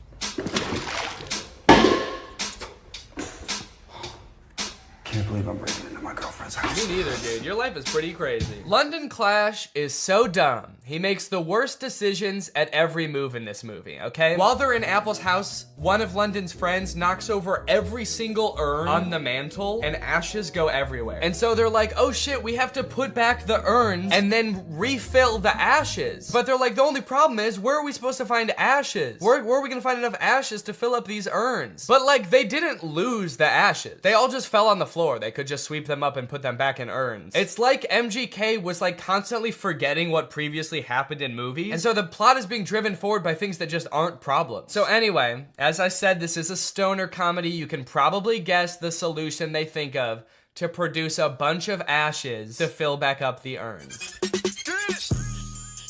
I'm stoner. Yep. They're gonna smoke a bunch of weed. Ah, bunch of weed. This movie's crazy. They're gonna smoke a bunch of weed.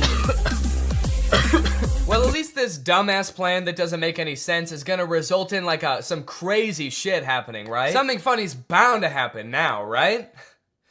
Wrong. They just spend like 10 minutes having a boring ass smoke session on the couch. And then one of them tries to talk to a lobster. They really sat around writing this movie and were like, what's the craziest thing that could happen while we're high? And then settled on talking to a lobster. You know, since weed is legalized in a lot of places like California, where they filmed this, I feel like stoner comedies aren't nearly as like interesting or edgy as they used to be. You know, smoking used to be kind of like a fringe culture. It doesn't really feel like this is like, it's like that crazy or funny anymore. This is a scene of 4 adults sitting around a living room and obeying the law. Why did you spell it like that? It's a typo. Oh my god, it was a typo all along? Who would have guessed that? So I guess now the movie can end now, right? The movie can't end now, right?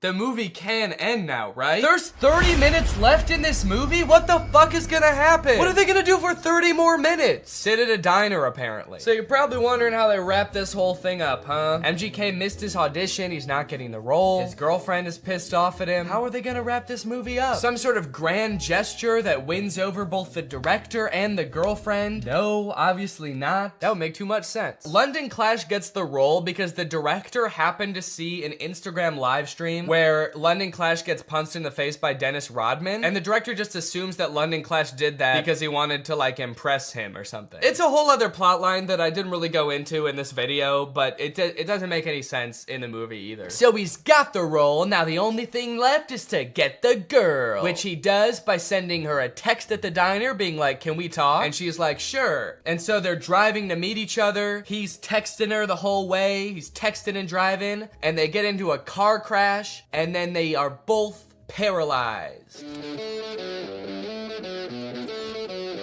That face says it all.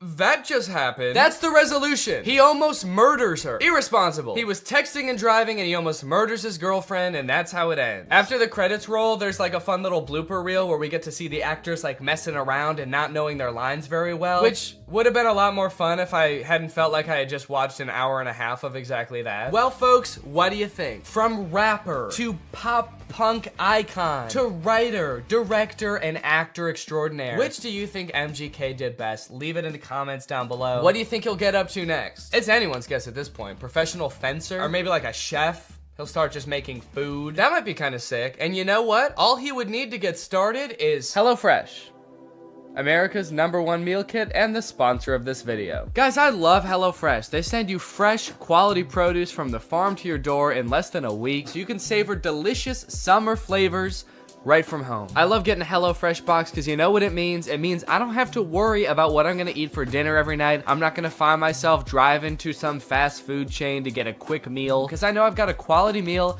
that I can whip up in like 35 minutes right at home. And I know it's gonna be tasty. I know it's gonna be healthy. If you're trying to stick to a particular health goal, HelloFresh has you covered because they have veggie options, fit and wholesome options, and pescatarian options. So HelloFresh fits a variety of lifestyles. Their plans are super flexible. You can pause 1 week if you want to. You can add more food 1 week if you want to. And even if you're on vacation, you can change the delivery address to deliver to your vacation destination. And then you can have home-cooked meals when you're at the family reunion. HelloFresh is the very first carbon-neutral meal kit company, and nearly all of their packaging is recyclable. They help cut down on food waste because they send you pre-portioned ingredients so you're only using what you need. So if you want to check out HelloFresh and have a flavorful summer, then head on over to HelloFresh.com. Use my code TrulyGreg16 for up to 16 free meals and 3 surprise gifts. That's HelloFresh.com. Thanks to HelloFresh for sponsoring this video. Thank you to you guys for checking out HelloFresh. Now I'm going to do the outro of this video. All right, you guys, thank you for watching this video. I hope you enjoyed it. If you're new here and you're not subscribed yet, make sure you subscribe and turn on my notifications to join Greg. Greg is what I call my audience here on YouTube. We're the biggest and happiest family on YouTube. That is a scientific fact. Please do not look it up. Please do not fact check me, because facts don't care about your feelings and I don't care about facts. All right, I'll see you guys next time. Bye. Hello, Greg. Why are movie studios making bad movies on purpose? I swear to God they are. I'm sure most of us by now have seen clips from the new Pinocchio movie. Father, when can I leave to be on my own? And that had me pretty skeptical, honestly. You're trying to tell me they made it and they were like, the main selling point of this movie is that it will be good? No chance. And now I've recently seen people talking about this movie Marmaduke. It's about a cartoon dog voiced by Pete Davidson. It has 0% on Rotten Tomatoes. I've watched it and it is in fact the worst movie you'll see this year. And it just really seems like they're trying to make bad movies on purpose. This movie is just heinous. It feels like Netflix just like fed an AI a bunch of scripts of bad movies until it spat out Marmaduke. This movie is not good at all. I think it has 0 redeeming qualities, actually. There's nothing good in this movie. I would even give it a negative score if I could. I like that I said that as if there's something stopping me. I'm my own entity. I'm not limited. I don't have a boss telling me I have to give it a positive score. I'm gonna give it a negative 6 out of 10. And with a narration from Pete Davidson himself, who could not sound less interested in explaining the exposition of this movie. Marmaduke was some fucking dog, dude. I don't care. I'm dating a Kardashian, man. You think I need this? I personally don't have a problem with Pete Davidson. He's a funny guy. He was not up to the task of being the main character in this movie. This is a cartoon dog. You need someone with like a crazy range. Pete Davidson's emotions range from high and pleased down to high and indifferent. point. That's about all the variety you're gonna get out of Pete Davidson. After watching the movie all the way through, I'm not even 100% sure that Pete Davidson even knows he's in this movie. I haven't seen Pete Davidson do any promotion for this movie. I don't think he's done interviews talking about, you know, getting into the role of Marmaduke. I would not be surprised if they just like took audio excerpts of Pete Davidson from like other TV shows and just like found a way to make a movie about a dog around them. You look at the characters in this first scene here and tell me, what is your reaction? Art is subjective. What you like depends entirely on your life experience, your personal taste, you know, where you were born and raised. For example, I was born in the 1990s on Earth, and I hate every single one of these characters. There are 3 body shapes in the universe of Marmaduke. There is eerily slender, bouncing egg. That's right, they don't walk, the round characters. They just kind of bounce from place to place. And then there's Mom. Mom has a serious case of the Pixar mom syndrome. I guess the creators of Marmaduke decided to take a page out of Pixar's book when designing the mom, and then they ignored all the other pages in the book about like how to make a movie. Anyway, through a little bit of narration, we find out that the reason Marmaduke is not allowed at this party is because he's basically a terror to the family. Marmaduke is a nightmare. He chases the cat, and Guy, being like a world famous dog trainer, sees Marmaduke, this poorly behaved monster, and decides, hey, this would be kind of an interesting challenge for me to transform Marmaduke into like a good boy. At first I thought this guy was gonna be the villain of the movie because he's like rich and British, and I think that it's the law in cartoons that the bad guy has to be rich and British, but this guy is actually, he's not that bad. He's a little greedy, but he's not the bad guy. So Guy goes over to Marmaduke's house and talks to the owners and is like, hey, if you let me train your dog and enter him into like dog competitions, we could win $1 million, and I'll share the $1 million with you, which is actually a very nice thing for a rich British man to do in a cartoon. The family says yes, so Marmaduke gets to train with this experienced, highly awarded, rich and famous dog trainer. And they start training right away. Or actually, sorry, Marmaduke doesn't want to train at all, so the trainer starts beating the shit out of Marmaduke. That's enough for today. That's enough for today? You didn't do anything. You just hurt a dog. You didn't teach him any tricks. He doesn't even know how to sit. All right, the first trick we're gonna learn today is how to dodge a punch. Okay, it looks like you didn't get it today, but we'll try again tomorrow, okay, buddy? Anyway, I guess after showing Marmaduke how violent he is and all of his like cool martial arts skills, Marmaduke is like, wait, actually maybe I do want to get trained by this guy. And they make it seem like it's because like Marmaduke is so impressed. I personally think it's because Marmaduke is so scared. He does agree to finally be trained. So cue Marmaduke getting trained montage. Or sorry, Marmaduke getting tortured montage.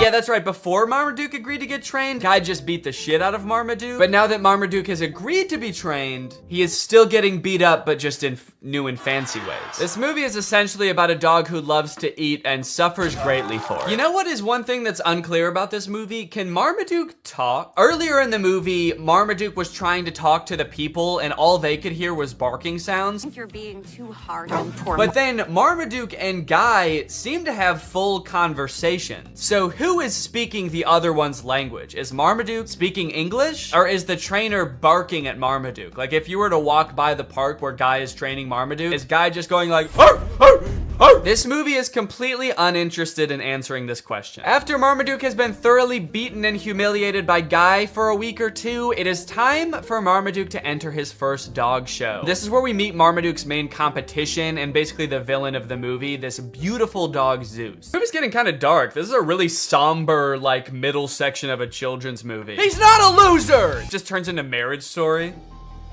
Marmaduke is a Great Dane! Then come to find out that the trainer has actually billed them for all of the training, and it's like a shit ton of money. They go through the list, and it rolls by in this like Star Wars style credit roll, and it's meant to fly by really fast so you can't read anything, but I paused it just to like look through what some of it is. Some of the items on this list are more than the $1 million they would have won at the final dog show. There's things for $29,000, $35,000, $1.4 million. Also kind of a funny detail fail. The writers, I guess, couldn't come up with enough things to actually make the list that long. So they just literally copied and pasted the same chunk over and over. So if you just play it, you'll see like the same thing worth $1.5 million over and over in this list. And it's like, you couldn't just keep coming up with different numbers at least. Marmaduke shows up at Guy's house and is like, will you train? What's up, Greg? If you've seen my video about the Disney Channel original movie Zombies, then you know I have some deeply troubling feelings about that movie. It's a very poorly made, weird, cobbled together metaphor for racism. And on top of that, a lot of the lore surrounding the zombies doesn't make any sense. So I ended up walking away from that movie feeling like I had so many unanswered questions, which is why when I found out there are 2 more movies in this franchise, I was honestly thrilled. I could actually get some answers to my questions. They'll dive into the lore a little bit deeper. Then I watched the movie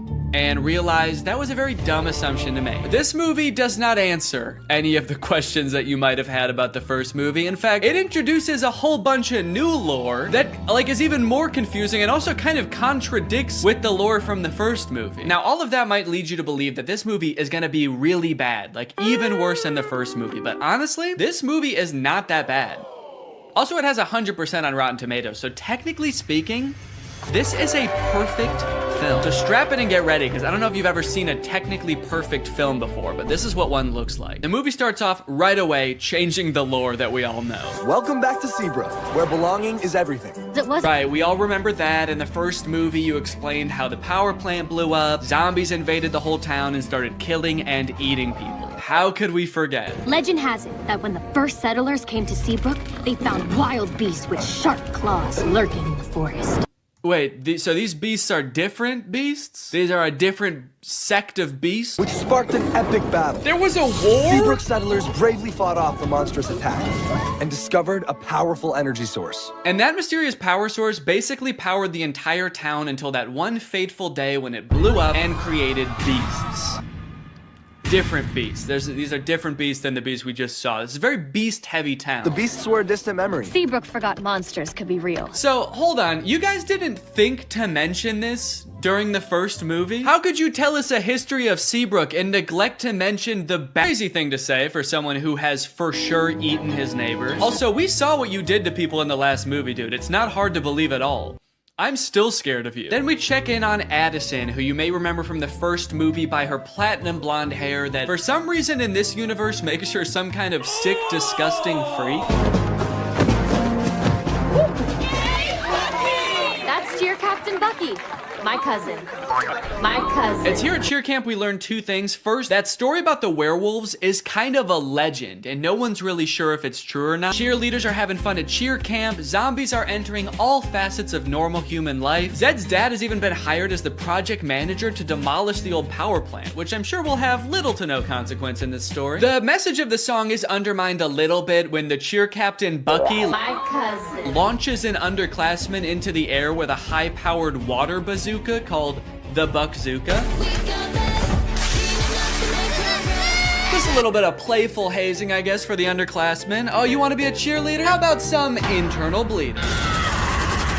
That's hazing, baby. Nobody joins an organization that I've already joined and gets away with it. And while I do wish someone would rush this poor girl to the hospital, I do have to admit, the song does slap.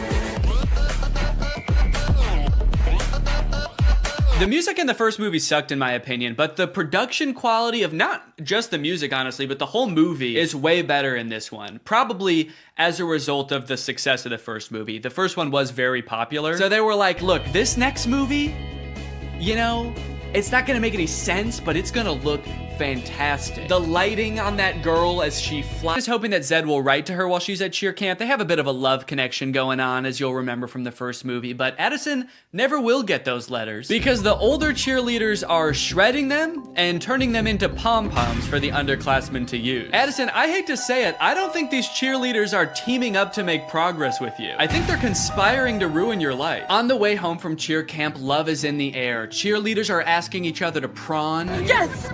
I got invited to prawn. which is Seabrook's version of prom. Their mascot is like a shrimp or something, so I guess that's why it's called that. And for the first time this year, zombies are allowed to go to prawn. Bree is actually hoping that Bonzo will ask her to prawn. Waiting to attack. They jump to the conclusion that the werewolves want to attack them so bad. Addison leaves the interaction totally unscathed. They didn't do anything to her, but the whole town, even the zombies, are like, ooh, the werewolves want to kill us so bad. We better kill them first.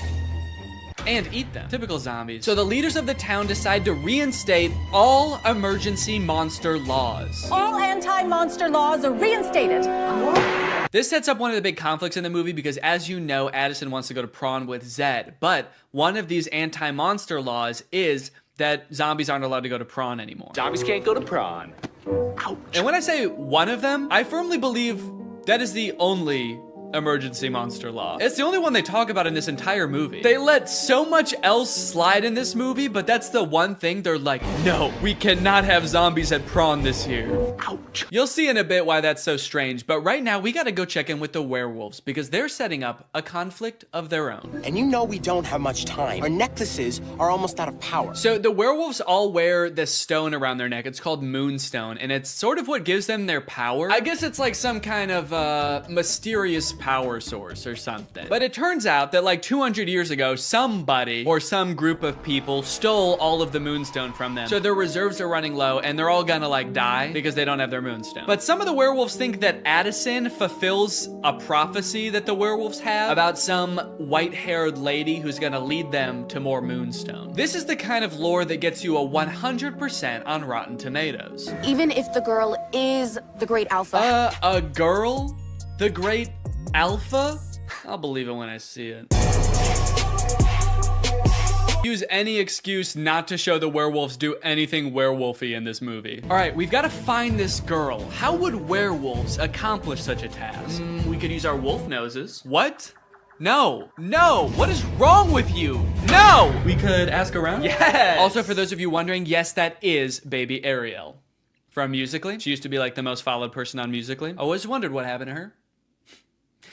Guess she lives in the woods now. We find the girl, and if she's the great alpha, she'll tell us where the Moonstone is hidden. We go in the morning. We go tonight. That's right. They're not gonna wait around. They have to go tonight. So they march out of the Forbidden Forest, down the streets, and into Seabrook High, singing about how they own the night. Then they open up a vent and crawl into it, and they wait until morning. So kind of seems like they didn't really need to go at night, did they? They all file into the vent so dejectedly. They're like, maybe we should have researched what this place is. I guess we don't know what a school is. They're not here at night. Imagine they accidentally went on like the last day of school before summer. A janitor finally comes in after 80 long days and finds 20 dead werewolves in a vent. That day at school, Bucky and Zed both decide to run for class president. Zed because he wants to reallow monsters to go to prawn, and Bucky, I don't know, he probably wants to like divert more of the school's funding towards an unmanned drone for the cheerleading team. But then, suddenly, well, that's obviously not allowed. You guys were about to kill them. And also, the emergency monster laws are in effect, and there's definitely one forbidding such things. Technically, the Forbidden Forest is within the school district. What? So, welcome to Seabrook. What? Wow, guys. The emergency monster laws are working great. No, you did so good. You did such a good job. They were so close to killing you, and they only stopped because they found out Bonzo's not allowed to prawn. So,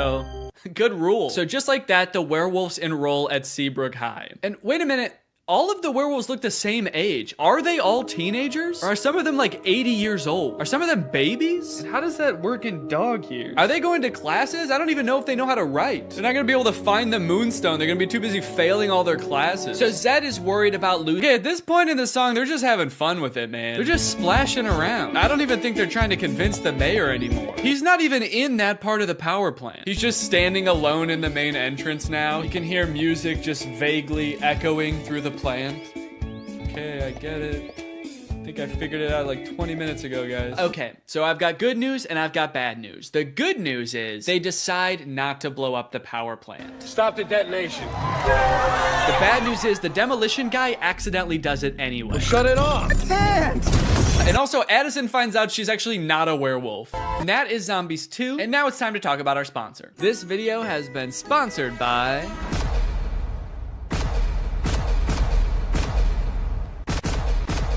Guys, it's the season of giving, gathering, and with HelloFresh, it can be the season of saving. You can actually save money this holiday season with fresh, delicious recipes delivered straight to your door. It's cheaper than takeout, it's easier than grocery shopping, and the meals turn out so good. I like HelloFresh because I'm not really much of a chef. Okay, I don't really know how to cook well, but every time I cook HelloFresh, it ends up turning out great. Last night we had these Tex-Mex enchiladas. Didn't take too long to prepare. Turned out great. Honestly, best homemade enchiladas I've ever had, and I was the one who made them at home. I've got a lot going on. I've got a baby.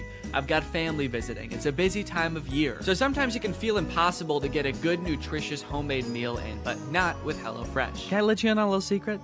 Some of their meals only take 15 minutes to prepare. How is that possible? Must be Santa. And guess what? HelloFresh is actually more than just dinners. They've got breakfast, they've got lunches, they've got snacks. So you can start skipping the grocery store for a variety of meals. HelloFresh is making life so much easier. So if you want to check out HelloFresh and for free breakfast for life, visit the link in the description or scan this QR code. One breakfast item per box while subscription is active. That is free breakfast for life with HelloFresh at my link. Again, this QR code. Don't use a different QR code, it won't work. Thank you to HelloFresh for sponsoring this video, and thank you to you guys for checking out HelloFresh. All right, thank you guys for watching this video. If you're new here and you're not subscribed yet, make sure you subscribe and turn on my notifications to join Greg. We are the fastest growing army on YouTube. Do not look that up. I'll see you guys next time. Bye-bye. What's up, Greg? I've wanted to make a video about the High School Musical movies ever since I started making videos about DCOMs almost 5 years ago. More so as just an excuse to go back and watch them, because when I was a kid, I really liked these movies. And if you're a millennial, chances are you did too. And you were also too scared to admit that to any of your friends. I don't know why as an 11-year-old I felt the need to pretend that I didn't like a movie that was, you know, made for 11-year-olds. As if all my friends were gonna be like, High School Musical? I don't know, man. Sounds a little immature to me. I only watch war footage. I'm a very violent young man. Either way, something I did not realize as a kid is how low budget these movies were. The first movie was made on a budget of $4.2 million, which might sound like a lot, but Zombies 3, which is a newer DCOM, cost $40 million to make. In Zombies' defense, though, they needed the money. Those werewolf costumes looked pretty expensive. So instead of getting ready for the parties, he's making Troy run drills in the hotel gym. Am I going left? Yeah. He looks middle, you take it downtown. Well, Troy, it's New Year's Eve. You know what that means. That's right, Dad. I might finally get my first kid. Fake right! Take the ball downtown! Troy's mom comes to get them for the party, and Troy asks if he can have one more basket with all of the confidence and swagger of a real high school jock. Come on, one more. One more? Just one more basket, please. Troy shows up to the teen party and is immediately yawning his face off. All right, hell yeah. This is clearly a popular jock who knows how to party. Somehow, despite being the two most bored people at the party, the Spotlight chooses Troy and Gabriella to sing karaoke. But to the Spotlight operator's credit, they actually do crush it. They both get up there and they're nervous at first, but then all of a sudden, Troy's voice, it's like it changes almost, actually. It's like his voice changes from his voice to like a professional singer's voice. Because that is what happens, actually.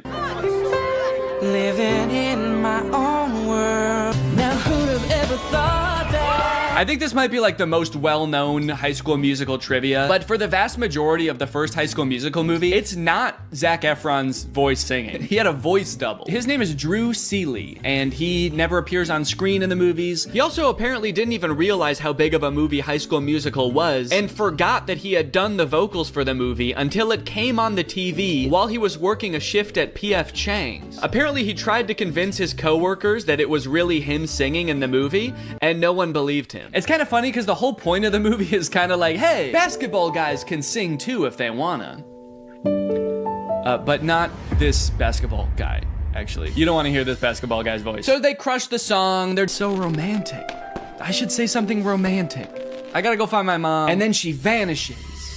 And he never sees her again. That's right, you thought the movie was gonna be about Troy and Gabriella? Nah. No, the rest of this movie is about Troy and Viking Boy. Flash forward, Troy returns to his high school, East High, where he is seemingly a god amongst men. And then, actually, I don't remember this scene. Yeah, I don't know what happens here at all. Looks like the teacher is about to maybe give some kind of speech about today's sponsor? This video is sponsored by the Pokemon Company International. And they've sponsored this video because they want me to share some very exciting news with you. A Pokemon Day celebration is taking place in Pokemon Trading Card Game Pocket right now. There's a new themed booster pack, Triumphant Light. And players can receive 3 booster packs for free just by logging in. And these booster packs, mind you, are guaranteed to contain at least 1 card of 4 diamond rarity or higher. By completing special missions, you can also obtain a unique display board, as well as Space-Time Smackdown packs, 500 trade tokens, 12-pack hourglasses, 24 Wonder Hourglasses, 24 Trade Hourglasses. Not to mention, at the end of March, ranked matches are coming to the game. So get your favorite decks ready and get ready to battle, baby. Pokemon Trading Card Game Pocket is a free-to-start game, available right now for download on iOS or Android. So go to this link or click the link in the description to join now. Log in, have some fun, and enjoy the Pokemon Day celebration. And now back to Troy. But unbeknownst to him, there's a new student at East High. I reviewed your impressive transcripts. I expect your light will shine very brightly here at East High. I don't want to be the school's freaky genius girl again. Freaky genius girl? What did you do at your last school? Troy notices that Gabriella is sitting in the back of their drama class, and not to be nitpicky, but this drama class scene lasts for 2 minutes, but the class happens in real time from start to finish in that 2 minutes. The bell rings. They sit down, the whole class gets detention, and then the bell rings again and they leave. How long is a school day at East High? Is it like 15 minutes? Troy shows Gabriella around, they catch up a little bit, and it is revealed that, on the other hand, I guess it would also be weird if they didn't sing when everyone else was. At the end, when they're all singing, we're all in this together, Corbin Blue's just standing around like... This is lame. There's 2 parts in the song, though, where Troy, like, stops rapping to sing from the heart about how he wants to do the musical. She makes this feel so right. Should I go for it? What do you mean she makes this feel so right? And should I go for it? Gabriella doesn't want to do the musical. It was your idea, and she said no. Don't drag her into this. This girl's making me crazy. No, you're crazy. You already were, and then you met a girl. That's what happened. Also, Zac Efron is 5'8", and presumably so is everybody else on this basketball team, because they're all like the same height, so how good exactly are they at basketball? Okay, but also, what is the third result there? Gabriella, San Diego Zoo's newest...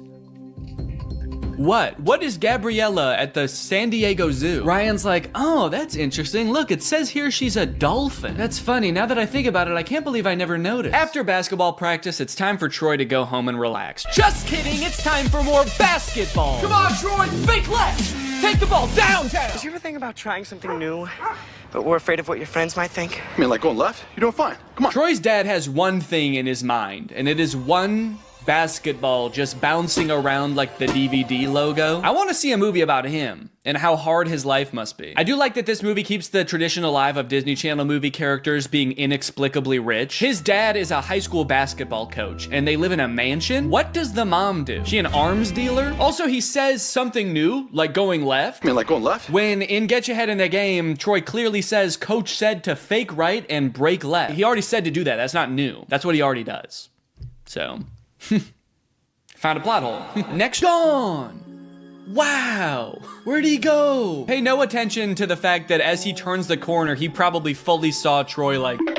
Meanwhile, Troy's dad is just standing there like, huh, that's weird. Could have sworn I saw basketball. Now, when we see the auditions, it becomes immediately clear that while Ryan and Sharpay are basically made out to be the villains of this movie because they're so overprotective of their theater department, they are completely in the right to do so. Not because their audition is really good, which it actually is, but because everyone else's is so bad. It's hard to believe that I couldn't sneeze. It seems that no one else in this entire school can even sing. It seems like they actually don't even have a concept of what music is. So like, yeah, I would actually be hoping I got the lead too. It is funny how they all act like they can't sing, and then anytime there's like an actual musical number as part of the movie, every member of the student body sings their heart out like the Renters do. What's going on there? So Troy shows up to audition, and then Gabriella shows up too. I guess, turns out she actually did want to audition. I don't know. I don't know if Troy threatened her or what, but she shows up. But they are too late to the actual audition, so they don't get to audition in time, but they stick around afterwards and just sing an audition anyway. And Miss Darbus, the director, hears them and decides, you know what, you guys get a call back. Understandably so, she's working with a very small talent pool. Here comes two people who know what a song is. She's got to hold on to that. It's for you when it came out. And in a sense, it kind of was. The writer, Peter Barsacchini, who was mostly known for writing rated-R action movies at the time, started writing the script because he wanted to make a movie he could watch with his daughter, Gabriella. I thought it would be really fun to write a Disney Channel movie that my daughter could watch. Yes, he did name the main character after her, and that kind of melts my heart. She was 10 in 2004 when he started writing it. And so was I. The story was actually inspired by his own high school experience, when one of his basketball teammates confided in him about his love for ballet. Decades later, Peter thought, wow, that's actually the perfect plot for a kid's movie. No, actually, that's too far. They could do the musical, but only if it's because they want to sing with a girl. Anyway, it's time for another song about how basketball players shouldn't sing, sung by, you guessed it, the basketball players. Really never did think of that. Because this whole singing thing is getting in the way of Troy's basketball responsibilities, his team decides to get together with Gabriella's friends to try to break the two apart. The plan consists of getting Troy to badmouth Gabriella by listing the names of basketball players who went to their high school 20 years ago? Spider Bill Latrine. Class of 72. Sammy Slamma Jam. And you want to know the crazy thing? It works. We're supposed to believe he doesn't see them set up a webcam right in front of his face to record him shit-talking his girlfriend? They might as well be filming on like a giant hand-crank film camera. The kind where you gotta put a blanket over your head to even see the image. Troy 100% sees the camera and does not care who sees what he's saying. The thunderclap. Gabriella is not important. See here? The pain is manifesting itself in Troy physically here, as he can't even shoot a basket without experiencing immense physical trauma. Aren't basketball players supposed to be good under pressure? Especially the captain of the team. Seems like this whole movie we've seen nothing short of the psychological unraveling of Troy because he sang with a girl one time. Hey, we just had another team meeting. We just had another team meeting, man, and we just wanted to say, we forgot about JJ Buckets Jenkins, class of 1984. Does that change your mind? So later, Troy sneaks up onto Gabriella's balcony, again, huge house, no explanation, to try to win her back. Don't sing and dance with them like you learned a valuable lesson. Get out! If Gabriella dropped dead right now, you would dance on her grave. And that's High School Musical 1. Many people lovingly remember Little Viking Boy from the first High School Musical movie. And while he rocketed to stardom in the wake of the first movie, his troubled life and fall from grace has been the subject of many concerned Twitter threads in the 19 years since. Do you know why I pulled you over today, sir? Huh? I said, do you know why I pulled you over? You're all over the road. Huh? All right, you want to play tough, asshole? That's fine. Huh? All right, step out of the vehicle, take off that helmet. No, I can't take this off. It's a birth defect. It's part of my body. Are you drunk? I don't know, huh? Let's think about that. Does crack get you drunk?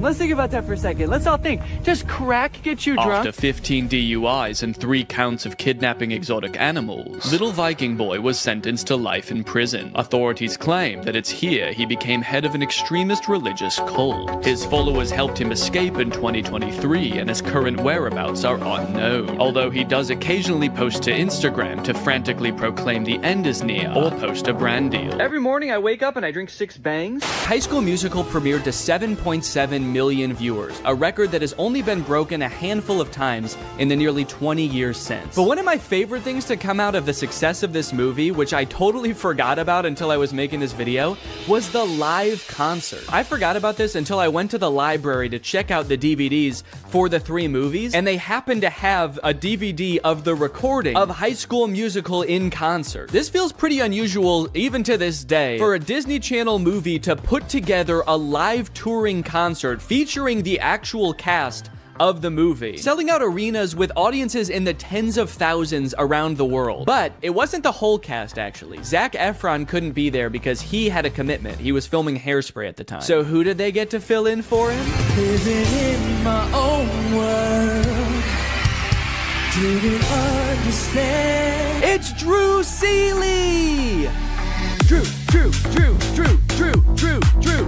Seeley! I'm sure they advertised the fact that Zach wasn't going to be there and Drew would be in his place, but I have to imagine every concert, there were like 1 or 2 kids that were like, what the fuck?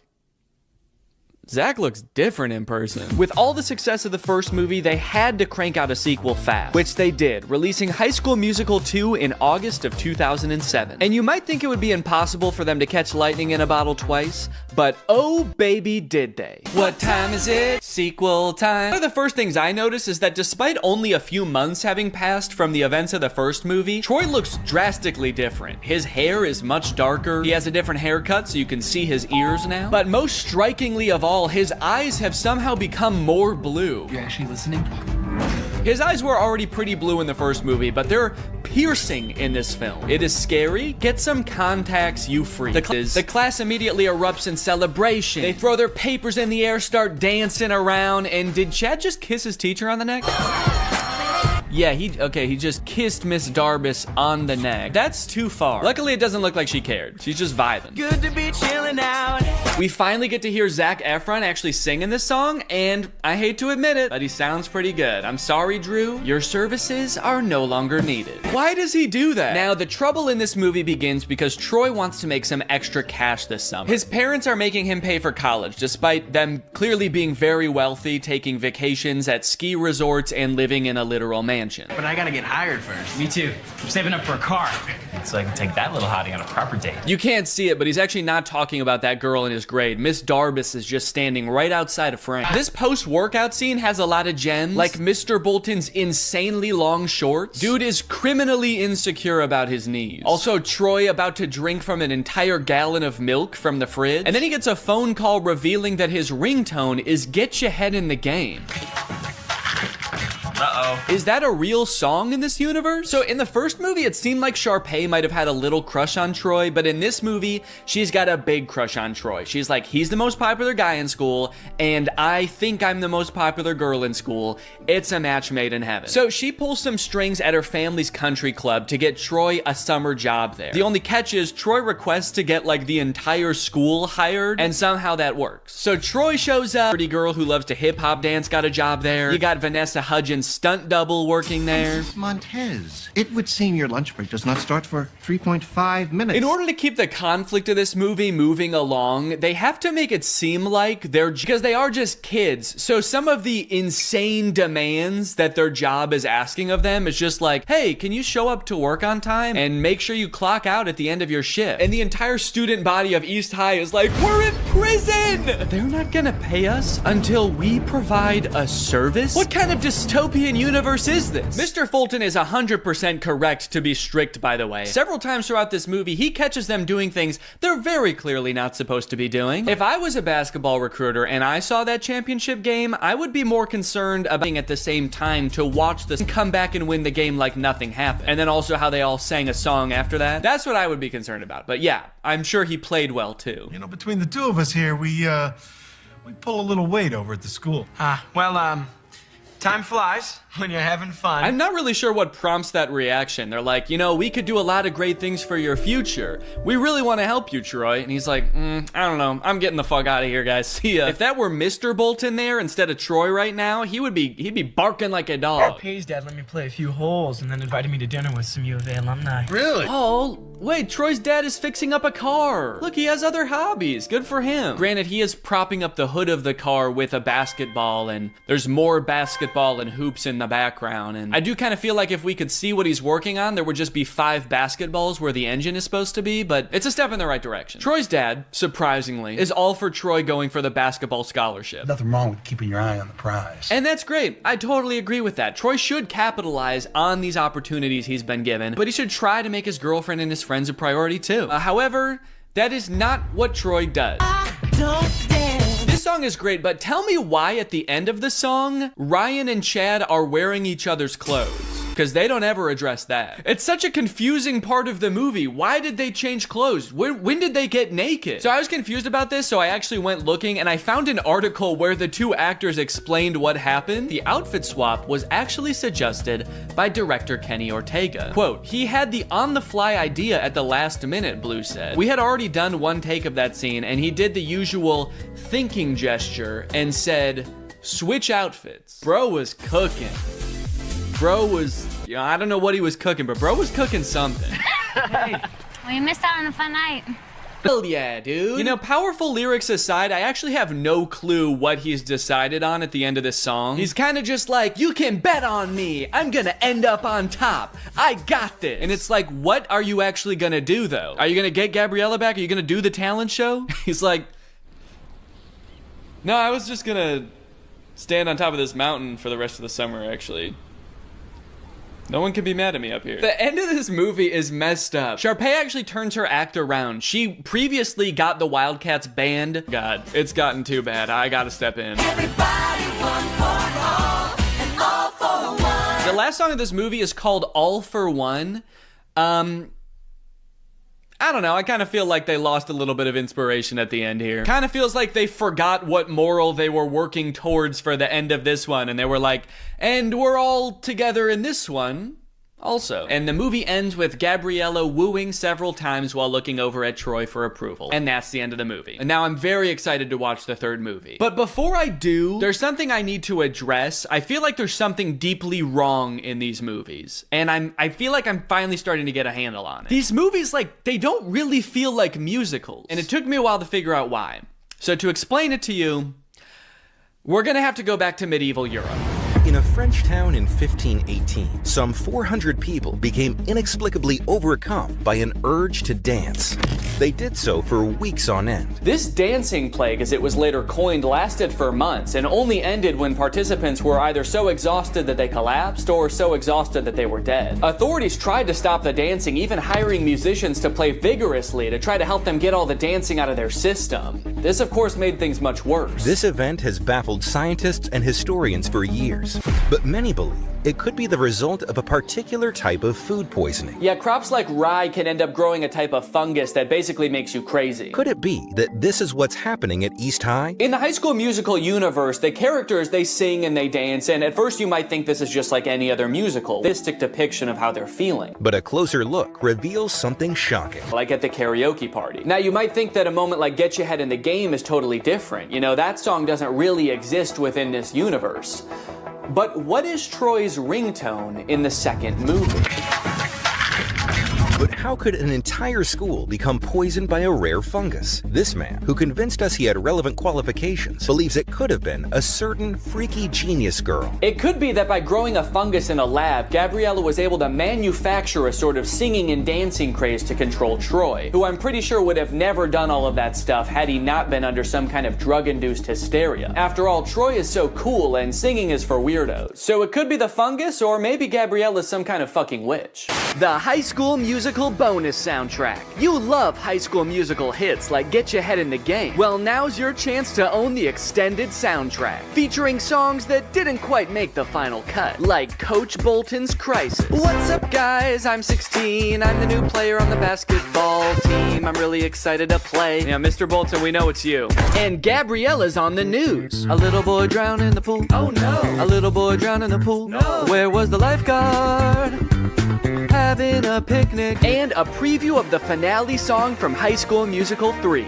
We're all friends together with each other. We're all together at the end again, and we're friends. We're still friends and classmates. We go to school together. We learned a lesson, and now we're gonna switch clothes. You're from the guy. High School Musical 2 broke the premiere record that the first High School Musical had just set. Instead of 7 million viewers, this one had 17 million viewers. So of course, they had to make a third one. High School Musical 3, Senior Year. The only one in the franchise with a subtitle. Now, outside of the fact that they're all seniors in this movie, which I can tell by the title of the film, I actually know next to nothing about this one. I've never seen it. Yeah, I know I made it sound like I was a really big High School Musical fan, but by the time the third one came out, I was 14. And unlike the first two, this one came out in theaters. And as a freshman in high school, I was much too embarrassed to ask my friends if they would go see a High School Musical movie in theaters with me. So I decided it would be way less embarrassing if I waited until I was 30 years old to watch it for the first time in front of millions of people. And we're back at East High, baby. Zach's playing basketball. There's a dog in the crowd. Is this an Air Bud crossover? Zach's like, oh, my head's just not in the game tonight. Can we get in the sub? This gold lab comes in and just slam dunks it a couple times. The movie opens on the Wildcats with their backs against the wall. It's the championship game. They're behind, and there's only 16 minutes left. Whoa, Mr. Bolton rocking a middle part. That's new. Mr. Bolton gives a speech about how there's only 16 minutes left. There's 16 minutes left. And then they sing a song about how there's only... You are not a champion. So Marmaduke is like, you know what? Screw it. I don't need you. And he decides to set off on a journey to show him what a real champion can do. He runs to China. And then he runs to Egypt. And then he swims in the ocean. And then he goes home. And I guess that's pretty much all the training he needs. I don't know why he is still so focused on the dog show after that. Marmaduke's like, yeah, I climbed to the top of Mount Everest and then swam to the bottom of the ocean so that I could hopefully compete in an obedience competition at a regional level. I hope that I do okay. It's like, no, all of the things you did just then are like infinitely more impressive than a dog show. At least that's what I thought until we get to the dog show and we see what other dogs do during the talent portion.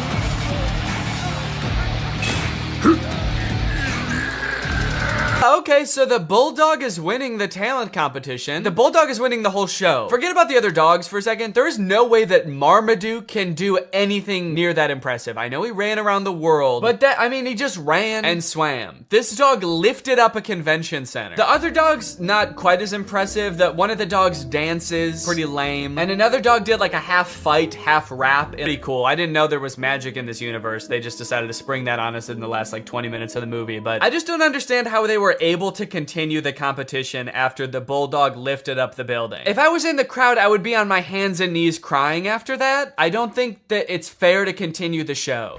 Zeus actually hypnotizes the crowd. That's actually pretty impressive. Yet another use of magic. I like that they're really doubling down on that in the third act of this movie. Also, I'm getting a lot of parallels from the Disney Channel original movie Zapped in this movie. Although I don't think anyone beat the shit out of a dog in that movie. Also, hang on a second. If hypnosis exists in this universe and it is like a thing that can be done effectively, why the hell did the trainer need to beat the fuck out of Marmaduke? If in this world it's possible to mentally make a dog do whatever you want, what sick thrill did Guy get out of assaulting Marmaduke? It's almost like that wasn't even training and he just, like, what if he did hypnotize him and then he was like, and now the rest of this is just for me. Anyway, it's time for Marmaduke's portion of the talent show. Now, everything else up until this point is so insane that, like, anything Marmaduke could do, even if he did something really cool, would be kind of underwhelming. But, like, even with that in mind, Marmaduke just does the dumbest shit. His boy owner gets on his back and they just, like, run around the stadium. I'm sorry, Marmaduke, but that was not impressive at all. We literally all just saw magic happen. We saw a bulldog lift up a building. I know I keep mentioning that, but that was insane. We all just saw an entire crowd get hypnotized by a creepy blonde dog, and Marmaduke's like, yeah, but can you do this? Are you trying to bankrupt your family, Marmaduke? Because that's what's gonna happen if you keep this shit up. Are you trying to destroy your family's lives? You're going to. Keep dicking around on the ground like that with no talent, and you're gonna destroy their lives. It's happened before, it'll happen again. Okay, a little plot twist happens at the end of the dog show. Zeus, the beautiful dog, wins. Obviously, he hypnotized the judges, so we kind of thought that was gonna happen anyway, but it turns out that one of the judges is actually Zeus's trainer in disguise, so he gets disqualified from the talent competition. I kind of feel like it was pretty dumb of him to do that because he had a shot at winning anyway. It's not like he was like a total underdog. Dude was basically an overdog. He was actually bound to win. He hypnotized everybody. Is Marmaduke dead? Marmaduke was a good dog. What the fuck, dude? We will miss you very much. Okay, they're spending way too long on this if he's not actually dead. He should have come back alive by now, probably. Is there still time to hit the awards banquet? Jesus Christ, dude. You have to admit, if he did die, that would be objectively the funniest ending to this movie. Marmaduke doesn't win the dog show, and then he dies. And then everyone's really sad, and then the movie ends. In my head, when this was happening, the first time I watched this, I was like, please roll credits, please roll credits. It would be so fucking funny if Marmaduke dies. Oh, fuck, he's alive. Anyways, if this movie couldn't get any worse, it ends with an original song by Pete Davidson about being a dog. I'm the biggest dog around. The greatest Dane in the whole darn town. But my family doesn't understand. I gotta eat, it's my command. Did they give Pete Davidson 40 seconds to write this song? All right, Pete, it's time to record the ending song. What ending song? You guys didn't tell me there was gonna be an ending song. I don't know, man, you tell us. Hit it. All right, well, yeah, that's Marmaduke. Let me know what you thought, and now it's time to talk about our sponsor. Hello. Guys, did you know in the US it's legal for your internet service provider to sell your data to other companies? They can sell it to ad companies. Heck, they can sell it to whoever they want. This seems pretty screwed up to me. I don't know why this is legal, but what I do know is that Marmaduke is probably responsible. Luckily, today's sponsor, ExpressVPN, puts a stop to this by rerouting 100% of your network traffic through their secure encrypted servers. Those are servers that are both secure and encrypted. ExpressVPN also masks your device's unique IP address, making it much more difficult for like big tech companies or advertisers or really strong dogs from tracking you and matching your activity back to you so they can collect your data. There's a ton of great reasons to use ExpressVPN. You can unblock content that's not available in your country. For example, the movie Whiplash is not available on Netflix in the US, but with ExpressVPN, if you change your server location to the UK, it is available. They have 24/7 customer support, the fastest speeds, consistently faster than other VPNs, and it's easy to use. You can fire it up and get going with just one click. I've got ExpressVPN on my computer and my phone, pretty much every device that can have it in my house. So find out how you can get 3 months for free by visiting expressvpn.com/Danny Gonzalez. That's expressvpn.com/Danny Gonzalez. Thank you to ExpressVPN for sponsoring this video, and thank you to you guys for checking out our sponsor. Please get out from under my desk. All right, guys, thank you for watching this video. If you're new here and you're not subscribed yet, make sure you subscribe and turn on my notifications to join Greg. Is that in focus at all? Greg, join Greg. Greg is what I call my fans here on YouTube, my fan base, my audience. But we're more than that, you know? We're a family, we're an army. We are one guy named Greg. So if you want to join, then turn on my notifications and subscribe, and I'll see you guys next time. Bye-bye. What's up, Greg, and welcome back to another episode of A Grown Man Spends 20 minutes making fun of a movie for kids. You may have noticed something a little bit different. There's a microphone in the frame. I got a new stand for my microphone, and apparently the only way I can get it like close enough to me is by having it slightly in frame. So I hope this isn't super distracting. This would be kind of a crazy way for like one of those faceless YouTubers to film videos. What's up, guys? So today we're going to be talking about Zapped. And after watching this movie, I'm starting to think that the writers of Disney Channel original movies are not capable of writing a movie that's not about a teenager trying to control the opposite sex and mold them and craft them to their liking. You got Pixel Perfect, a movie about creating like the perfect girl pop star. How to Build a Better Boy, pretty self-explanatory in the title on that one. And then you got this movie Zapped, which is about Zendaya discovering that her dog training app can actually train boys to obey it can train boys to obey her every command. It's not actually Zendaya. She's not playing herself. It's Zendaya's playing a character named Zoe. I think that's probably pretty clear, but I just wanted to clear that up. This movie is full of dark magic. I'm convinced of it. There's something deeply sinister going on in this movie. I don't know what it is, but I'm gonna figure it out. Let's go ahead and watch it. The movie starts out with Zendaya's character Zoe. She is the most giving person I know. Her speech starts off sweet, but then she immediately just starts like kind of complaining about having to live with 4 new guys because they're stinky. 4 guys, and their mysterious odors that they always blame on the dog. Yeah, she sort of takes the opportunity to complain and just make her mom, I guess, like feel bad for marrying a guy. It's the happiest day of her mother's life. And also this guy, her new stepdad, is the happiest day of his life. And her speech is like, I hate my new family, my new stinky family. And this wedding will certainly ruin my life. To make matters even worse, towards the end of her speech, the boys lose control of their pet dog, who is at their wedding for some reason. They lose control of the dog, and the dog goes crazy and knocks like a chocolate fondue fountain all over Zendaya. And at this moment, I couldn't help but remember that Zendaya's character in Euphoria is supposed to be the same age as Zendaya's character in this movie, and their lives are drastically different. Throughout this movie, you will find that the characters are like super weird. They're like caricatures of people that don't exist in real life. And to show how much it's gonna suck really living with the boys, the writers of this movie decided to have the next day start with, and in Disney movies, there's always like the distinct cliques, like there's the popular crowd, and then there's like the stoners, but they never say stoners in the Disney movie. They're just kind of like, these are like the kids who wear jean jackets. This movie has the most insane high school posses ever. You got the skateboard boys. Okay, that's pretty normal. The next group she sees are the shirtless workout boys. And then just the straight up stinky boys, where the only like defining characteristic is that they're dirty, flea-ridden, smelly boys. You can hear like flies flying around them. What clique is this supposed to be in high school? And then there's the popular group, one of whom is also pretty stinky himself, actually. Oh. The movie sort of writes this off as like, well, this is just something boys do, you know? New school, you gotta kind of accept what boys come with it, you know? Boys will be boys. No, that is actually not what boys do. That is something that just one very specific boy does. It's me, I'm Trip. And he needs to be stopped. I cannot remember a single moment in high school where a boy walked up to a girl, let alone like the new girl who's already like scared and doesn't know anyone and is like, hey, I'm gonna fart in your face now. Welcome to the school, smell my ass. But it's not all bad though. She does make a friend on her very first day. And hold up, this girl has a picture of a boy that goes to her school in her locker. Is that a thing? I remember in like middle school, girls would have pictures of like celebrity boys in their locker. Imagine seeing a picture of you in somebody else's locker. I'd feel like I was being hunted. It's weird to have his picture in your locker. It's even weirder in the movie when we find out that she also actually has pictures of him printed out on her pillows in her bed. Nope. That's scary. Imagine if they start dating, she's like FaceTiming him in bed, and she like accidentally tilts the camera a little bit to the side, and he just sees his own face next to her. Wait, what was that? Is that me? Of course, Zoe does have a love interest in this movie, and he is introduced early on. It's this guy.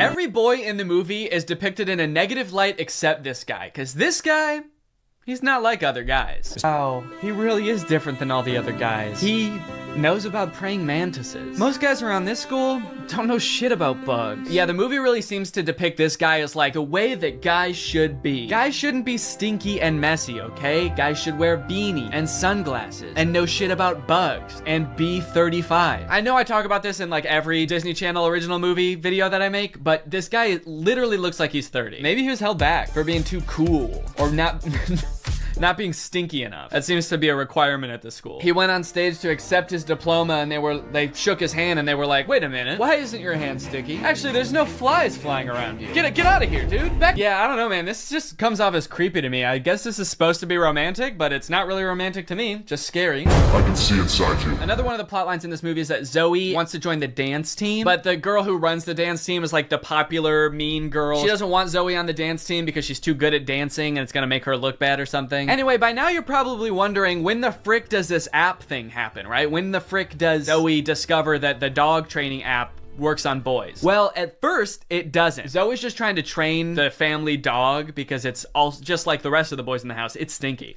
Gross. And it like destroys her room and shit. Breaks this thing that her dad gave to her. She downloads this app, clearly cursed with dark magic, right? And the dog can even tell too, because you know what the dog does the second he realizes what's going on? He grabs her phone and runs off with it and tries to destroy it, presumably to break the curse. And then what happens next is honestly the most confusing part of the movie, okay? So the dog drops the phone in the bath. Her brother gets it out and tries to swing it around to get the water out of it. It flies out the window, swings around a satellite dish, slides down a solar panel, and lands in dog food. And from here on out, that app is now able to control boys. Any man or boy this app can control against their will. Sit.